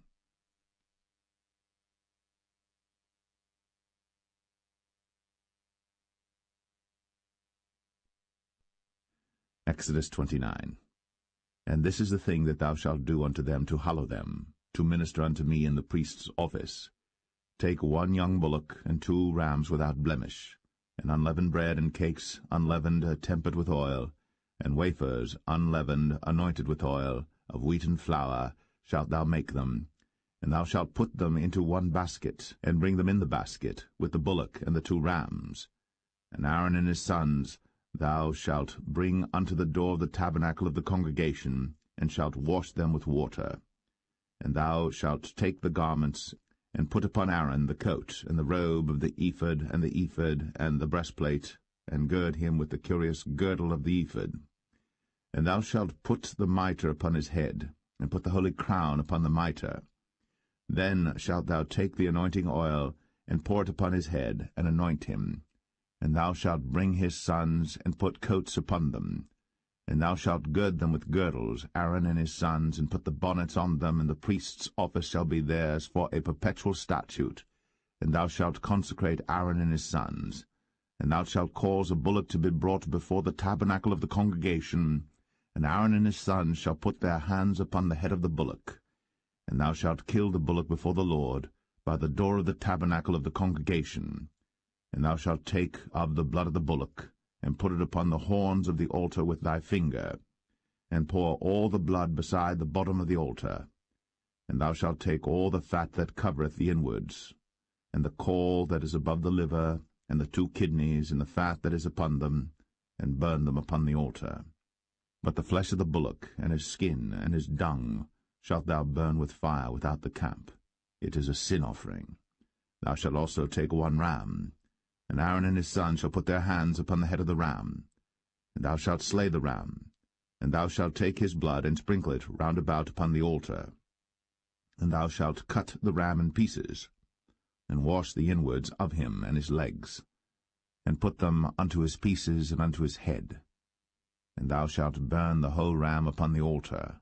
It is a burnt offering unto the Lord. It is a sweet savour, an offering made by fire unto the Lord. And thou shalt take the other ram, and Aaron and his sons shall put their hands upon the head of the ram.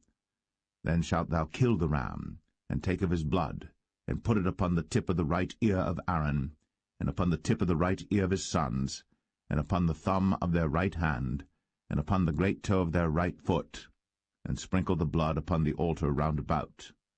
And thou shalt take of the blood that is upon the altar, and of the anointing oil, and sprinkle it upon Aaron, and upon his garments, and upon his sons, and upon the garments of his sons with him. And he shall be hallowed, and his garments, and his sons' garments with him. Also thou shalt take of the ram the fat and the rump, and the fat that covereth the inwards, and the caul above the liver, and the 2 kidneys, and the fat that is upon them, and the right shoulder, for it is a ram of consecration. And 1 loaf of bread, and 1 cake of oiled bread, and 1 wafer out of the basket of the unleavened bread that is before the Lord. And thou shalt put all in the hands of Aaron, and in the hands of his sons, and shalt wave them for a wave offering before the Lord. And thou shalt receive them of their hands, and burn them upon the altar for a burnt offering, for a sweet savour before the Lord. It is an offering made by fire unto the Lord. And thou shalt take the breast of the ram of Aaron's consecration, and wave it for a wave offering before the Lord. And it shall be thy part. And thou shalt sanctify the breast of the wave offering, and the shoulder of the heave offering which is waved, and which is heaved up, of the ram of the consecration, even of that which is for Aaron, and of that which is for his sons. and it shall be Aaron's and his sons by a statute forever from the children of Israel. For it is an heave offering, and it shall be an heave offering from the children of Israel of the sacrifice of their peace offerings, even their heave offering unto the Lord. And the holy garments of Aaron shall be his sons after him, to be anointed therein, and to be consecrated in them. And that son that is priest in his stead shall put them on 7 days, when he cometh into the tabernacle of the congregation to minister in the holy place. And thou shalt take the ram of the consecration, and seethe his flesh in the holy place. And Aaron and his sons shall eat the flesh of the ram, and the bread that is in the basket by the door of the tabernacle of the congregation. And they shall eat those things wherewith the atonement was made, to consecrate and to sanctify them. But a stranger shall not eat thereof, because they are holy. And if aught of the flesh of the consecrations, or of the bread, remain unto the morning, then thou shalt burn the remainder with fire. It shall not be eaten, because it is holy. And thus shalt thou do unto Aaron and to his sons, according to all things which I have commanded thee. 7 days shalt thou consecrate them. And thou shalt offer every day a bullock for a sin offering, for atonement. And thou shalt cleanse the altar, when thou hast made an atonement for it. And thou shalt anoint it, to sanctify it. 7 days thou shalt make an atonement for the altar, and sanctify it. And it shall be an altar most holy. Whatsoever toucheth the altar shall be holy. Now this is that which thou shalt offer upon the altar: 2 lambs of the first year, day by day, continually.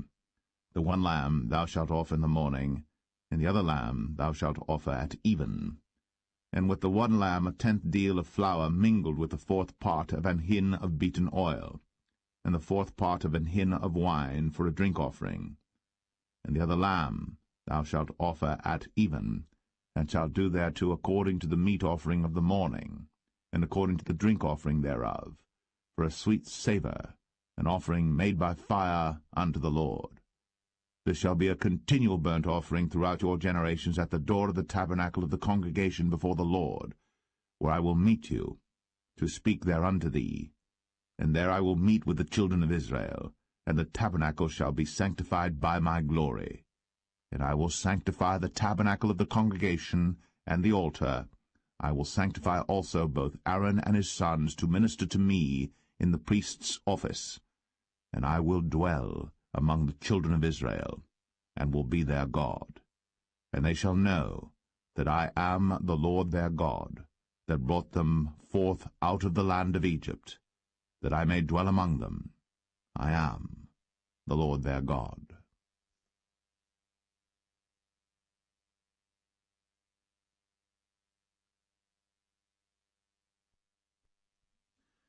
Exodus 30. And thou shalt make an altar to burn incense upon. Of shittim wood shalt thou make it. A cubit shall be the length thereof, and a cubit the breadth thereof. 4 square shall it be. And 2 cubits shall be the height thereof. The horns thereof shall be of the same. And thou shalt overlay it with pure gold, the top thereof and the sides thereof round about, and the horns thereof. And thou shalt make unto it a crown of gold round about. And 2 golden rings shalt thou make to it under the crown of it. By the 2 corners thereof upon the 2 sides of it shalt thou make it. And they shall be for places for the staves to bear it withal. And thou shalt make the staves of shittim wood, and overlay them with gold. And thou shalt put it before the veil that is by the ark of the testimony, before the mercy seat that is over the testimony, where I will meet with thee. And Aaron shall burn thereon sweet incense every morning. When he dresseth the lamps, he shall burn incense upon it. And when Aaron lighteth the lamps at even, he shall burn incense upon it, a perpetual incense before the Lord throughout your generations. Ye shall offer no strange incense thereon, nor burnt sacrifice, nor meat offering, neither shall ye pour drink offering thereon. And Aaron shall make an atonement upon the horns of it once in a year with the blood of the sin offering of atonements. Once in the year shall he make atonement upon it throughout your generations. It is most holy unto the Lord. And the Lord spake unto Moses, saying, When thou takest the sum of the children of Israel after their number, then shall they give every man a ransom for his soul unto the Lord, when thou numberest them, that there be no plague among them, when thou numberest them. This they shall give every one that passeth among them that are numbered, half a shekel after the shekel of the sanctuary. A shekel is 20 gerahs, and half shekel shall be the offering of the Lord. Every one that passeth among them that are numbered, from 20 years old and above, shall give an offering unto the Lord. The rich shall not give more, and the poor shall not give less than half a shekel, when they give an offering unto the Lord, to make an atonement for your souls. And thou shalt take the atonement money of the children of Israel, and shalt appoint it for the service of the tabernacle of the congregation, that it may be a memorial unto the children of Israel before the Lord, to make an atonement for your souls. And the Lord spake unto Moses, saying, Thou shalt also make a laver of brass, and his foot also of brass, to wash withal. And thou shalt put it between the tabernacle of the congregation and the altar, and thou shalt put water therein. For Aaron and his sons shall wash their hands and their feet thereat. When they go into the tabernacle of the congregation, they shall wash with water, that they die not, or when they come near to the altar to minister, to burn offering made by fire unto the Lord. So they shall wash their hands and their feet, that they die not. And it shall be a statute forever to them, even to him and to his seed throughout their generations. Moreover the Lord spake unto Moses, saying, Take thou also unto thee principal spices, of pure myrrh 500 shekels, and of sweet cinnamon half so much, even 250 shekels, and of sweet calamus 250 shekels, and of cassia 500 shekels after the shekel of the sanctuary, and of oil olive and hin. And thou shalt make it an oil of holy ointment, an ointment compound after the art of the apothecary. It shall be an holy anointing oil. And thou shalt anoint the tabernacle of the congregation therewith, and the ark of the testimony, and the table and all his vessels, and the candlestick and his vessels, and the altar of incense, and the altar of burnt offering with all his vessels, and the laver and his foot. And thou shalt sanctify them, that they may be most holy. Whatsoever toucheth them shall be holy.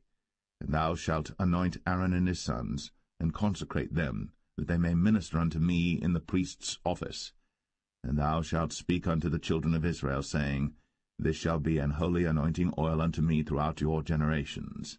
Upon man's flesh shall it not be poured, neither shall ye make any other like it, after the composition of it. It is holy, and it shall be holy unto you. Whosoever compoundeth any like it, or whosoever putteth any of it upon a stranger, shall even be cut off from his people. And the Lord said unto Moses, Take unto thee sweet spices, stacte, and onycha, and galbanum, these sweet spices with pure frankincense, of each shall there be a like weight. And thou shalt make it a perfume, a confection after the art of the apothecary, tempered together pure and holy.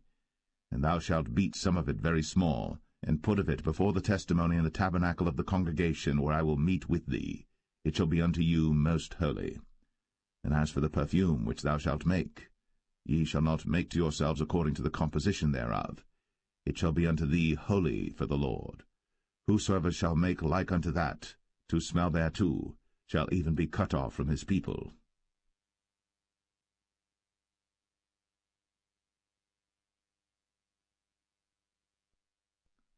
Exodus 31.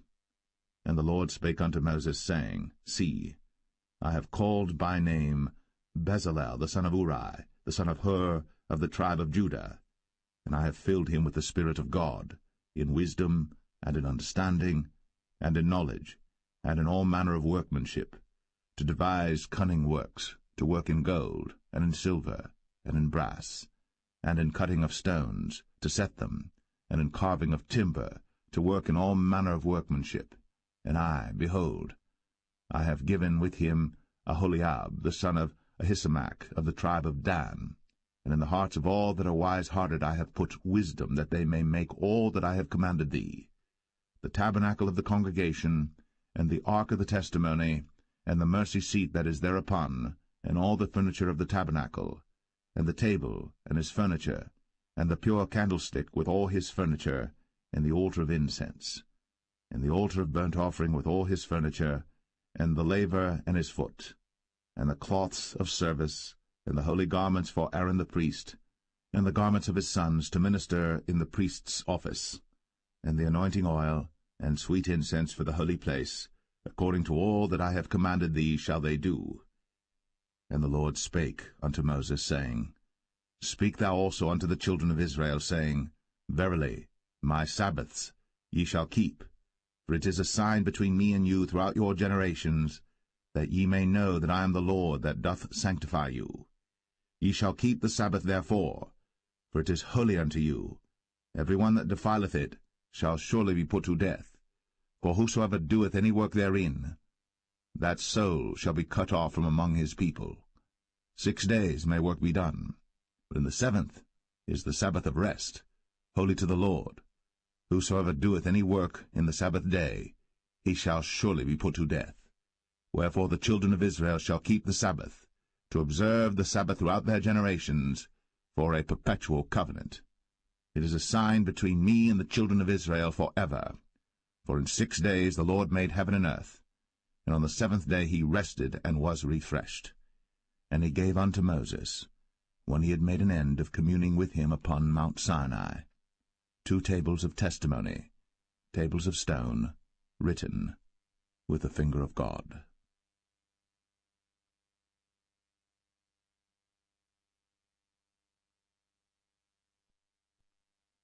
Exodus 32. And when the people saw that Moses delayed to come down out of the mount, the people gathered themselves together unto Aaron, and said unto him, Up, make us gods, which shall go before us. For as for this Moses, the man that brought us up out of the land of Egypt, we wot not what is become of him. And Aaron said unto them, Break off the golden earrings which are in the ears of your wives, of your sons, and of your daughters, and bring them unto me. And all the people brake off the golden earrings which were in their ears, and brought them unto Aaron. And he received them at their hand, and fashioned it with a graving tool, after he had made it a molten calf. And they said, These be thy gods, O Israel, which brought thee up out of the land of Egypt. And when Aaron saw it, he built an altar before it. And Aaron made proclamation and said, Tomorrow is a feast to the Lord. And they rose up early on the morrow, and offered burnt offerings, and brought peace offerings. And the people sat down to eat and to drink, and rose up to play. And the Lord said unto Moses, Go, get thee down, for thy people, which thou broughtest out of the land of Egypt, have corrupted themselves. They have turned aside quickly out of the way which I commanded them. They have made them a molten calf, and have worshipped it, and have sacrificed thereunto, and said, These be thy gods, O Israel, which have brought thee up out of the land of Egypt. And the Lord said unto Moses, I have seen this people, and behold, it is a stiff-necked people. Now therefore let me alone, that my wrath may wax hot against them, and that I may consume them, and I will make of thee a great nation. And Moses besought the Lord his God, and said, Lord, why doth thy wrath wax hot against thy people, which thou hast brought forth out of the land of Egypt with great power, and with a mighty hand? Wherefore should the Egyptians speak and say, For mischief did he bring them out, to slay them in the mountains, and to consume them from the face of the earth? Turn from thy fierce wrath, and repent of this evil against thy people. Remember Abraham, Isaac, and Israel, thy servants, to whom thou swarest by thine own self, and saidst unto them, I will multiply your seed as the stars of heaven, and all this land that I have spoken of will I give unto your seed, and they shall inherit it forever. And the Lord repented of the evil which he thought to do unto his people. And Moses turned, and went down from the mount, and the 2 tables of the testimony were in his hand. The tables were written on both their sides, on the one side and on the other were they written. And the tables were the work of God, and the writing was the writing of God, graven upon the tables. And when Joshua heard the noise of the people as they shouted, he said unto Moses, There is a noise of war in the camp. And he said, It is not the voice of them that shout for mastery, neither is it the voice of them that cry for being overcome, but the noise of them that sing do I hear. And it came to pass, as soon as he came nigh unto the camp, that he saw the calf and the dancing. And Moses' anger waxed hot, and he cast the tables out of his hands. and brake them beneath the mount. And he took the calf which they had made, and burnt it in the fire, and ground it to powder, and strawed it upon the water, and made the children of Israel drink of it. And Moses said unto Aaron, What did this people unto thee, that thou hast brought so great a sin upon them? And Aaron said, Let not the anger of my Lord wax hot. Thou knowest the people, that they are set on mischief. For they said unto me, Make us gods, which shall go before us. For as for this Moses, the man that brought us up out of the land of Egypt, we wot not what is become of him. And I said unto them, Whosoever hath any gold, let them break it off. So they gave it to me. Then I cast it into the fire, and there came out this calf. And when Moses saw that the people were naked, for Aaron had made them naked unto their shame among their enemies, then Moses stood in the gate of the camp, and said, Who is on the Lord's side? Let him come unto me. And all the sons of Levi gathered themselves together unto him.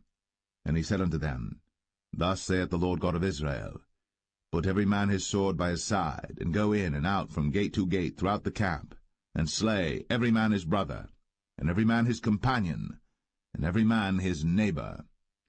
And the children of Levi did according to the word of Moses. And there fell of the people that day about 3,000 men. For Moses had said, Consecrate yourselves today to the Lord, even every man upon his son, and upon his brother, that he may bestow upon you a blessing this day. And it came to pass on the morrow, that Moses said unto the people, Ye have sinned a great sin, and now I will go up unto the Lord. Peradventure I shall make an atonement for your sin. And Moses returned unto the Lord, and said, O this people have sinned a great sin, and have made them gods of gold. Yet now, if thou wilt forgive their sin, and if not, blot me, I pray thee, out of thy book, which thou hast written. And the Lord said unto Moses, Whosoever hath sinned against me, him will I blot out of my book. Therefore now go, lead the people unto the place of which I have spoken unto thee. Behold, mine angel shall go before thee. Nevertheless, in the day when I visit, I will visit their sin upon them. And the Lord plagued the people, because they made the calf which Aaron made.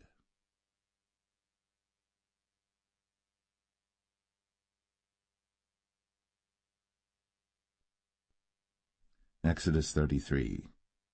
And the Lord said unto Moses, Depart, and go up hence, thou, and the people which thou hast brought up out of the land of Egypt, unto the land which I sware unto Abraham, to Isaac, and to Jacob, saying, Unto thy seed will I give it.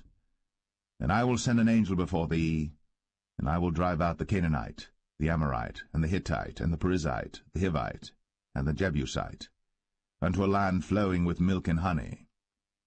For I will not go up in the midst of thee, for thou art a stiff-necked people, lest I consume thee in the way. And when the people heard these evil tidings, they mourned, and no man did put on him his ornaments. For the Lord had said unto Moses, Say unto the children of Israel, Ye are a stiff-necked people. I will come up into the midst of thee in a moment, and consume thee. Therefore now put off thy ornaments from thee, that I may know what to do unto thee. And the children of Israel stripped themselves of their ornaments by the mount Horeb. And Moses took the tabernacle, and pitched it without the camp, afar off from the camp, and called it the tabernacle of the congregation. And it came to pass that every one which sought the Lord went out unto the tabernacle of the congregation, which was without the camp. And it came to pass, when Moses went out unto the tabernacle, that all the people rose up, and stood every man at his tent door, and looked after Moses, until he was gone into the tabernacle. And it came to pass, as Moses entered into the tabernacle, the cloudy pillar descended, and stood at the door of the tabernacle, and the Lord talked with Moses. And all the people saw the cloudy pillar stand at the tabernacle door. And all the people rose up and worshipped, every man in his tent door. And the Lord spake unto Moses face to face, as a man speaketh unto his friend. And he turned again into the camp. But his servant Joshua the son of Nun, a young man, departed not out of the tabernacle. And Moses said unto the Lord, See, thou sayest unto me, Bring up this people. And thou hast not let me know whom thou wilt send with me. Yet thou hast said, I know thee by name. And thou hast also found grace in my sight. Now therefore, I pray thee, if I have found grace in thy sight, show me now thy way, that I may know thee, that I may find grace in thy sight, and consider that this nation is thy people. And he said, My presence shall go with thee, and I will give thee rest. And he said unto him, If thy presence go not with me, carry us not up hence. For wherein shall it be known here that I and thy people have found grace in thy sight? Is it not in that thou goest with us? So shall we be separated, I and thy people, from all the people that are upon the face of the earth. And the Lord said unto Moses, I will do this thing also that thou hast spoken, for thou hast found grace in my sight, and I know thee by name. And he said, I beseech thee, show me thy glory. And he said, I will make all my goodness pass before thee, and I will proclaim the name of the Lord before thee, and will be gracious to whom I will be gracious, and will show mercy on whom I will show mercy. And he said, Thou canst not see my face, for there shall no man see me and live. And the Lord said, Behold, there is a place by me, and thou shalt stand upon a rock. And it shall come to pass, while my glory passeth by, that I will put thee in a cleft of the rock, and will cover thee with my hand while I pass by. And I will take away mine hand, and thou shalt see my back parts, but my face shall not be seen.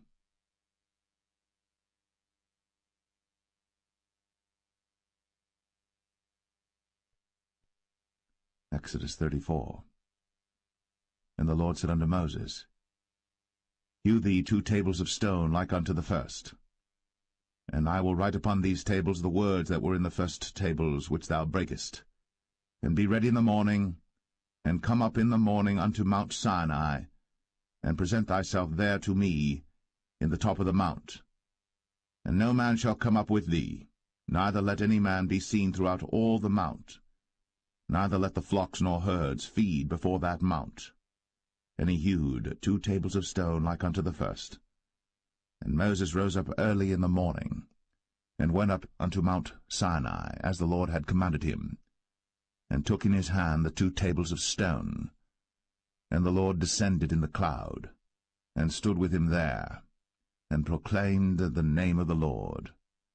And the Lord passed by before him, and proclaimed, the Lord God, merciful and gracious, long-suffering, and abundant in goodness and truth, keeping mercy for thousands, forgiving iniquity, and transgression and sin, and that will by no means clear the guilty, visiting the iniquity of the fathers upon the children, and upon the children's children, unto the 3rd and to the 4th generation. And Moses made haste, and bowed his head toward the earth, and worshipped. And he said, If now I have found grace in thy sight, O Lord, let my Lord, I pray thee, go among us. For it is a stiff-necked people, and pardon our iniquity and our sin, and take us for thine inheritance. And he said, Behold, I make a covenant. Before all thy people I will do marvels, such as have not been done in all the earth, nor in any nation. And all the people among which thou art shall see the work of the Lord, for it is a terrible thing that I will do with thee. Observe thou that which I command thee this day. Behold, I drive out before thee the Amorite, and the Canaanite, and the Hittite, and the Perizzite, and the Hivite, and the Jebusite. Take heed to thyself, lest thou make a covenant with the inhabitants of the land whither thou goest, lest it be for a snare in the midst of thee. But ye shall destroy their altars, break their images, and cut down their groves. For thou shalt worship no other god, for the Lord whose name is a jealous God. Lest thou make a covenant with the inhabitants of the land, and they go a-whoring after their gods, and do sacrifice unto their gods, and one call thee, and thou eat of his sacrifice. And thou take of their daughters unto thy sons, and their daughters go a-whoring after their gods, and make thy sons go a-whoring after their gods. Thou shalt make thee no molten gods. The feast of unleavened bread shalt thou keep. 7 days thou shalt eat unleavened bread, as I commanded thee, in the time of the month Abib. For in the month Abib thou camest out from Egypt. All that openeth the matrix is mine, and every firstling among thy cattle, whether ox or sheep that is male. But the firstling of an ass thou shalt redeem with a lamb, and if thou redeem him not, then shalt thou break his neck. All the firstborn of thy sons thou shalt redeem, and none shall appear before me empty. 6 days thou shalt work, but on the 7th day thou shalt rest. In earing time and in harvest thou shalt rest. And thou shalt observe the feast of weeks, of the firstfruits of wheat harvest, and the feast of ingathering at the year's end. Thrice in the year shall all your men-children appear before the Lord God, the God of Israel. For I will cast out the nations before thee, and enlarge thy borders. Neither shall any man desire thy land, when thou shalt go up to appear before the Lord thy God thrice in the year. Thou shalt not offer the blood of my sacrifice with leaven, neither shall the sacrifice of the feast of the Passover be left unto the morning. The first of the firstfruits of thy land thou shalt bring unto the house of the Lord thy God. Thou shalt not see the kid in his mother's milk. And the Lord said unto Moses, Write thou these words, for after the tenor of these words I have made a covenant with thee and with Israel. And he was there with the Lord 40 days and 40 nights.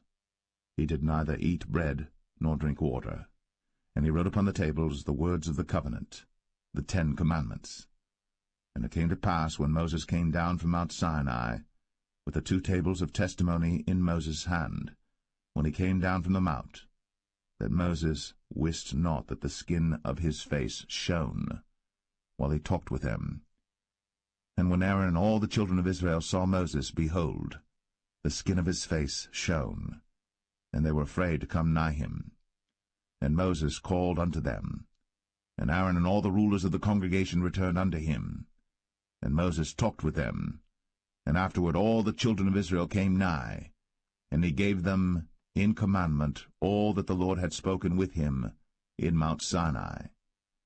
And till Moses had done speaking with them, he put a veil on his face. But when Moses went in before the Lord to speak with him, he took the veil off until he came out.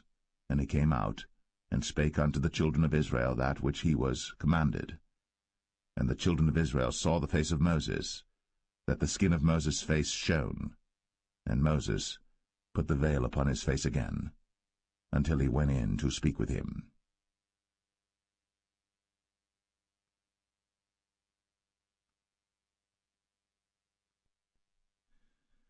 Exodus 35.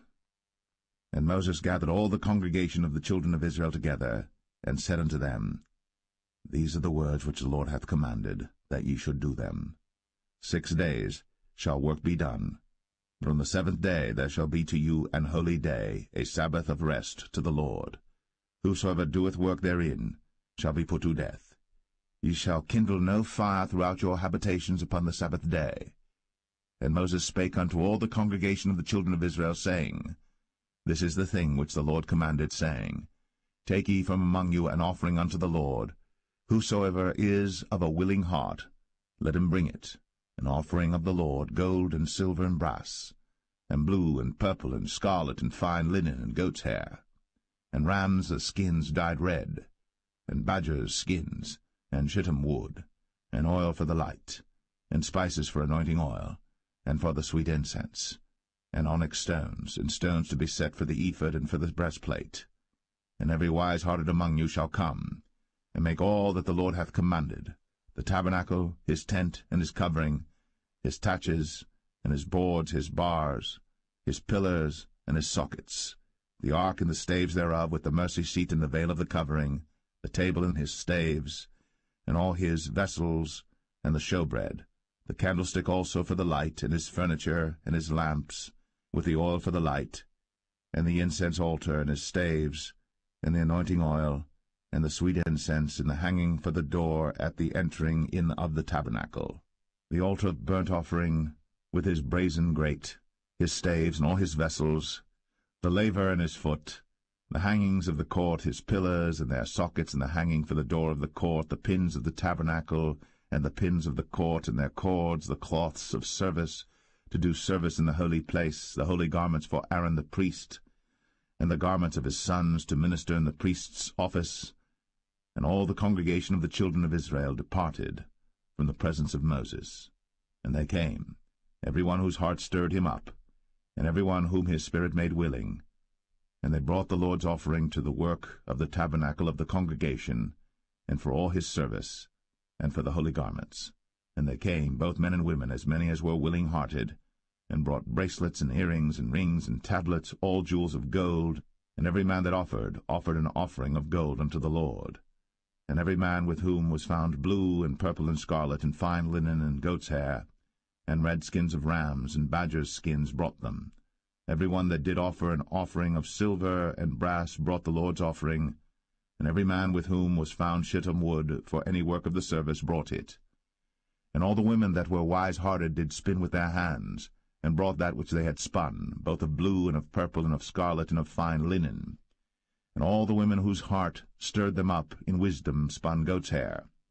And the rulers brought onyx stones, and stones to be set for the ephod and for the breastplate, and spice, and oil for the light, and for the anointing oil, and for the sweet incense. The children of Israel brought a willing offering unto the Lord, every man and woman whose heart made them willing to bring for all manner of work, which the Lord had commanded to be made by the hand of Moses. And Moses said unto the children of Israel, See, the Lord hath called by name Bezalel the son of Uri, the son of Hur, of the tribe of Judah. And he hath filled him with the Spirit of God in wisdom, in understanding, and in knowledge, and in all manner of workmanship, and to devise curious works, to work in gold, and in silver, and in brass, and in the cutting of stones, to set them, and in carving of wood, to make any manner of cunning work. And he hath put in his heart that he may teach, both he and Aholiab, the son of Ahisamach, of the tribe of Dan.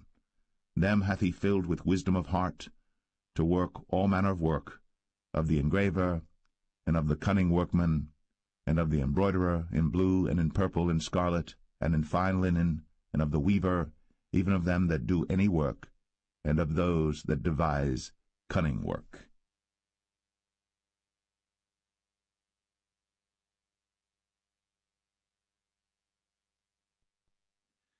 Exodus 36. Then wrought Bezalel and Aholiab, and every wise-hearted man, in whom the Lord put wisdom and understanding to know how to work all manner of work for the service of the sanctuary, according to all that the Lord had commanded. And Moses called Bezalel and Aholiab, and every wise-hearted man, in whose heart the Lord had put wisdom, even every one whose heart stirred him up to come unto the work to do it. And they received of Moses all the offering, which the children of Israel had brought for the work of the service of the sanctuary, to make it withal. And they brought yet unto him free offerings every morning. And all the wise men that wrought all the work of the sanctuary came every man from his work which they made. And they spake unto Moses, saying, The people bring much more than enough for the service of the work, which the Lord commanded to make. And Moses gave commandment, and they caused it to be proclaimed throughout the camp, saying, Let neither man nor woman make any more work for the offering of the sanctuary. So the people were restrained from bringing. For the stuff they had was sufficient for all the work to make it, and too much. And every wise-hearted man among them that wrought the work of the tabernacle made 10 curtains of fine twined linen, and blue, and purple, and scarlet. With cherubims of cunning work made he them. The length of one curtain was 28 cubits, and the breadth of one curtain 4 cubits. The curtains were all of one size. And he coupled the 5 curtains one unto another, and the other 5 curtains he coupled one unto another. And he made loops of blue on the edge of one curtain from the selvage in the coupling. Likewise he made in the uttermost side of another curtain in the coupling of the second. 50 loops made he in one curtain, and 50 loops made he in the edge of the curtain which was in the coupling of the second. The loops held one curtain to another. And he made 50 taches of gold, and coupled the curtains one unto another with the taches. So it became one tabernacle. And he made curtains of goat's hair for the tent over the tabernacle. 11 curtains he made them. The length of one curtain was 30 cubits, and 4 cubits was the breadth of one curtain. The 11 curtains were of one size. And he coupled 5 curtains by themselves, and 6 curtains by themselves. And he made 50 loops upon the uttermost edge of the curtain in the coupling, and 50 loops made he upon the edge of the curtain which coupleth the second.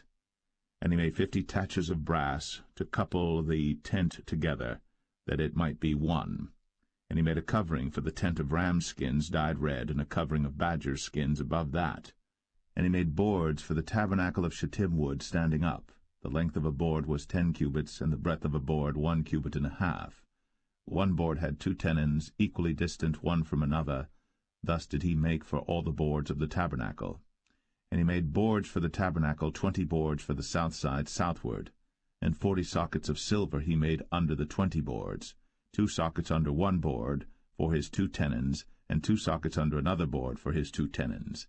And for the other side of the tabernacle, which is toward the north corner, he made 20 boards, and their 40 sockets of silver, 2 sockets under one board, and 2 sockets under another board. And for the sides of the tabernacle westward he made 6 boards, and 2 boards made he for the corners of the tabernacle in the 2 sides, and they were coupled beneath and coupled together at the head thereof to one ring. Thus he did to both of them in both the corners. And there were 8 boards, and their sockets were 16 sockets of silver, under every board 2 sockets. And he made bars of shittim wood, 5 for the boards of the one side of the tabernacle, and 5 bars for the boards of the other side of the tabernacle, and 5 bars for the boards of the tabernacle for the sides westward. And he made the middle bar to shoot through the boards from the one end to the other. And he overlaid the boards with gold, and made their rings of gold to be places for the bars, and overlaid the bars with gold. And he made a veil of blue and purple and scarlet, and fine twined linen with cherubims made he it of cunning work. And he made thereunto 4 pillars of shittim wood, and overlaid them with gold. Their hooks were of gold. And he cast for them 4 sockets of silver. And he made an hanging for the tabernacle door of blue and purple and scarlet and fine twined linen of needlework. And the 5 pillars of it with their hooks, and he overlaid their chapiters and their fillets with gold. But their 5 sockets were of brass.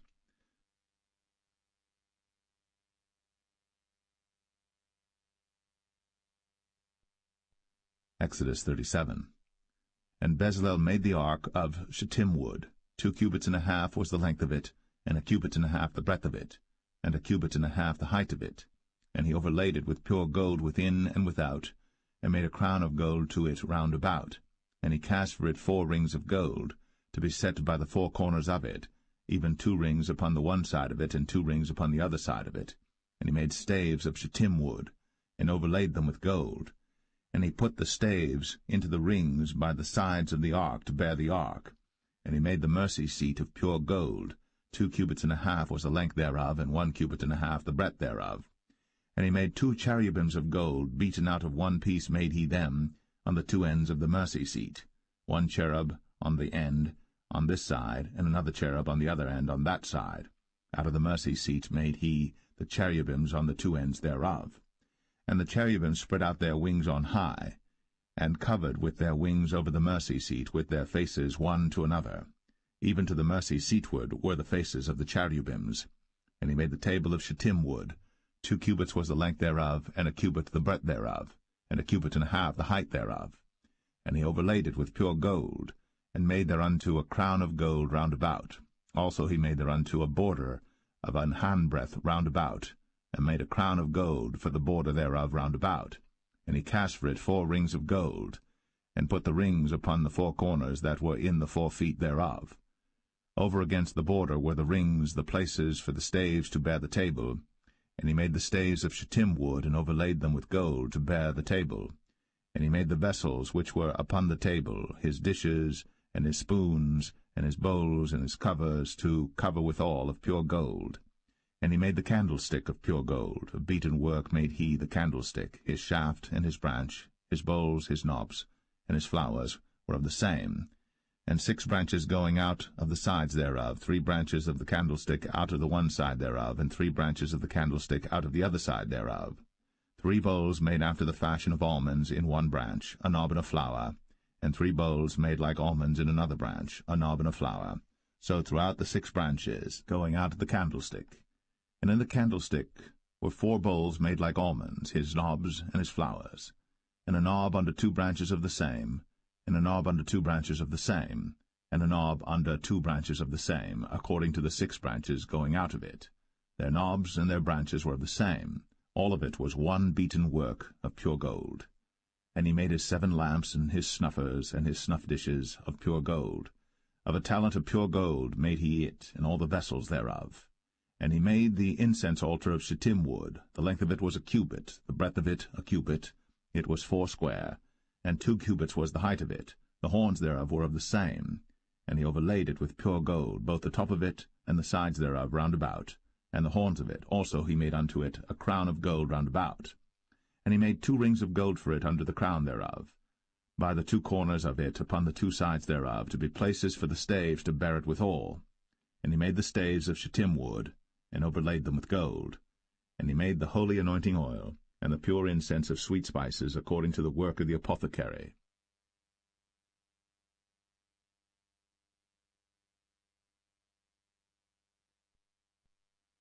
Exodus 38. And he made the altar of burnt offering of shittim wood. 5 cubits was the length thereof, and 5 cubits the breadth thereof. It was 4 square, and 3 cubits the height thereof. And he made the horns thereof on the 4 corners of it. The horns thereof were of the same, and he overlaid it with brass. And he made all the vessels of the altar, the pots and the shovels and the basins and the flesh hooks, and the firepans, all the vessels thereof made he of brass. And he made for the altar a brazen grate of network under the compass thereof beneath unto the midst of it. And he cast 4 rings for the 4 ends of the grate of brass, to be places for the staves. And he made the staves of shittim wood, and overlaid them with brass. And he put the staves into the rings on the sides of the altar, to bear it withal. He made the altar hollow with boards. And he made the laver of brass, and the foot of it of brass, of the looking-glasses of the women assembling, which assembled at the door of the tabernacle of the congregation. And he made the court. On the south side southward the hangings of the court were of fine twined linen, 100 cubits. Their pillars were 20, and their brazen sockets 20. The hooks of the pillars and their fillets were of silver. And for the north side the hangings were 100 cubits, their pillars were 20, and their sockets of brass 20. The hooks of the pillars and their fillets of silver. And for the west side were hangings of 50 cubits, their pillars 10, and their sockets 10, the hooks of the pillars and their fillets of silver. And for the east side eastward 50 cubits. The hangings of the one side of the gate were 15 cubits, their pillars 3, and their sockets 3. And for the other side of the court gate, on this hand and that hand, were hangings of 15 cubits, their pillars 3, and their sockets 3. All the hangings of the court round about were of fine twined linen.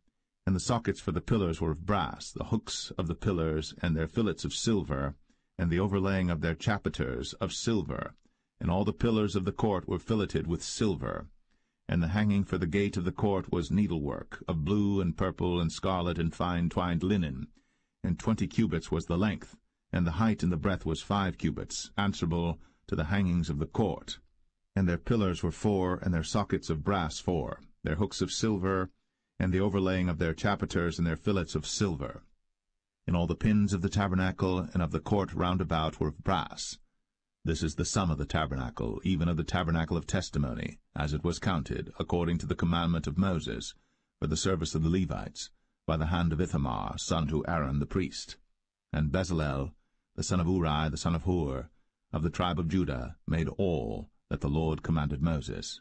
And with him was Aholiab, son of Ahisamach, of the tribe of Dan, an engraver, and a cunning workman, and an embroiderer in blue, and in purple, and in scarlet, and fine linen. All the gold that was occupied for the work, and all the work of the holy place, even the gold of the offering, was 29 talents, and 730 shekels after the shekel of the sanctuary. And the silver of them that were numbered of the congregation was 100 talents, and 1,760 shekels after the shekel of the sanctuary. A bekah for every man, that is, half a shekel, after the shekel of the sanctuary, for every one that went to be numbered, from 20 years old and upward, for 600,000 and 3,550 men. And of the 100 talents of silver were cast the sockets of the sanctuary, and the sockets of the veil, and 100 sockets of the 100 talents, a talent for a socket. And of the 1,775 shekels he made hooks for the pillars, and overlaid their chapiters, and filleted them. And the brass of the offering was 70 talents, and 2,400 shekels. And therewith he made the sockets to the door of the tabernacle of the congregation, and the brazen altar, and the brazen grate for it, and all the vessels of the altar, and the sockets of the court round about, and the sockets of the court gate, and all the pins of the tabernacle, and all the pins of the court round about.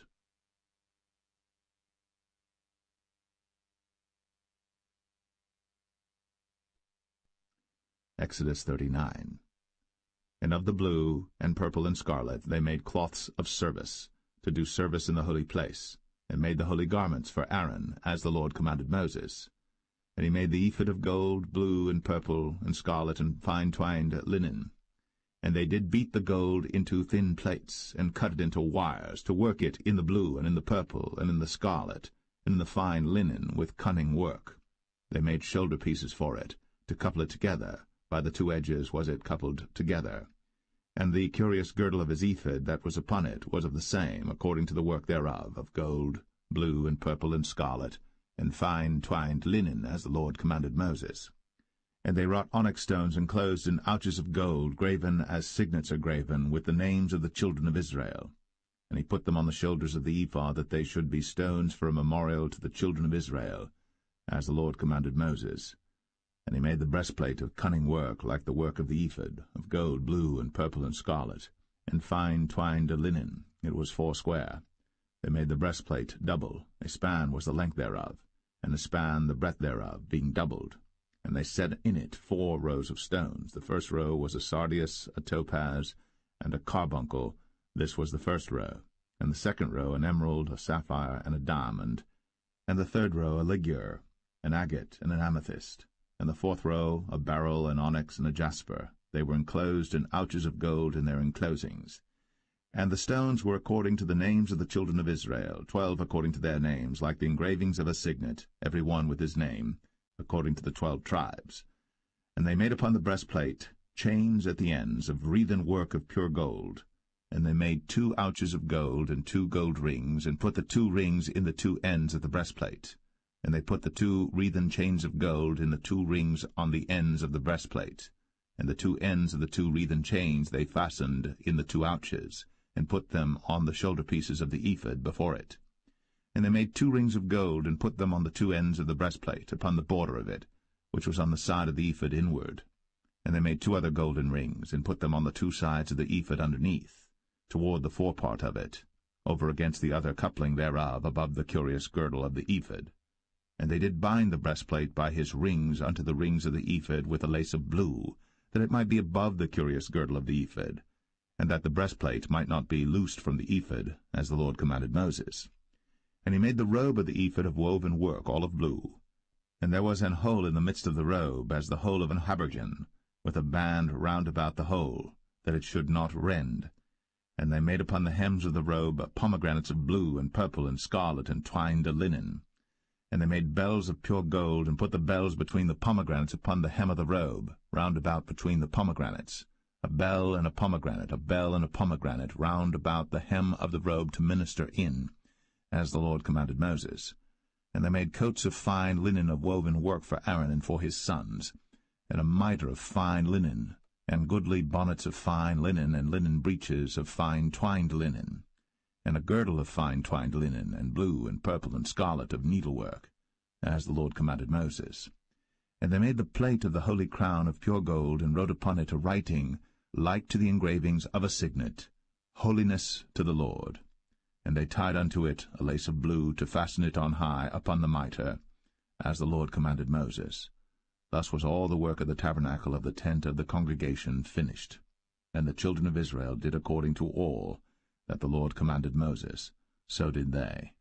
And they brought the tabernacle unto Moses, the tent, and all his furniture, his taches, his boards, his bars, and his pillars, and his sockets, and the covering of ram skins dyed red, and the covering of badger skins, and the veil of the covering, the ark of the testimony, and the staves thereof, and the mercy seat, the table and all the vessels thereof, and the showbread, the pure candlestick, with the lamps thereof, even with the lamps to be set in order, and all the vessels thereof, and the oil for light, and the golden altar, and the anointing oil, and the sweet incense, and the hanging for the tabernacle door, the brazen altar, and his grate of brass, his staves and all his vessels, the laver and his foot.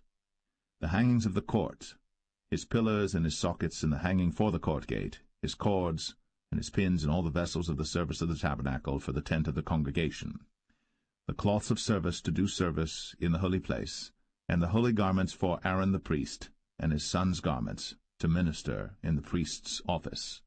According to all that the Lord commanded Moses, so the children of Israel made all the work. And Moses did look upon all the work, and behold, they had done it, as the Lord had commanded, even so had they done it. And Moses blessed them.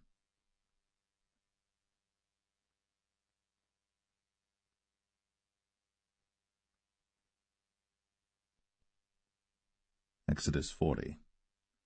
And the Lord spake unto Moses, saying, On the first day of the first month shalt thou set up the tabernacle of the tent of the congregation, and thou shalt put therein the ark of the testimony, and cover the ark with a veil. And thou shalt bring in the table, and set in order the things that are to be set in order upon it. And thou shalt bring in the candlestick, and light the lamps thereof. And thou shalt set the altar of gold for the incense before the ark of the testimony, and put the hanging of the door to the tabernacle. And thou shalt set the altar of the burnt offering before the door of the tabernacle of the tent of the congregation. And thou shalt set the laver between the tent of the congregation and the altar, and shalt put water therein. And thou shalt set up the court round about, and hang up the hanging at the court gate. And thou shalt take the anointing oil, and anoint the tabernacle, and all that is therein, and shalt hallow it, and all the vessels thereof, and it shall be holy. And thou shalt anoint the altar of the burnt offering, and all his vessels, and sanctify the altar, and it shall be an altar most holy. And thou shalt anoint the laver and his foot, and sanctify it. And thou shalt bring Aaron and his sons unto the door of the tabernacle of the congregation, and wash them with water. And thou shalt put upon Aaron the holy garments, and anoint him, and sanctify him, that he may minister unto me in the priest's office. And thou shalt bring his sons, and clothe them with coats.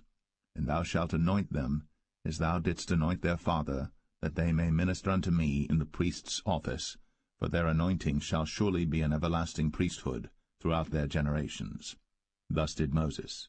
According to all that the Lord commanded him, so did he. And it came to pass in the first month, in the second year, on the first day of the month, that the tabernacle was reared up.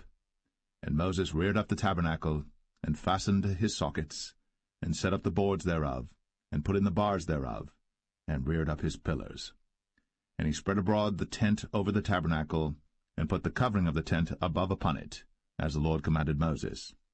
And he took and put the testimony into the ark, and set the staves on the ark, and put the mercy seat above upon the ark. And he brought the ark into the tabernacle, and set up the veil of the covering, and covered the ark of the testimony, as the Lord commanded Moses. And he put the table in the tent of the congregation upon the side of the tabernacle northward without the veil. And he set the bread in order upon it before the Lord, as the Lord had commanded Moses. And he put the candlestick in the tent of the congregation over against the table on the side of the tabernacle southward. And he lighted the lamps before the Lord, as the Lord commanded Moses. And he put the golden altar in the tent of the congregation before the veil. And he burnt sweet incense thereon, as the Lord commanded Moses. And he set up the hanging at the door of the tabernacle. And he put the altar of burnt offering by the door of the tabernacle of the tent of the congregation, and offered upon it the burnt offering and the meat offering, as the Lord commanded Moses.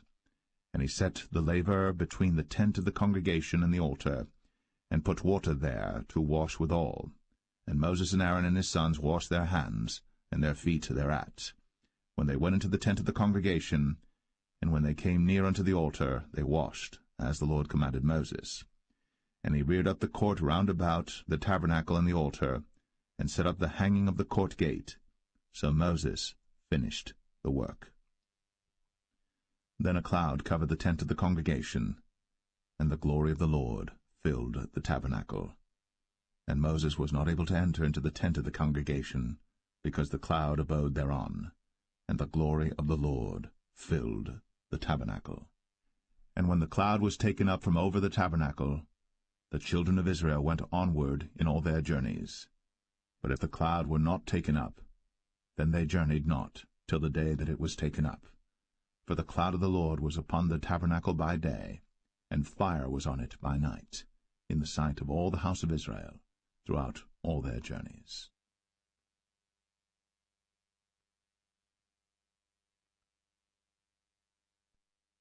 The Book of Leviticus, chapter 1.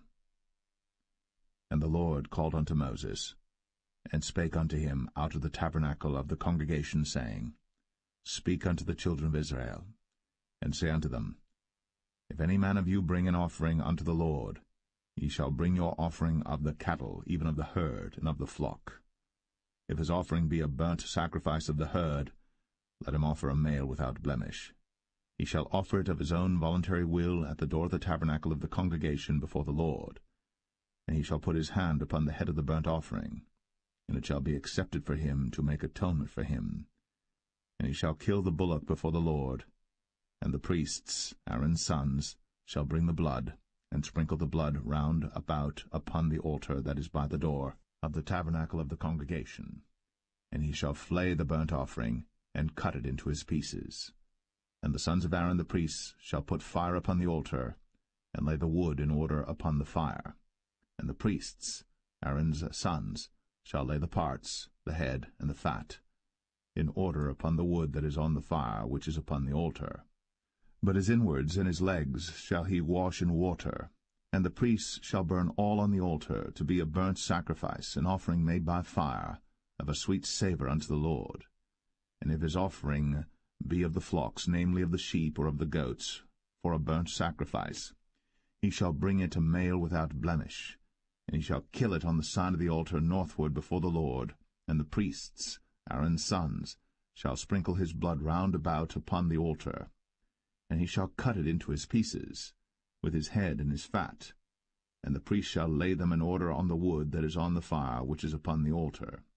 But he shall wash the inwards and the legs with water, and the priest shall bring it all, and burn it upon the altar. It is a burnt sacrifice, an offering made by fire, of a sweet savour unto the Lord. And if the burnt sacrifice for his offering to the Lord be of fowls, then he shall bring his offering of turtle doves or of young pigeons. And the priest shall bring it unto the altar, and wring off his head, and burn it on the altar, and the blood thereof shall be wrung out at the side of the altar. And he shall pluck away his crop with his feathers, and cast it beside the altar on the east part, by the place of the ashes. And he shall cleave it with the wings thereof, but shall not divide it asunder. And the priest shall burn it upon the altar, upon the wood that is upon the fire. It is a burnt sacrifice, an offering made by fire, of a sweet savour unto the Lord.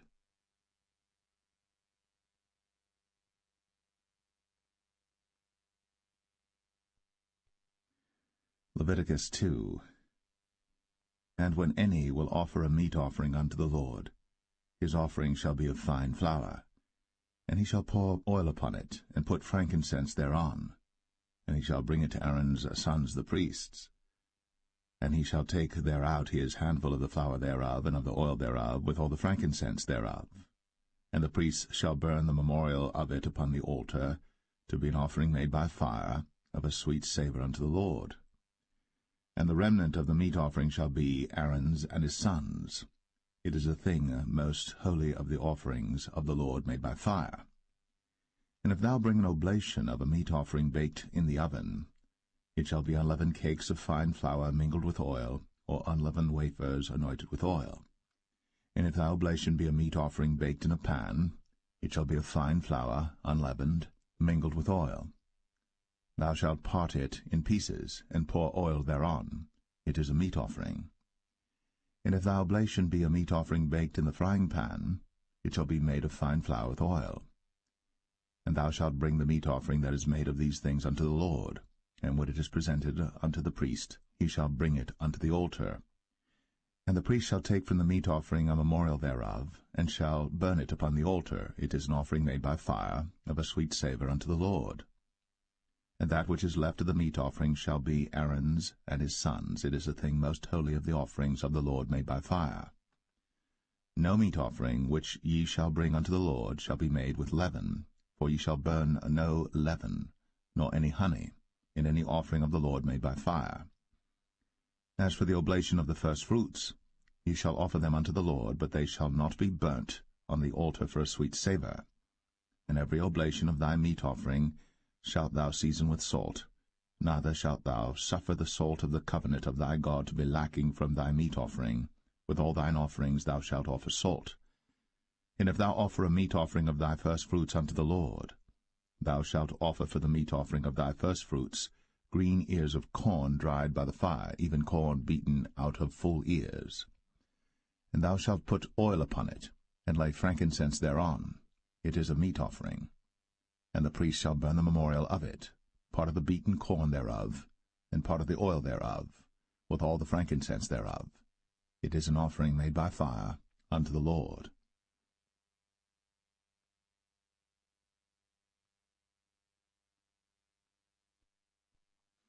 Leviticus 3.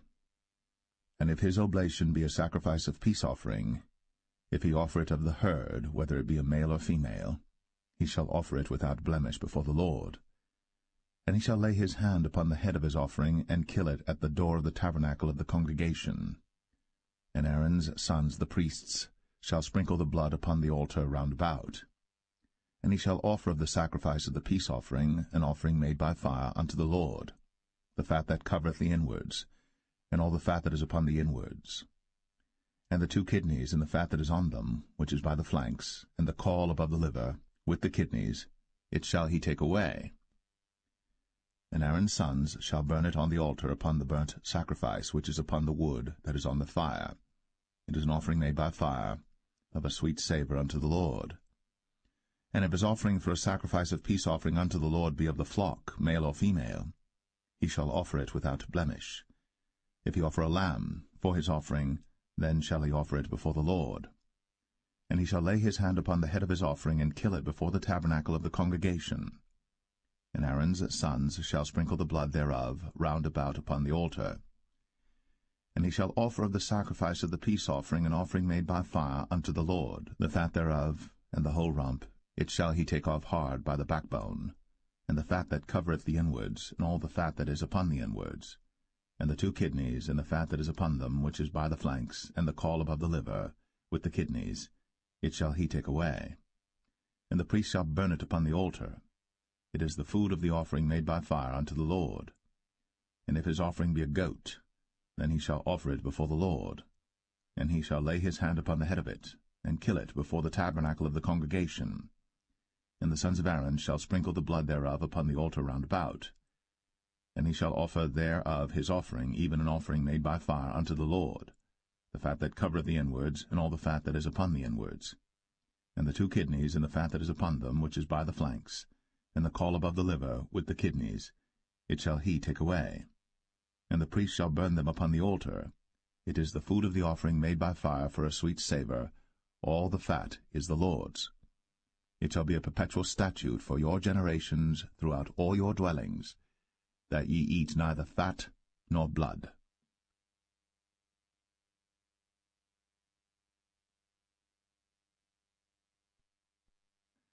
Leviticus 4. And the Lord spake unto Moses, saying, Speak unto the children of Israel, saying, If a soul shall sin through ignorance against any of the commandments of the Lord, concerning things which ought not to be done, and shall do against any of them, if the priest that is anointed do sin according to the sin of the people, then let him bring for his sin which he hath sinned a young bullock without blemish unto the Lord for a sin offering. And he shall bring the bullock unto the door of the tabernacle of the congregation before the Lord, and shall lay his hand upon the bullock's head, and kill the bullock before the Lord. And the priest that is anointed shall take of the bullock's blood, and bring it to the tabernacle of the congregation. And the priest shall dip his finger in the blood, and sprinkle of the blood 7 times before the Lord, before the veil of the sanctuary. And the priest shall put some of the blood upon the horns of the altar of sweet incense before the Lord, which is in the tabernacle of the congregation. and shall pour all the blood of the bullock at the bottom of the altar of the burnt offering, which is at the door of the tabernacle of the congregation. And he shall take off from it all the fat of the bullock for the sin offering, the fat that covereth the inwards, and all the fat that is upon the inwards, and the 2 kidneys, and the fat that is upon them, which is by the flanks, and the caul above the liver, with the kidneys, it shall he take away, as it was taken off from the bullock of the sacrifice of peace offerings, and the priest shall burn them upon the altar of the burnt offering. And the skin of the bullock, and all his flesh, with his head, and with his legs, and his inwards, and his dung, even the whole bullock shall he carry forth without the camp unto a clean place, where the ashes are poured out, and burn him on the wood with fire. Where the ashes are poured out shall he be burnt.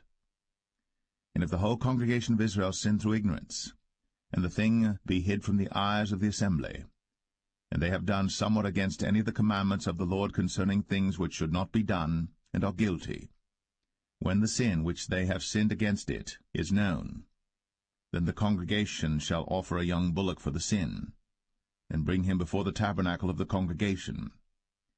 And the elders of the congregation shall lay their hands upon the head of the bullock before the Lord, and the bullock shall be killed before the Lord. And the priest that is anointed shall bring of the bullock's blood to the tabernacle of the congregation. And the priest shall dip his finger in some of the blood, and sprinkle it 7 times before the Lord, even before the veil. And he shall put some of the blood upon the horns of the altar which is before the Lord, that is, in the tabernacle of the congregation, and shall pour out all the blood at the bottom of the altar of the burnt offering, which is at the door of the tabernacle of the congregation. And he shall take all his fat from him, and burn it upon the altar. And he shall do with the bullock as he did with the bullock for a sin offering. So shall he do with this. And the priest shall make an atonement for them, and it shall be forgiven them. And he shall carry forth the bullock without the camp, and burn him as he burned the first bullock. It is a sin offering for the congregation. When a ruler hath sinned, and done somewhat through ignorance against any of the commandments of the Lord his God, concerning things which should not be done, and is guilty, or if his sin, wherein he hath sinned, come to his knowledge, he shall bring his offering, a kid of the goats, a male, without blemish. And he shall lay his hand upon the head of the goat, and kill it in the place where they killed the burnt offering before the Lord. It is a sin offering. And the priest shall take of the blood of the sin offering with his finger, and put it upon the horns of the altar of burnt offering, and shall pour out his blood at the bottom of the altar of burnt offering. And he shall burn all his fat upon the altar, as the fat of the sacrifice of peace offerings. And the priest shall make an atonement for him as concerning his sin, and it shall be forgiven him. And if any one of the common people sin through ignorance, while he doeth somewhat against any of the commandments of the Lord concerning things which ought not to be done, and be guilty, or if his sin, which he hath sinned, come to his knowledge, then he shall bring his offering, a kid of the goats, a female without blemish, for his sin, which he hath sinned. And he shall lay his hand upon the head of the sin offering, and slay the sin offering in the place of the burnt offering. And the priest shall take of the blood thereof with his finger, and put it upon the horns of the altar of burnt offering, and shall pour out all the blood thereof at the bottom of the altar. And he shall take away all the fat thereof, as the fat is taken away from off the sacrifice of peace offerings. And the priest shall burn it upon the altar for a sweet savour unto the Lord. And the priest shall make an atonement for him, and it shall be forgiven him. And if he bring a lamb for a sin offering, he shall bring it a female without blemish. And he shall lay his hand upon the head of the sin offering, and slay it for a sin offering in the place where they kill the burnt offering. And the priest shall take of the blood of the sin offering with his finger, and put it upon the horns of the altar of burnt offering, and shall pour out all the blood thereof at the bottom of the altar. And he shall take away all the fat thereof, as the fat of the lamb is taken away from the sacrifice of the peace offerings. And the priest shall burn them upon the altar according to the offerings made by fire unto the Lord. And the priest shall make an atonement for his sin that he hath committed, and it shall be forgiven him.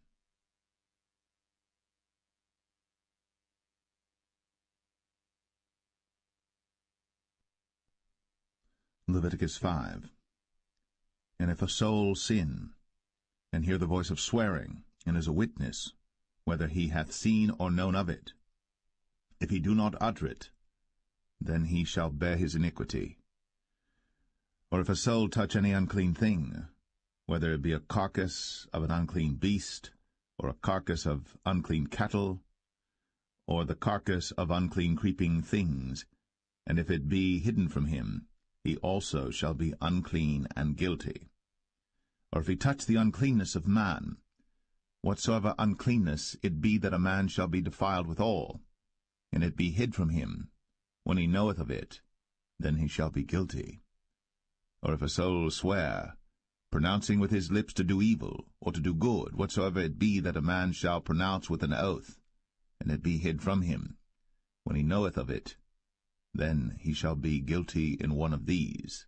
And it shall be, when he shall be guilty in one of these things, that he shall